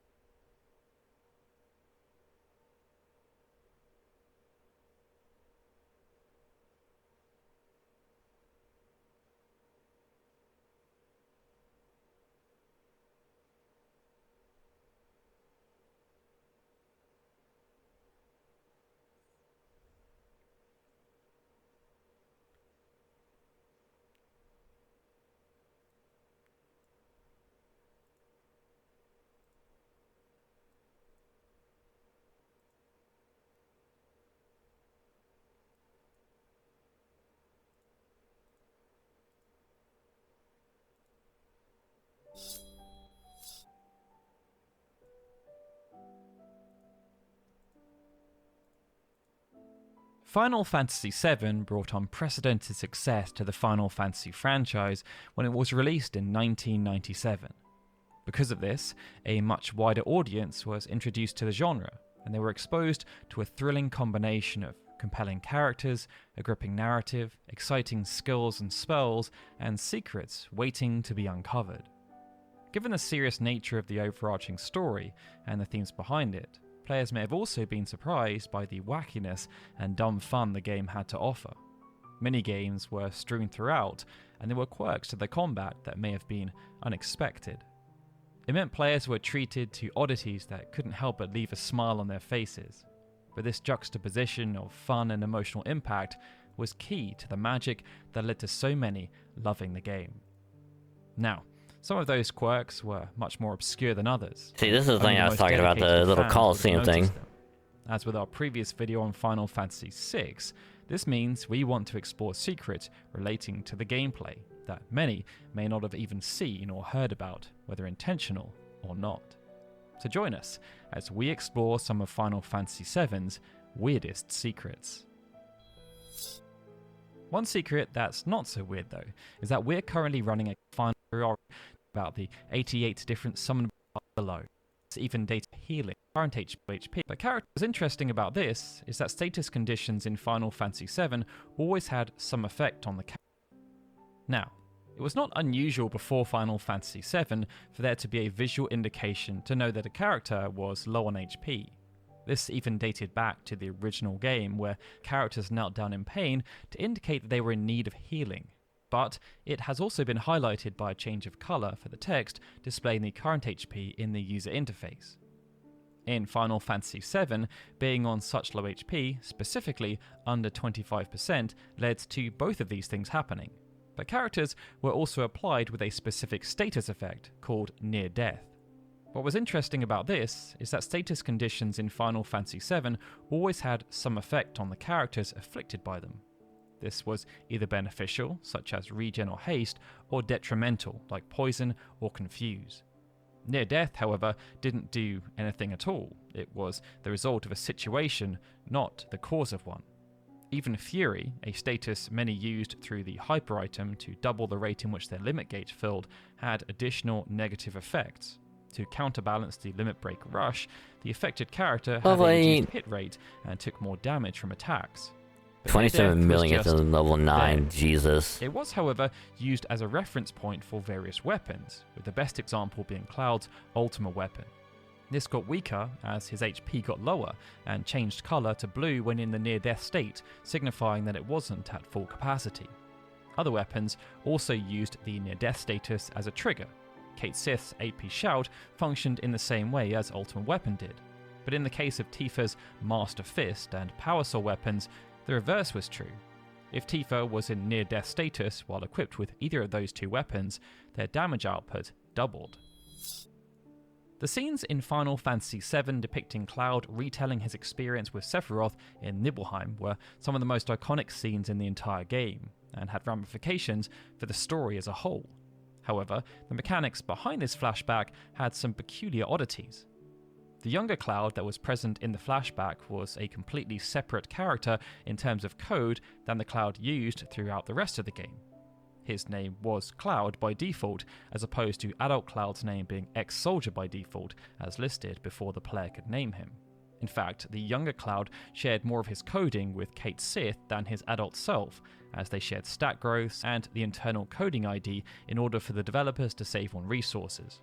And when Kate Sith was introduced as the Gold Saucer, his name, portrait, level, stats, and other characteristics all just simply replaced that of young Cloud's.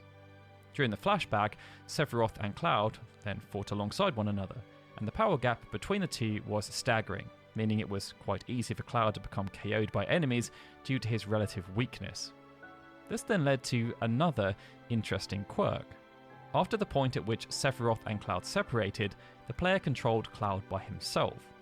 But if he had been KO'd beforehand, the player still found themselves, shockingly, able to continue as normal, even though the party was KO'd, which would normally result in a game over screen. This meant that Cloud could explore the Shinra Mansion without a care in the world, despite being a literal dead man walking. It was even possible to have a party of KO'd characters outside of the flashback. All you needed to do was KO some characters, swap them out of the party, KO some more characters, and then swap the original KO'd characters back in to complete the KO'd party. This meant you could walk around as normal despite having a dead party. But if a battle started, the game then delivered an instant game over screen. Hopefully, the game over screen isn't something you'll hear very often though, and you'll instead get to hear the victory fanfare and the accompanying victory poses. These have always been an extremely recognizable element across the franchise, but Final Fantasy VII has some of the most well known. The image of Cloud twirling his Buster Sword often springs to mind, and this has been referenced by so many other properties. Lightning performs it while wearing the Soldier First Class outfit in Lightning Returns, and even Sora from Kingdom Hearts has performed the same action when winning at the Olympus Coliseum. However, there were instances throughout the game when the victory fanfare and the poses associated with it did not play out. Certain fights were used to highlight the gravitas of the situation, and this saw the developers opt to put the whimsy aside in favour of reflection. Specific examples were after the fight against Reno atop the Sector 7 plate before it fell, or fighting Dyne in the Coral Prison. Yuffie, known for her general exuberance, also did not celebrate after defeating her father in Wutai. It would have also been especially jarring for the player to express joy after defeating Genova Life, given the circumstances in which they had fought. But it wasn't always emotional impact that caused the party to not pose after victory. In some cases, it was the urgency of the situation that made the screen simply fade to black on the battle's conclusion. After defeating Rufus atop the Shinra Tower, for example, or beating the enemies on the coal train in Mount Coral, the party had more pressing matters than to throw their weapons around and celebrate. And on the return to Midgar to stop Hojo and Shinra once and for all, the party did not stop to laud their victories over the Turks, nor Scarlet and Heidegger in Proud Clod. There was a world to save after all. Now, Final Fantasy games have included plenty of Easter eggs over the years, but there have also been secrets, both real and rumoured, that have sent portions of the fanbase into a spin. For years, players were convinced that there were legitimate ways to revive Aerith, so they could use her in the final part of the game, even though there was no legitimate evidence to ever support these claims. Of course not. In the PC re-release of Final Fantasy VII, which came out in 2012, they featured a brand new Easter egg that referenced a similarly outlandish rumoured secret, albeit from a different game. This one, however, did in fact come true. In the Northern Crater, after the party split up and found themselves in the inside Northern Cave area, it was possible to use the save crystal item to create a save point. If they did so in that specific area, then the name in the menu system changed to the Secret Cow level. This was a reference to the Diablo franchise, where the supposed hidden area was rumoured to exist in the original game. At the time, it was nothing more than a myth within the community. However, the myth made its way to Blizzard, and it became an in-joke, even referenced in StarCraft through a cheat code, "There is no cow level," until it then became a reality in Diablo 2 as an actual secret level. The name change in Final Fantasy VII serves no gameplay purpose. Instead, it's just a reference to the infamous chain of events in Diablo and the nature of PC gaming. It means that sadly, there is no physical secret cow level in Final Fantasy VII.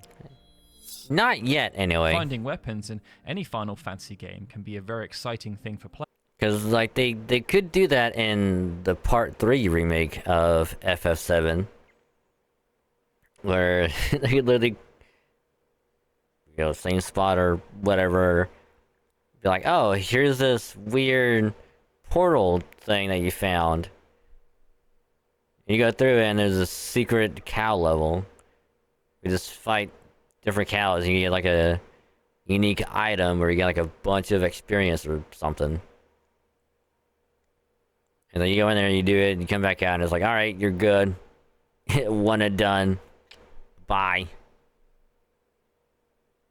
Which would be so funny.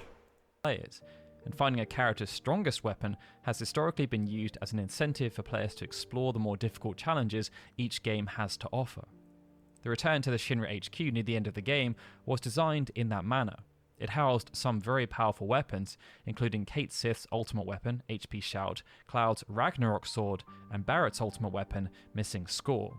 Some of these weapons were frustrating to say the least, as many of them, including Missing Score, were permanently missable, if not obtained, during this pivotal point in the game. But one weapon in particular stood out, and it was located in an area that practically no player would have been willing to return to. When entering the Shinra building for the first time, the player had the choice of using the elevator or taking the stairs. Taking the stairs was a test of patience, as it required climbing all the flights of stairs manually, as opposed to performing a few fights if taking the elevator. During the return to Shinra, if the player chose to climb up the stairs a second time, the Behemoth Horn weapon for Red 13 could be found halfway up the stairwell. With 6 materia slots and the second strongest attack stat available for Red 13, as well as a unique boost to his defensive stats, the Behemoth Horn had a strong argument for being his strongest weapon, with only limited Moon having a higher attack power but offering slightly alternative utility. To anyone who actively used Red 13 during this portion of the game, it meant the Behemoth Horn was a huge upgrade, and this was then very helpful against bosses like Proud Claude and Hojo. But it was so out of the way and tedious to obtain that most players very likely never even knew it was there. With Final Fantasy VII now being over 2 decades old, the majority of the game's bugs and glitches have been found. Many of these have become celebrated amongst retro gaming aficionados and speedrunners for the beneficial effects they give to players. Some of the more infamous glitches involved using the W item materia to duplicate any item the player wanted, including sources, as well as the damage overflow glitch, which causes players to deal damage that far exceeds the normal limit of 9,999. Bizarrely, numerous glitches in Final Fantasy VII, though, revolved around one character, Vincent. Amongst the numerous Vincent-related bugs was one that related to the Mug command, and it allowed him to skip battle animations. In order to perform this glitch, Vincent needed to equip the upgraded Steel materia, which granted access to Mug. He also needed to equip one of 5 weapons, Short Barrel, Winchester, Long Barrel R, Sniper CR, or his ultimate weapon, Death Penalty. If the prerequisites were met, and Vincent then used the Mug command, the following turn's move skipped the animation of the attack, regardless of what the attack was. In the most extreme situation, it meant Vincent could use Knights of the Round without having to watch the entire lengthy animation sequence, and attacks like Phoenix had the KO'd characters instantly jump back to life. This glitch, amongst numerous others, have been fantastic for competitive speedrunners who have looked to optimize their time when playing through the whole game. But as the Vincent Mug glitch is so easy to perform, it's also been really helpful for casual players too. Now, during the battle sequence in Final Fantasy VII, changes in damage due to status effects are frequent. But under certain conditions, players could make use of a special status effect that was exclusive to this game called All Lucky Sevens. If a player character had exactly 7,777 HP, the status All Lucky 7s was triggered.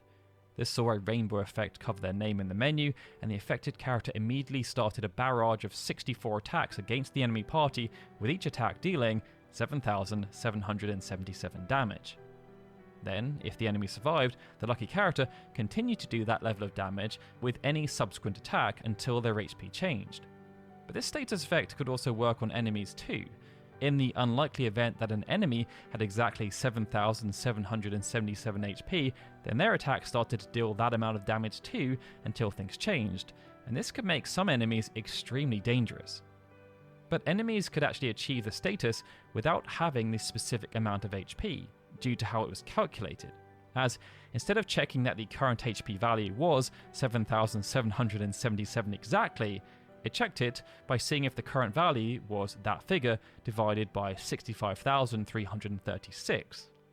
The other aspect around this is that if the player was effective with their use of materia, then it was possible to make a character's maximum HP 7,777 exactly.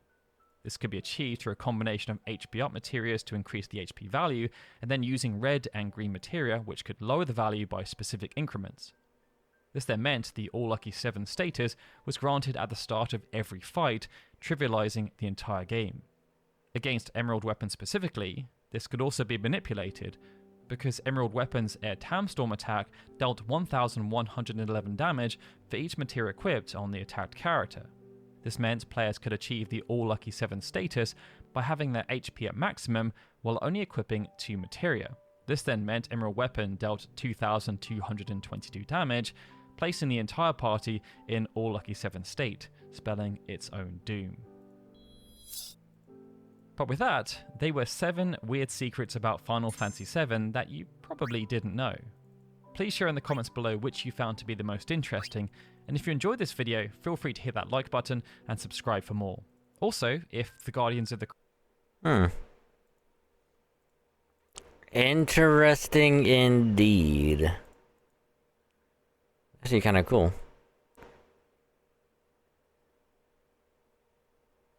Cause like the near death one, no, that was like, you could tell that immediately. Fixture pose is another one. Weapon is like another one. I think the one that I thought was like most interesting was like the mug glitch, because then it's like, oh, you could just break the game with Vincent just by having like certain things on him.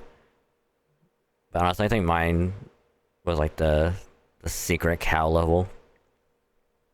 So I could just save in like the near the end. It's like, oh, you're now in the secret cow level. Haha.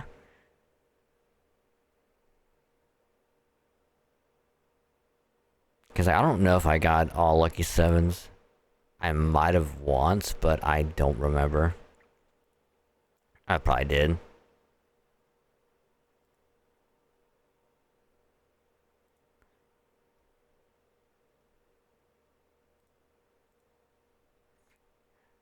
Anyway, this one is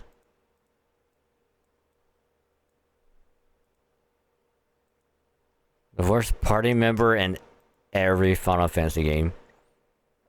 I'm gonna be real. There is no worst member in FF15. They all have their unique usefulness. They all work together. There's no one bad. Unless it's Noctis, then maybe. But everyone else is still pretty good. FF7...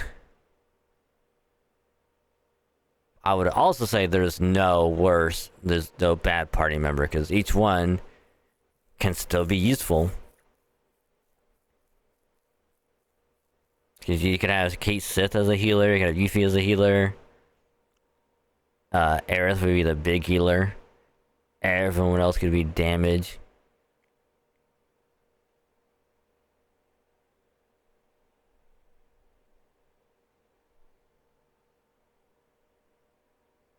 But I can tell you which the worst party member in FF14 is.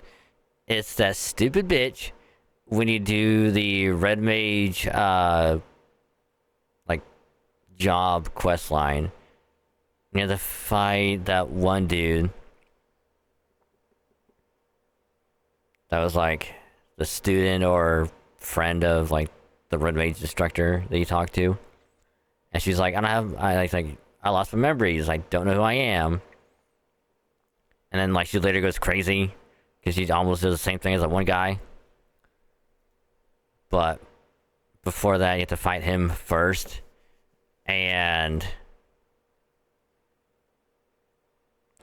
like she goes in every worst possible spot and gets damage.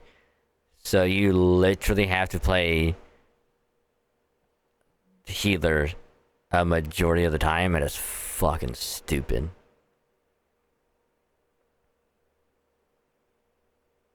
Fucking Sid is a better party member, and you don't even get to go with him that much. A dog can really track a scent. Certainly knows how to find us. Welcome to Mojo Plays, and today we are picking out the worst of the best. The bottom of the barrel, the dregs, if you will. We are working out the worst party member in every Final Fantasy game. Some entries are objectively bad, affecting the gameplay and being useless. Some are subjectively bad, being annoying characters with grinding personalities. Regardless, they're all the worst. We are leaving Final Fantasy 1 and 2 off this list due to the party's limited personality, and Final Fantasy 16 as there is only one party member. Yeah, let's go. Before we continue,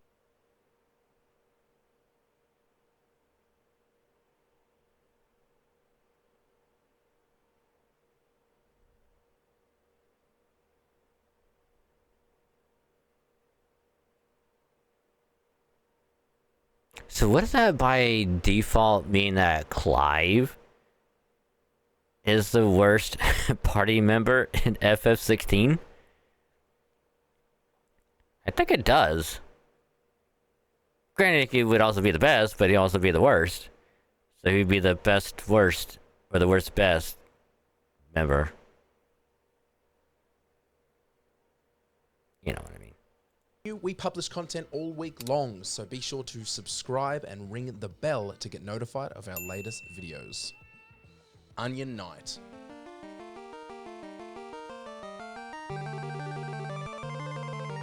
In a game where character depth takes a backseat to job focus, the Onion Knight stands out as the epitome of nightmare. Initially handicapped with basic attacks and limited item use, its stats remain pretty damn average during the earlier levels, making it the least favourable choice. However, once you hit level 50, watch out as its stat gains accelerate to match or surpass other job classes. By level 90, its growth skyrockets to unparalleled levels, boasting the highest stat increments in the game. None of this matters because those early 50 levels are like getting repeatedly stomped on the crotch, again and again and again and again. On the crotch, you guys. Edward. And again. Imagine only joining the party for a brief section of the game and still managing to grind our gears worse than Kamari and Zell combined.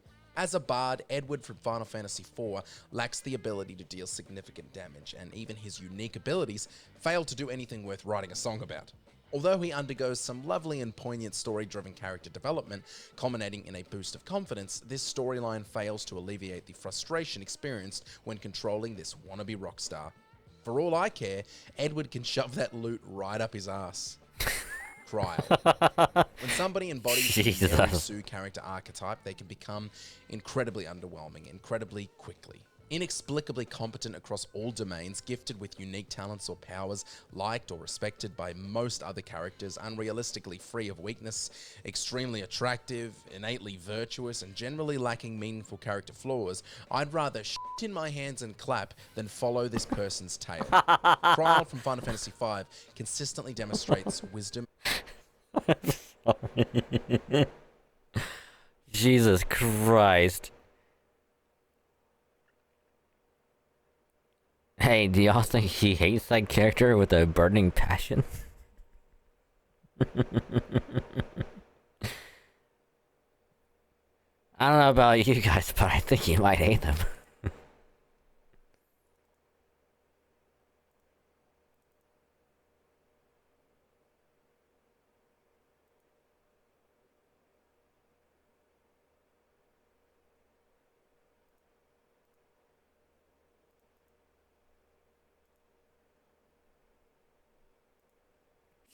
Just a hunch. and cautious behavior, rarely acting recklessly, and always Hey, well, after we watch this, we have to watch the best character from every FF game. appearing to possess a clear sense of direction. I know this might sound nitpicky from anyone else's perspective, but I genuinely want to run her over with my car. Gao. Not only does Final Fantasy VI have the biggest roster in all of Final Fantasy, but almost every single character is pretty damn cool. But if we had to pick a worst, it's not actually that hard. Gao, the young boy encountered by Sabin, serves as a representation of the Blue Mage class seen in most Final Fantasy games. The Blue Mage stuff is really cool, and his ability to learn enemy skills, although annoying to manage, is actually pretty dope. However, his incomprehensible speech renders his role in this narrative insignificant. Following his initial encounter, he fades into obscurity, a fact that is totally fine by me, and probably you. Kate Sith. I beg to differ. Kate Sith is not the worst member in FF7. I mean, it's not the best, but he's by far not the worst. I mean, unless they're gonna go in with like, you know, he betrays the team, lackluster damage, weird skills, but even then, like, he's still a good healer until he get doofy. Then he's still a good member.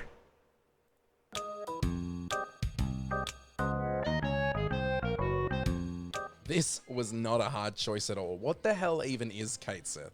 To begin, the mechanics behind Kate Sith raise several perplexing questions. Controlled by Reeve within Shinra, one wonders about the logistics of this arrangement, given how Kate Sith is always there and never...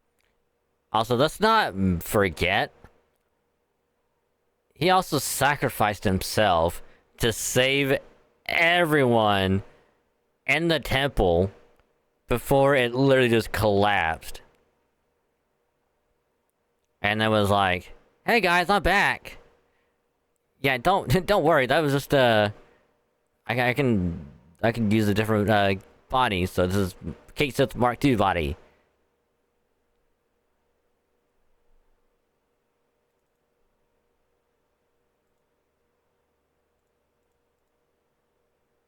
Shuts the f up. Despite how notably awful he is in a fight, it's baffling how Reeve manages to fulfill any of his actual duties efficiently, considering for most of his day he's playing this goddamn Scottish cat computer game. And considering Reeve's significant role within Shinra, one might question how he escapes detection. Also, he's not just controlling the cat, he's also controlling the big Moogle thing. I just hate it so much I can't even put it into words. Quistis.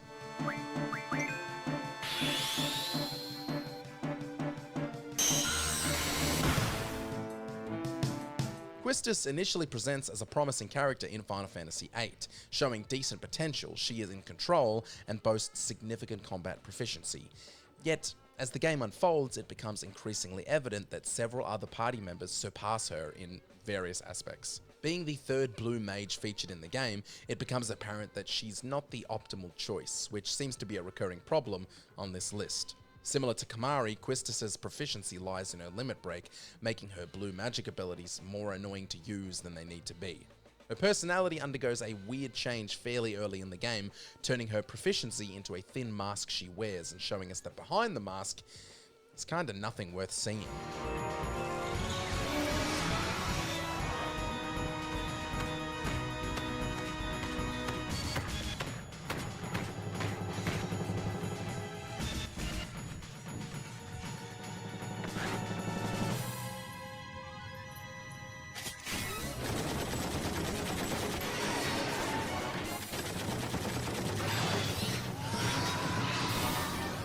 Quina. Loving Quina feels like a challenge set by the developer. Much like Jar Jar Binks, we must continually ask ourselves, what the f is going on right now? It's a continuous, unfunny joke centered around gluttony that disrupts the flow of the narrative, and the character lacks any redeeming qualities. Even if Quina was enjoyable or compelling, it's still an aesthetic mess that is difficult to look at, with its design starkly contrasting with the more cohesive and thematically consistent character choices seen in Final Fantasy VII, Final Fantasy VIII, and X. In Final Fantasy IX, there seems to be a haphazard approach to character design, as if the creators decided to throw in unconventional characters like a hippo lady and a wolfman without much consideration for coherence. Kamari.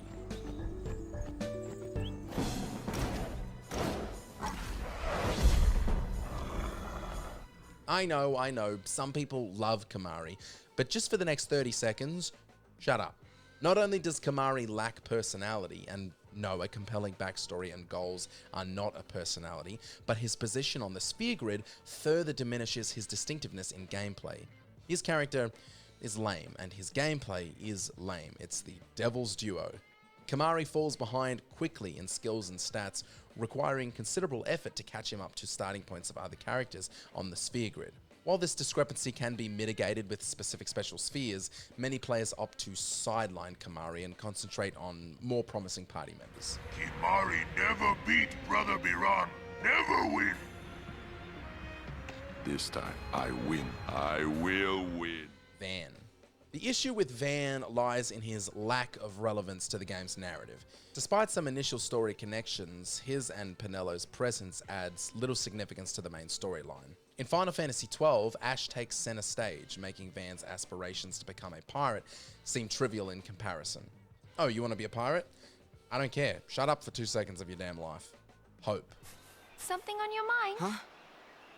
Oh, I was just thinking. With the exception of Saz and Lightning, the characters in Final Fantasy XIII, including both protagonists and antagonists, generally fail to impress, or at least fail to impress me. Please chill in the comments.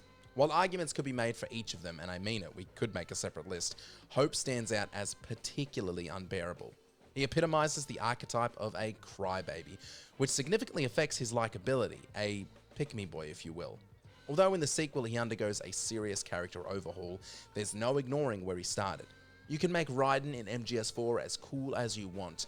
I'll never forget that cartwheeling cuck in MGS2 to the day I die. Why? That part's fucking hilarious. It's like you're, at the point of the game where it's like, you have no weapon. All you can do is like melee and you just kick people while you're fucking naked. And then when you're just running down a hallway, you can just start just fucking cartwheeling. Every time you do it, just fucking spread eagle like right at the camera. Shit was funny.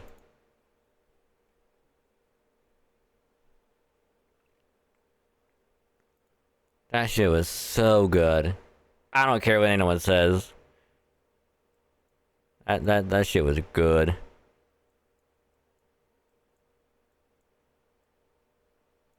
Oh, I guess here's all the stuff that we needed. Better get this before we forget.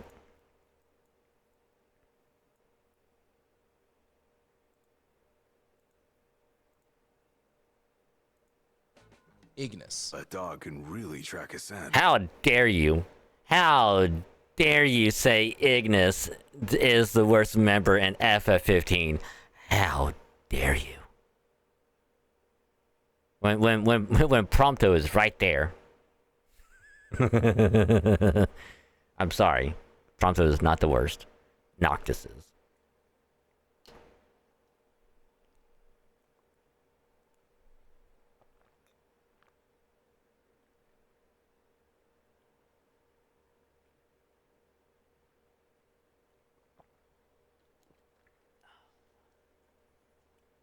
Also, hi, Frethia. How you doing?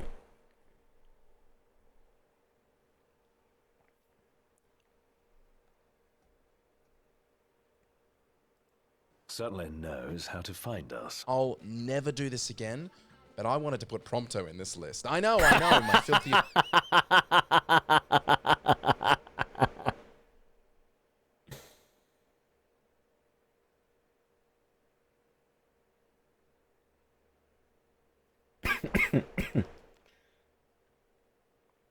Oh my god.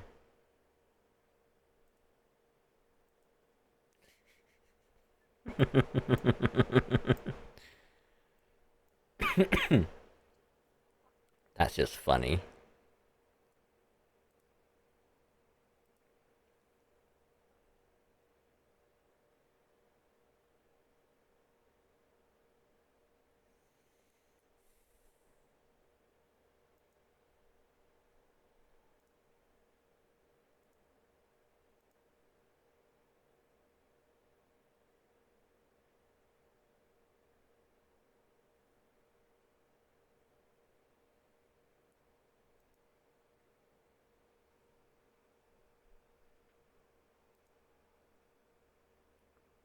So that's 5 AP, so we can do that whenever.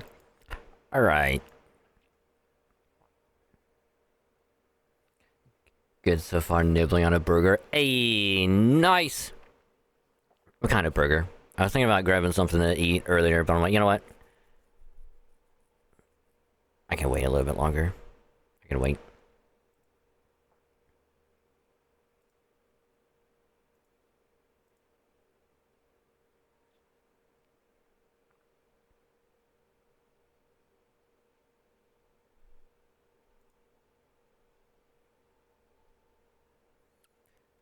Also, I will say, I like Ignis. how when it gets to this one, it's like Ignis. Why is Ignis the worst one when Prompto is right there? And then like immediately after, it's like I wanted to put Prompto on here, but it's like that's just fucking hilarious. That is so funny. Especially cheeseburger from White Castle. Hey, nice. I think there's like a White Castle,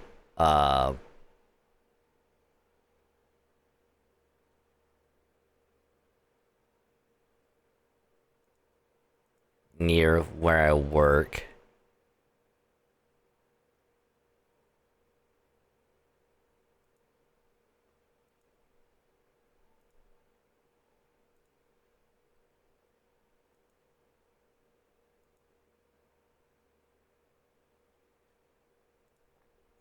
Yeah, what if you use mine? Oh yeah, mine is so much better. By a mile.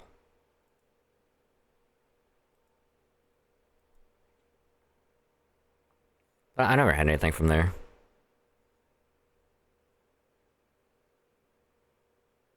Also, isn't Ignis not the buff guy, but the other dude?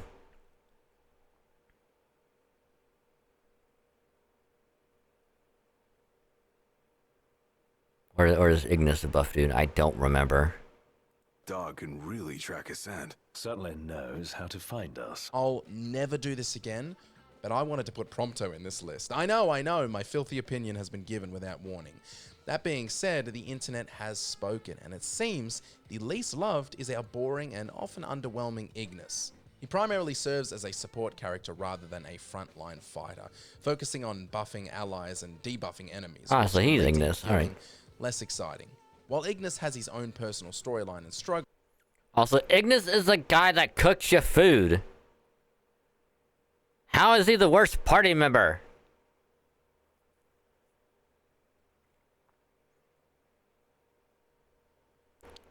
It's like after every battle, you're gonna be like, oh, let's eat some food, let's cook a meal.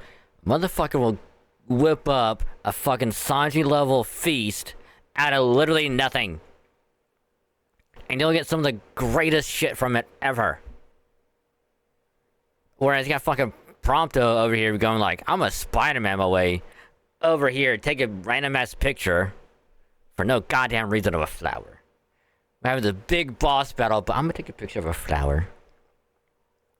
Just have everyone in the background. There's a giant flower right here. But the enemy's in the background. But I love this flower.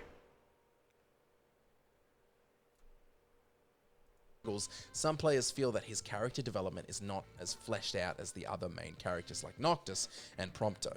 His tools as a party member are incredibly watered down. Although important, it's hard to ignore the difference between a massive sword-swinging Goliath like Gladdy and a soft-spoken British nerd. Did you enjoy this video? Wow. Fucking... wow. Did not hold back at the end. So fuck you, Ignis fans. He called your husbando a piece of shit. Excuse me.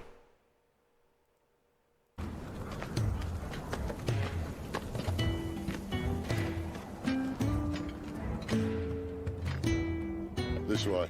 Welcome to Mojo Plays, and today we are causing arguments in the comments with the scariest video I've ever done. We're looking at the best character from every mainline Final Fantasy game. Gathering online reception, public belief, and our own little mojo opinion, we are looking at all the numbered Final Fantasy games, excluding the MMOs, to bring you the cream of the crop. We'll quickly... Minus the MMOs. I mean, granted, to be fair though, we are like the main character in FF14 and 11. Like we are this best character, hands down. Like there's no two ways about it. Skip over Final Fantasy 1 as the best character in that game is whoever you want it to be. I, for one, found a lot of joy naming all 4 of my main protagonists Gilligan.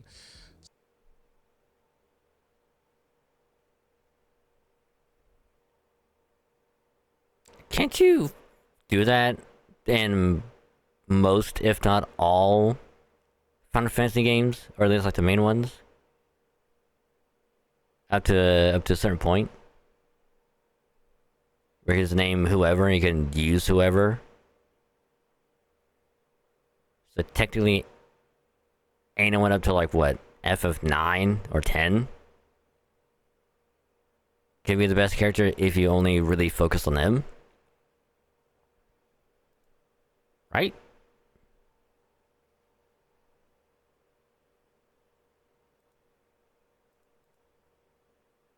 So I'm voting for Gilligan. Before we continue, we publish content all week long, so be sure to subscribe and ring the bell to get notified of our latest videos. Firion. We need to work as one. Firion, the valiant protagonist of Final Fantasy II, isn't merely a central character, but also the first in the series to possess a distinct name and a cohesive backstory intricately woven into the game's narrative. And yes, I know there's the whole Light Warriors thing from Final Fantasy I, but that's hardly a narrative, that's a fortune cookie. Despite limitations imposed by the narrative structure and standards of its era, much about him remains veiled. Yet 2 undeniable truths emerge: his remarkable prowess in armed combat and his unwavering dedication to the pursuit of freedom and peace, often at the risk of his own life. Also, he's a sexy, sexy boy. Luneth. Another entry that is held back by its limited narrative, Final Fantasy III has an easy choice for number 1, and that's Luneth. Luneth is compelling due to his resilience, growth, and sense of duty. Initially an ordinary youth, he embarks on a journey that transforms him into a formidable hero. His loyalty to his companions and unwavering commitment to vanquishing evil make him a standout character, leaving a lasting impression on players long after their journey concludes. Without the DS remake, Luneth might have faded into obscurity like some of his predecessors, or perhaps even more so. Nonetheless, director Hiromichi Tanaka and his team skillfully expanded upon the character and his fellow orphans without significantly altering the story's tone. Cecil Harvey. Not only does Cecil stand out as the best character in Final Fantasy IV, but he also takes home the award for coolest character in Final Fantasy with the lamest name. Well, this one's gonna be Harvey rough. stands out as one of the most intriguing characters in the early chapters of Final Fantasy lore, beginning his journey as a Dark Knight and captain of the Red Wings. Cecil's path is defined by loyalty and duty.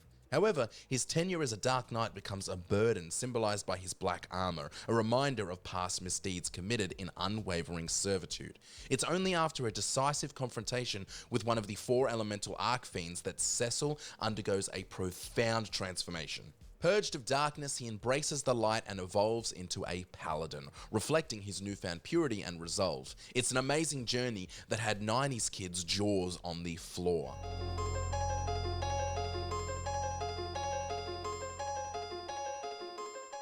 Lena Charlotte Tycoon.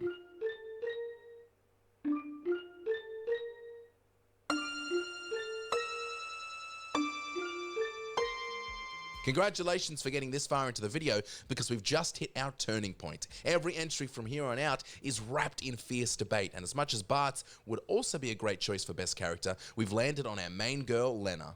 Gentle, compassionate, and somewhat naive, Lena Charlotte Tycoon is the closest we have to a main character in the game. Lena embodies the selflessness and empathy associated with the element of water, in contrast to Bart's representation of wind and freedom. Notably, Lena boasts the highest raw magic stat in the game, making her a prime candidate for maximizing magical prowess. Balancing her abilities with her personality, Lena is the bomb.com. Salus Share.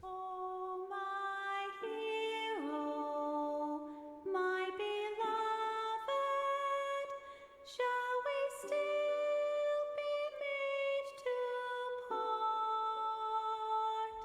For those who've been keeping up with the Watch Mojo Final Fantasy lore from all the Final Fantasy content coming out, you'd know this is my favorite entry in the series, so you can without a doubt fully blame me if you don't agree with this entry, because it's 100% my fault.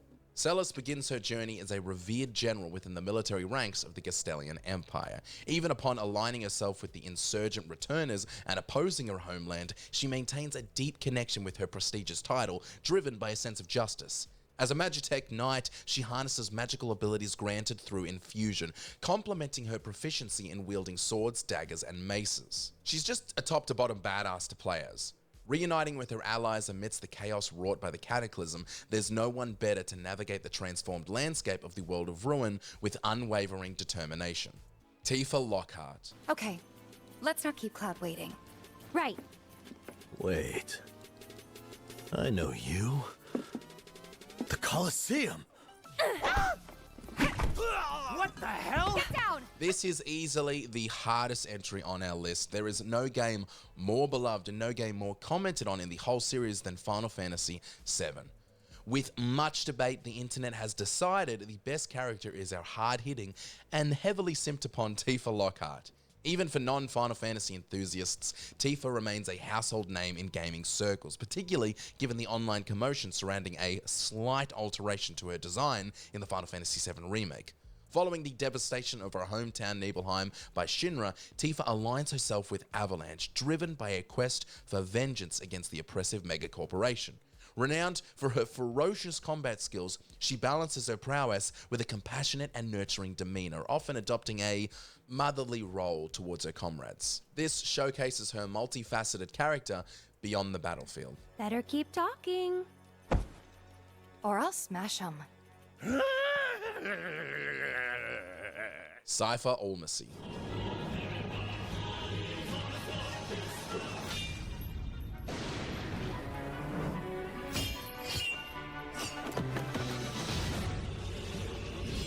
Best is a subjective term, but many agree that Cypher Almacy is one of the best, most complicated, and well-written Final Fantasy antagonists of all time.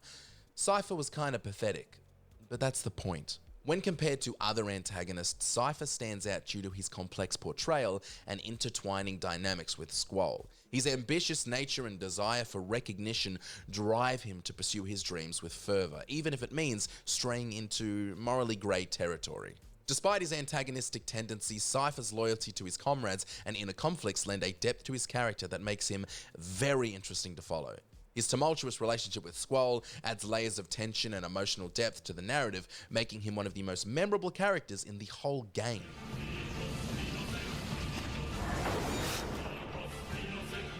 Zidane Tribal.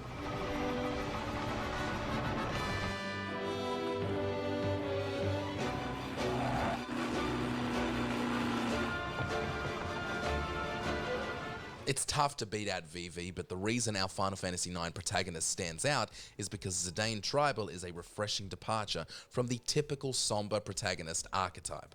As a genome and artificial creation, he defies constraints, embracing life with an unmatched zest, unmatched literally to this day. His demeanor exudes casual charm, outgoing energy, and a penchant for flirtation, a stark contrast to the brooding personas of characters like Cloud and Squall. In battle, his steal skill proves invaluable, allowing players to acquire potent items and equipment by deftly pickpocketing enemies mid-combat, adding further depth to his character both in and out of combat scenarios.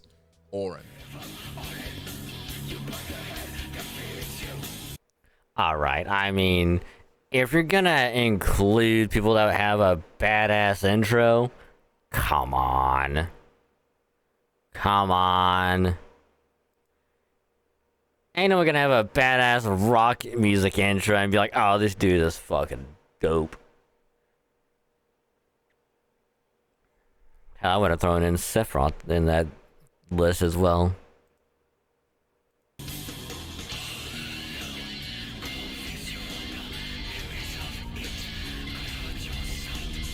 Remember when I said the entries ahead had heavy debate? This is a tough one. Tidus acts as one of the funniest fish-out-of-water style protagonists, carrying an incredible journey on his shoulders, while Yuna holds one of the best character arcs of all time. But when it comes to our number one spot, Nobody can deny Auron is one of the coolest Final Fantasy party members to ever exist. A former warrior monk who once served Yuna's father as his guardian, Auron takes up the mantle once more to safeguard Yuna, all while fulfilling a personal promise to watch over Tidus.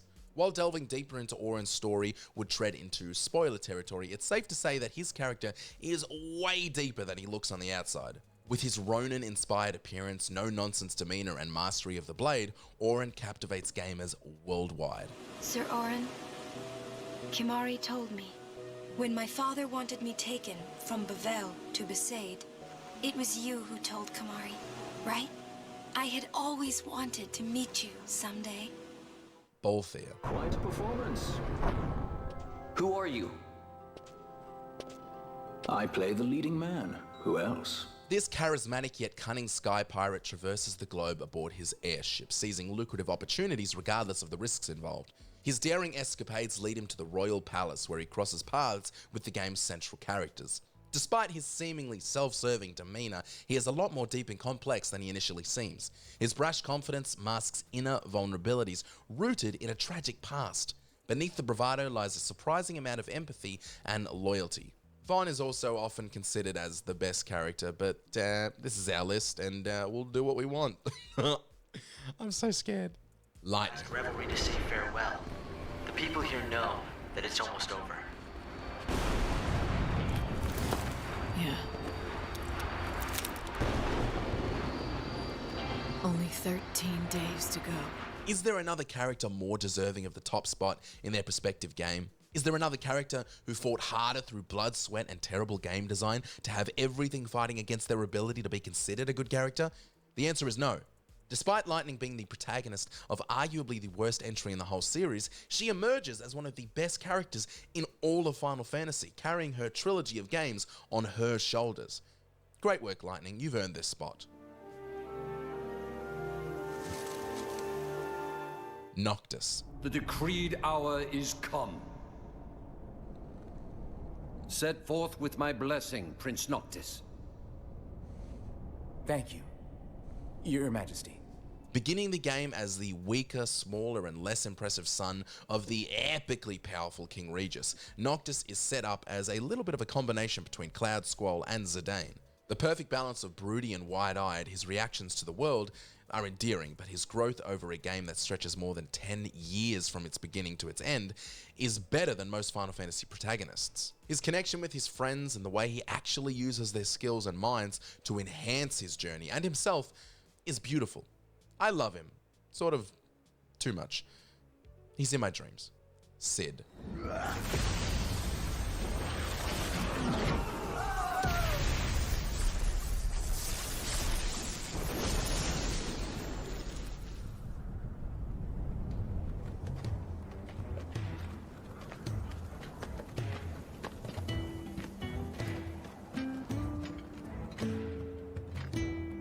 This way.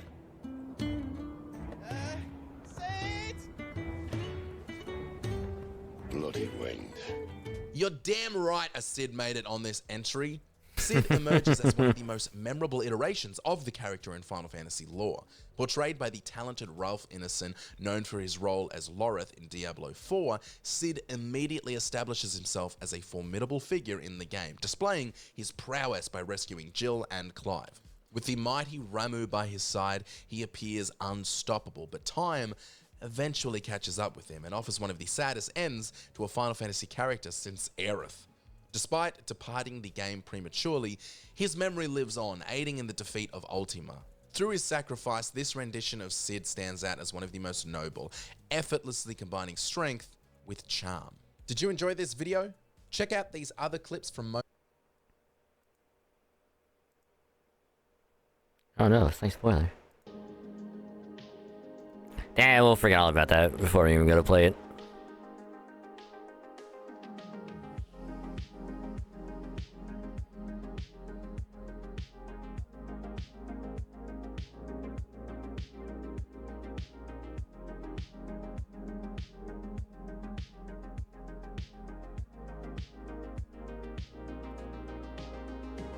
Damn, we have to go through 3 waves? Shit.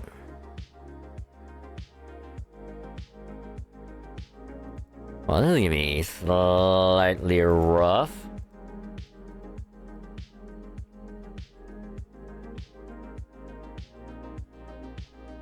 Yeah, we'll do this little fight.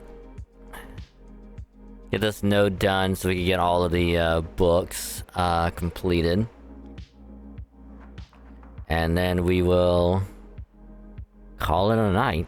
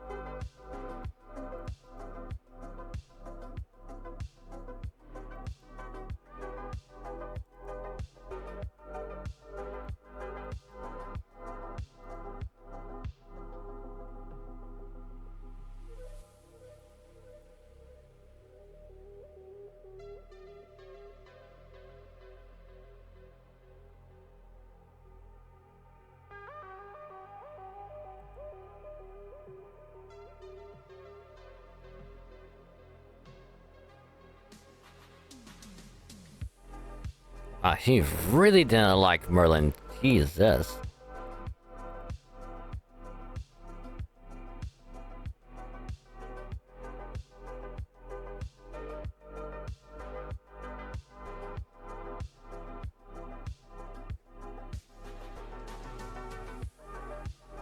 Okay, all we gotta do is NP and we are good. Good for the night.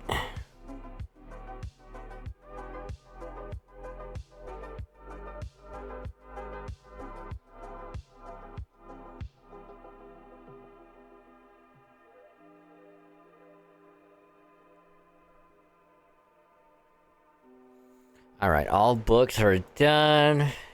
Everything is pretty much done. I think there's some missions I still have to complete, but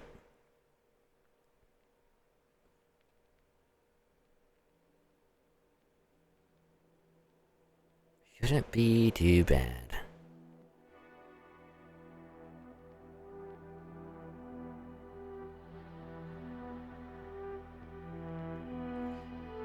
I know we got at least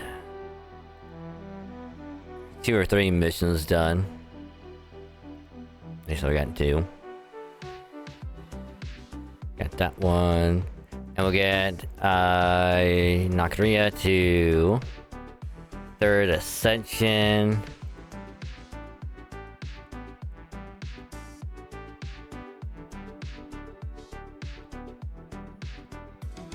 Yeah, all we gotta do is literally that one, and we can do that real quick too.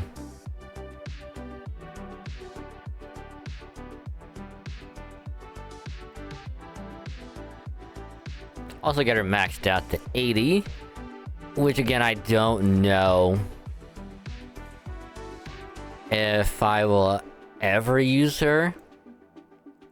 I mean, I probably will at a later point, but not right now. Because I gotta try and figure out the best way to use her skills. Because again, her second skill, for anyone that's not an Artoria face, will get their skills, like, they'll get hit with a skill seal.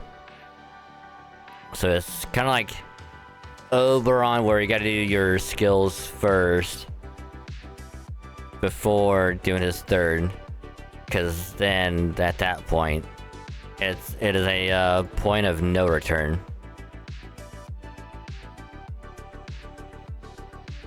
So it's like you just gotta hope. You do everything correctly first, and then use the skills.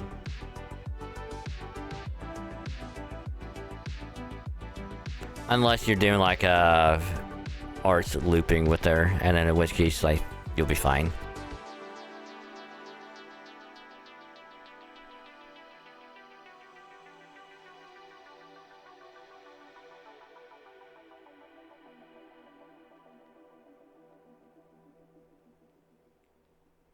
Hey, it changed from Yarnadu to Nocturia Yarnadu. You got the full name on there. Damn.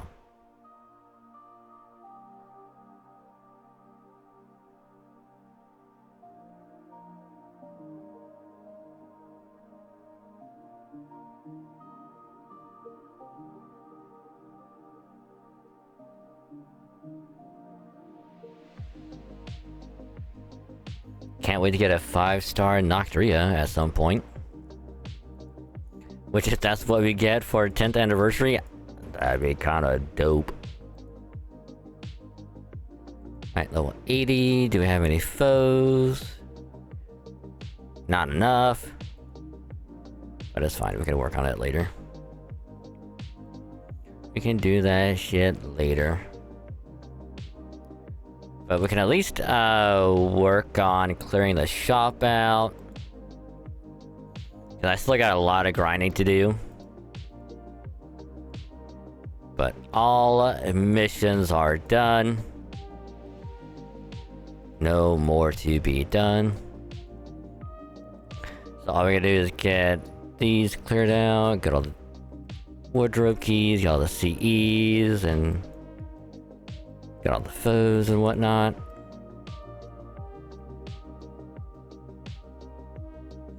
Which again, will take us a while.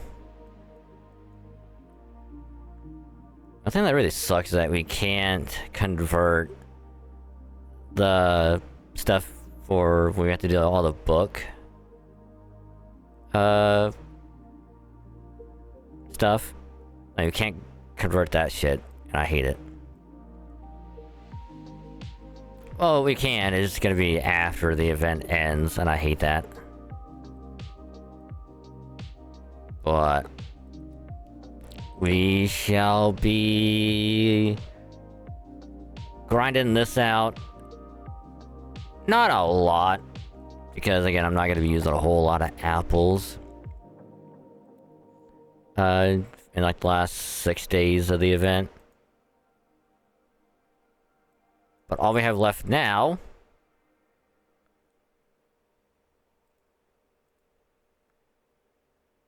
is to do the challenge quest. If I feel like doing it.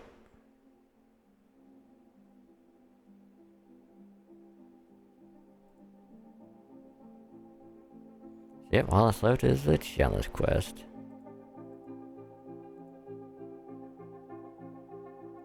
Everything is done. Which again, all in all, not a bad event. It really wasn't. I liked it. Which of course we'll finish the final section probably on Saturday. Guess we go to the event thing here. Yeah, so all we have is that one right there, because if we go to do this, I'm pretty sure. Okay, that's Final Fantasy 6.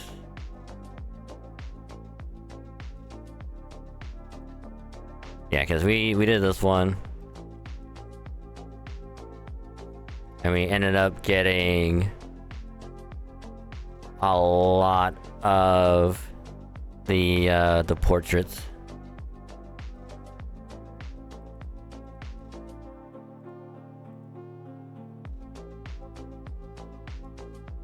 And then of course section 13 is pretty much the ending of getting the final 2 illustrations, which is right here, because it showed everything else except these 2. Nocturia and the I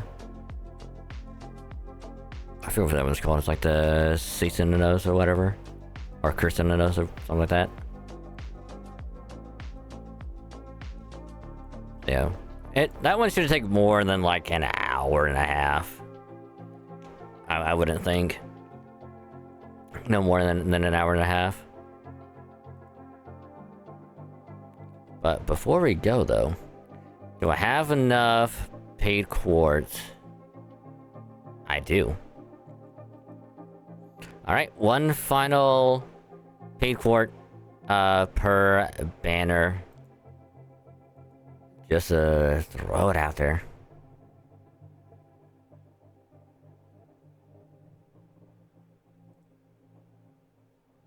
That one about went as well as I expected, and then 1 more on this.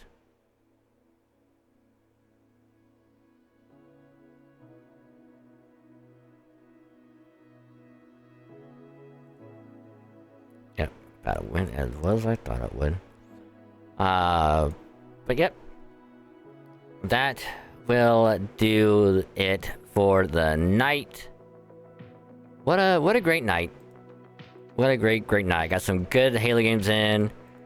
Got some FGO grinding in. All the missions are done.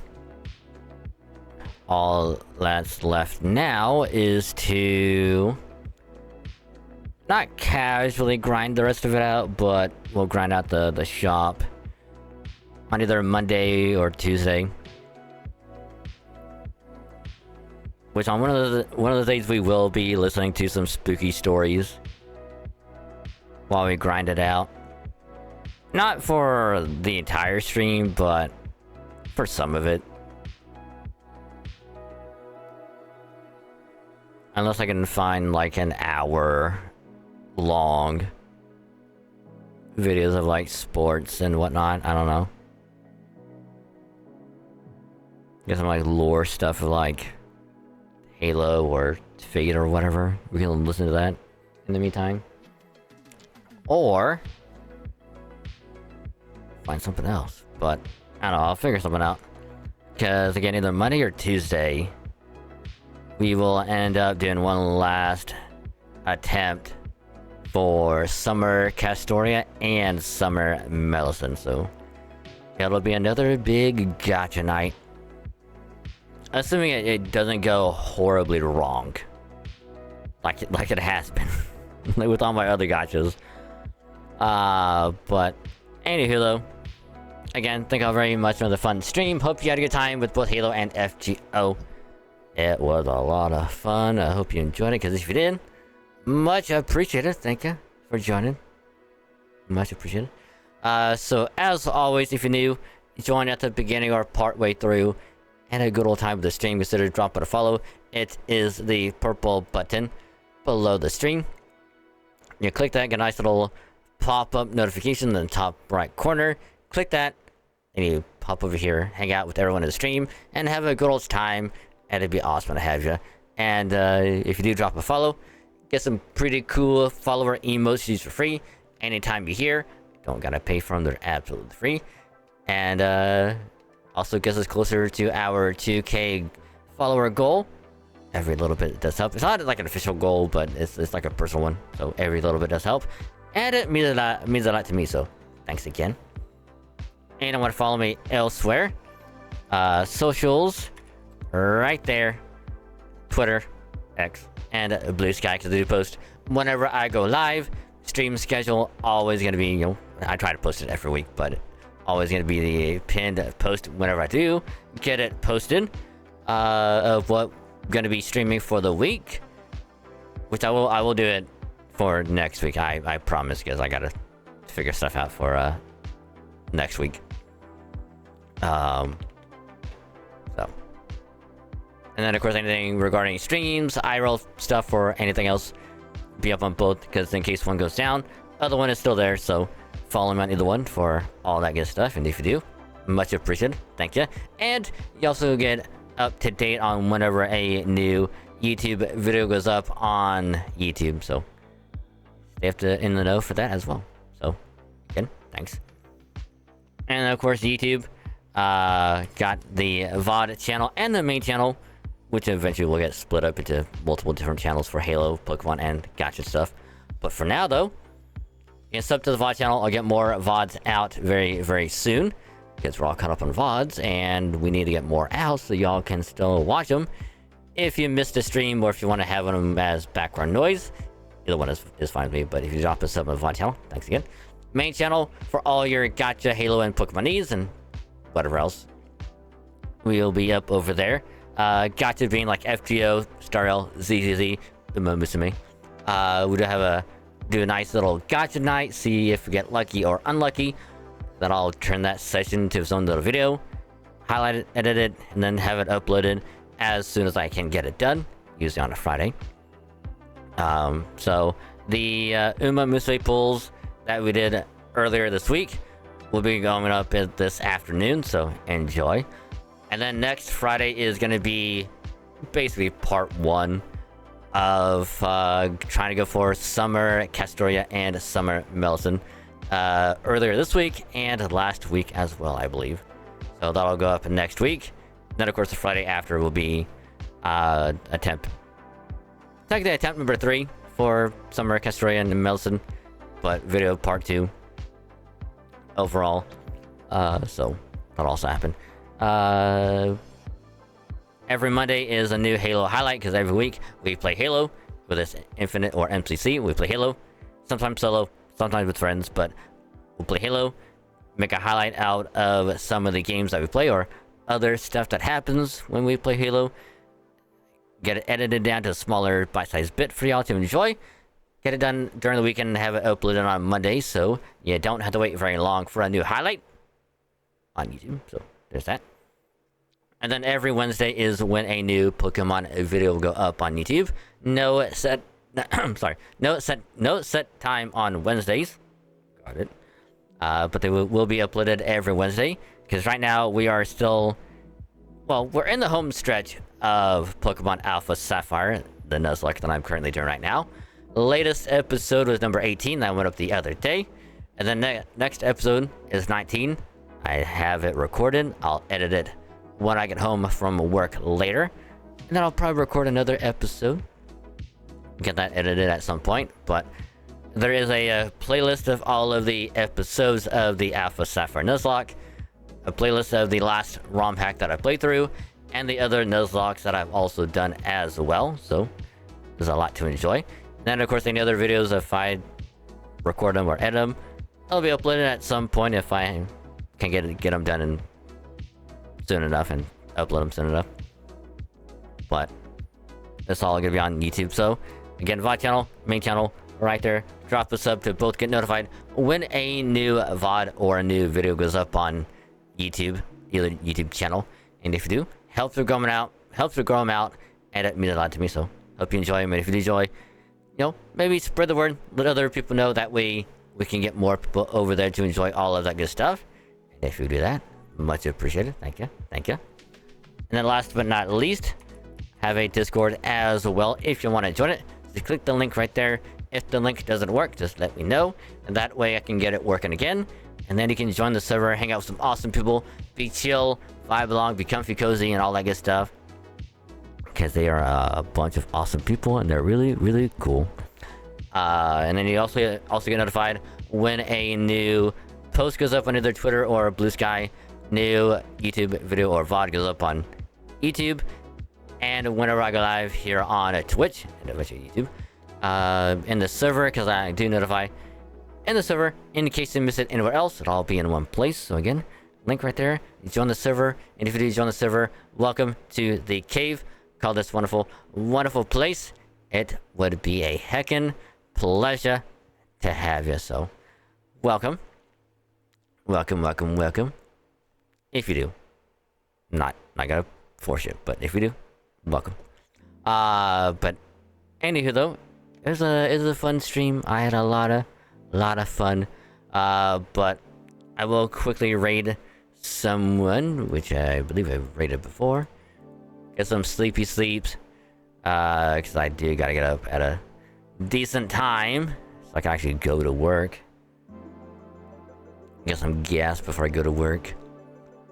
So, yeah. So rate this awesome individual who we have rated before. Because why the heck not? They're an awesome individual to do a bunch of great stuff. Also playing a game that I need to get back to at some point. Because it's been a long while. But we're going to be rating Z1, the only Zordon of Doomy Doom, who's currently playing some FF14. Talk about some Final Fantasy stuff. So if you like Final Fantasy 14, just good streams, good vibes, awesome music, because she is a great singer, so do check her out. Support her. She heckin' deserves all of it. So, yeah. Check them out. They do really good stuff. Raid message, as always, is a good old-fashioned wagon raid. And if you subbed, or you have 100 channel points, send some huggies over their way. So, yeah. But again, thank you very much for another fun, awesome stream. Next stream is going to be on a Saturday. Hopefully, we can watch, if they have it up by then, FGO Fez, 10th anniversary stuff. If not, I'll figure something else out for Saturday. But for now, y'all have a good rest of your day and night, and I'll catch y'all later. Bye.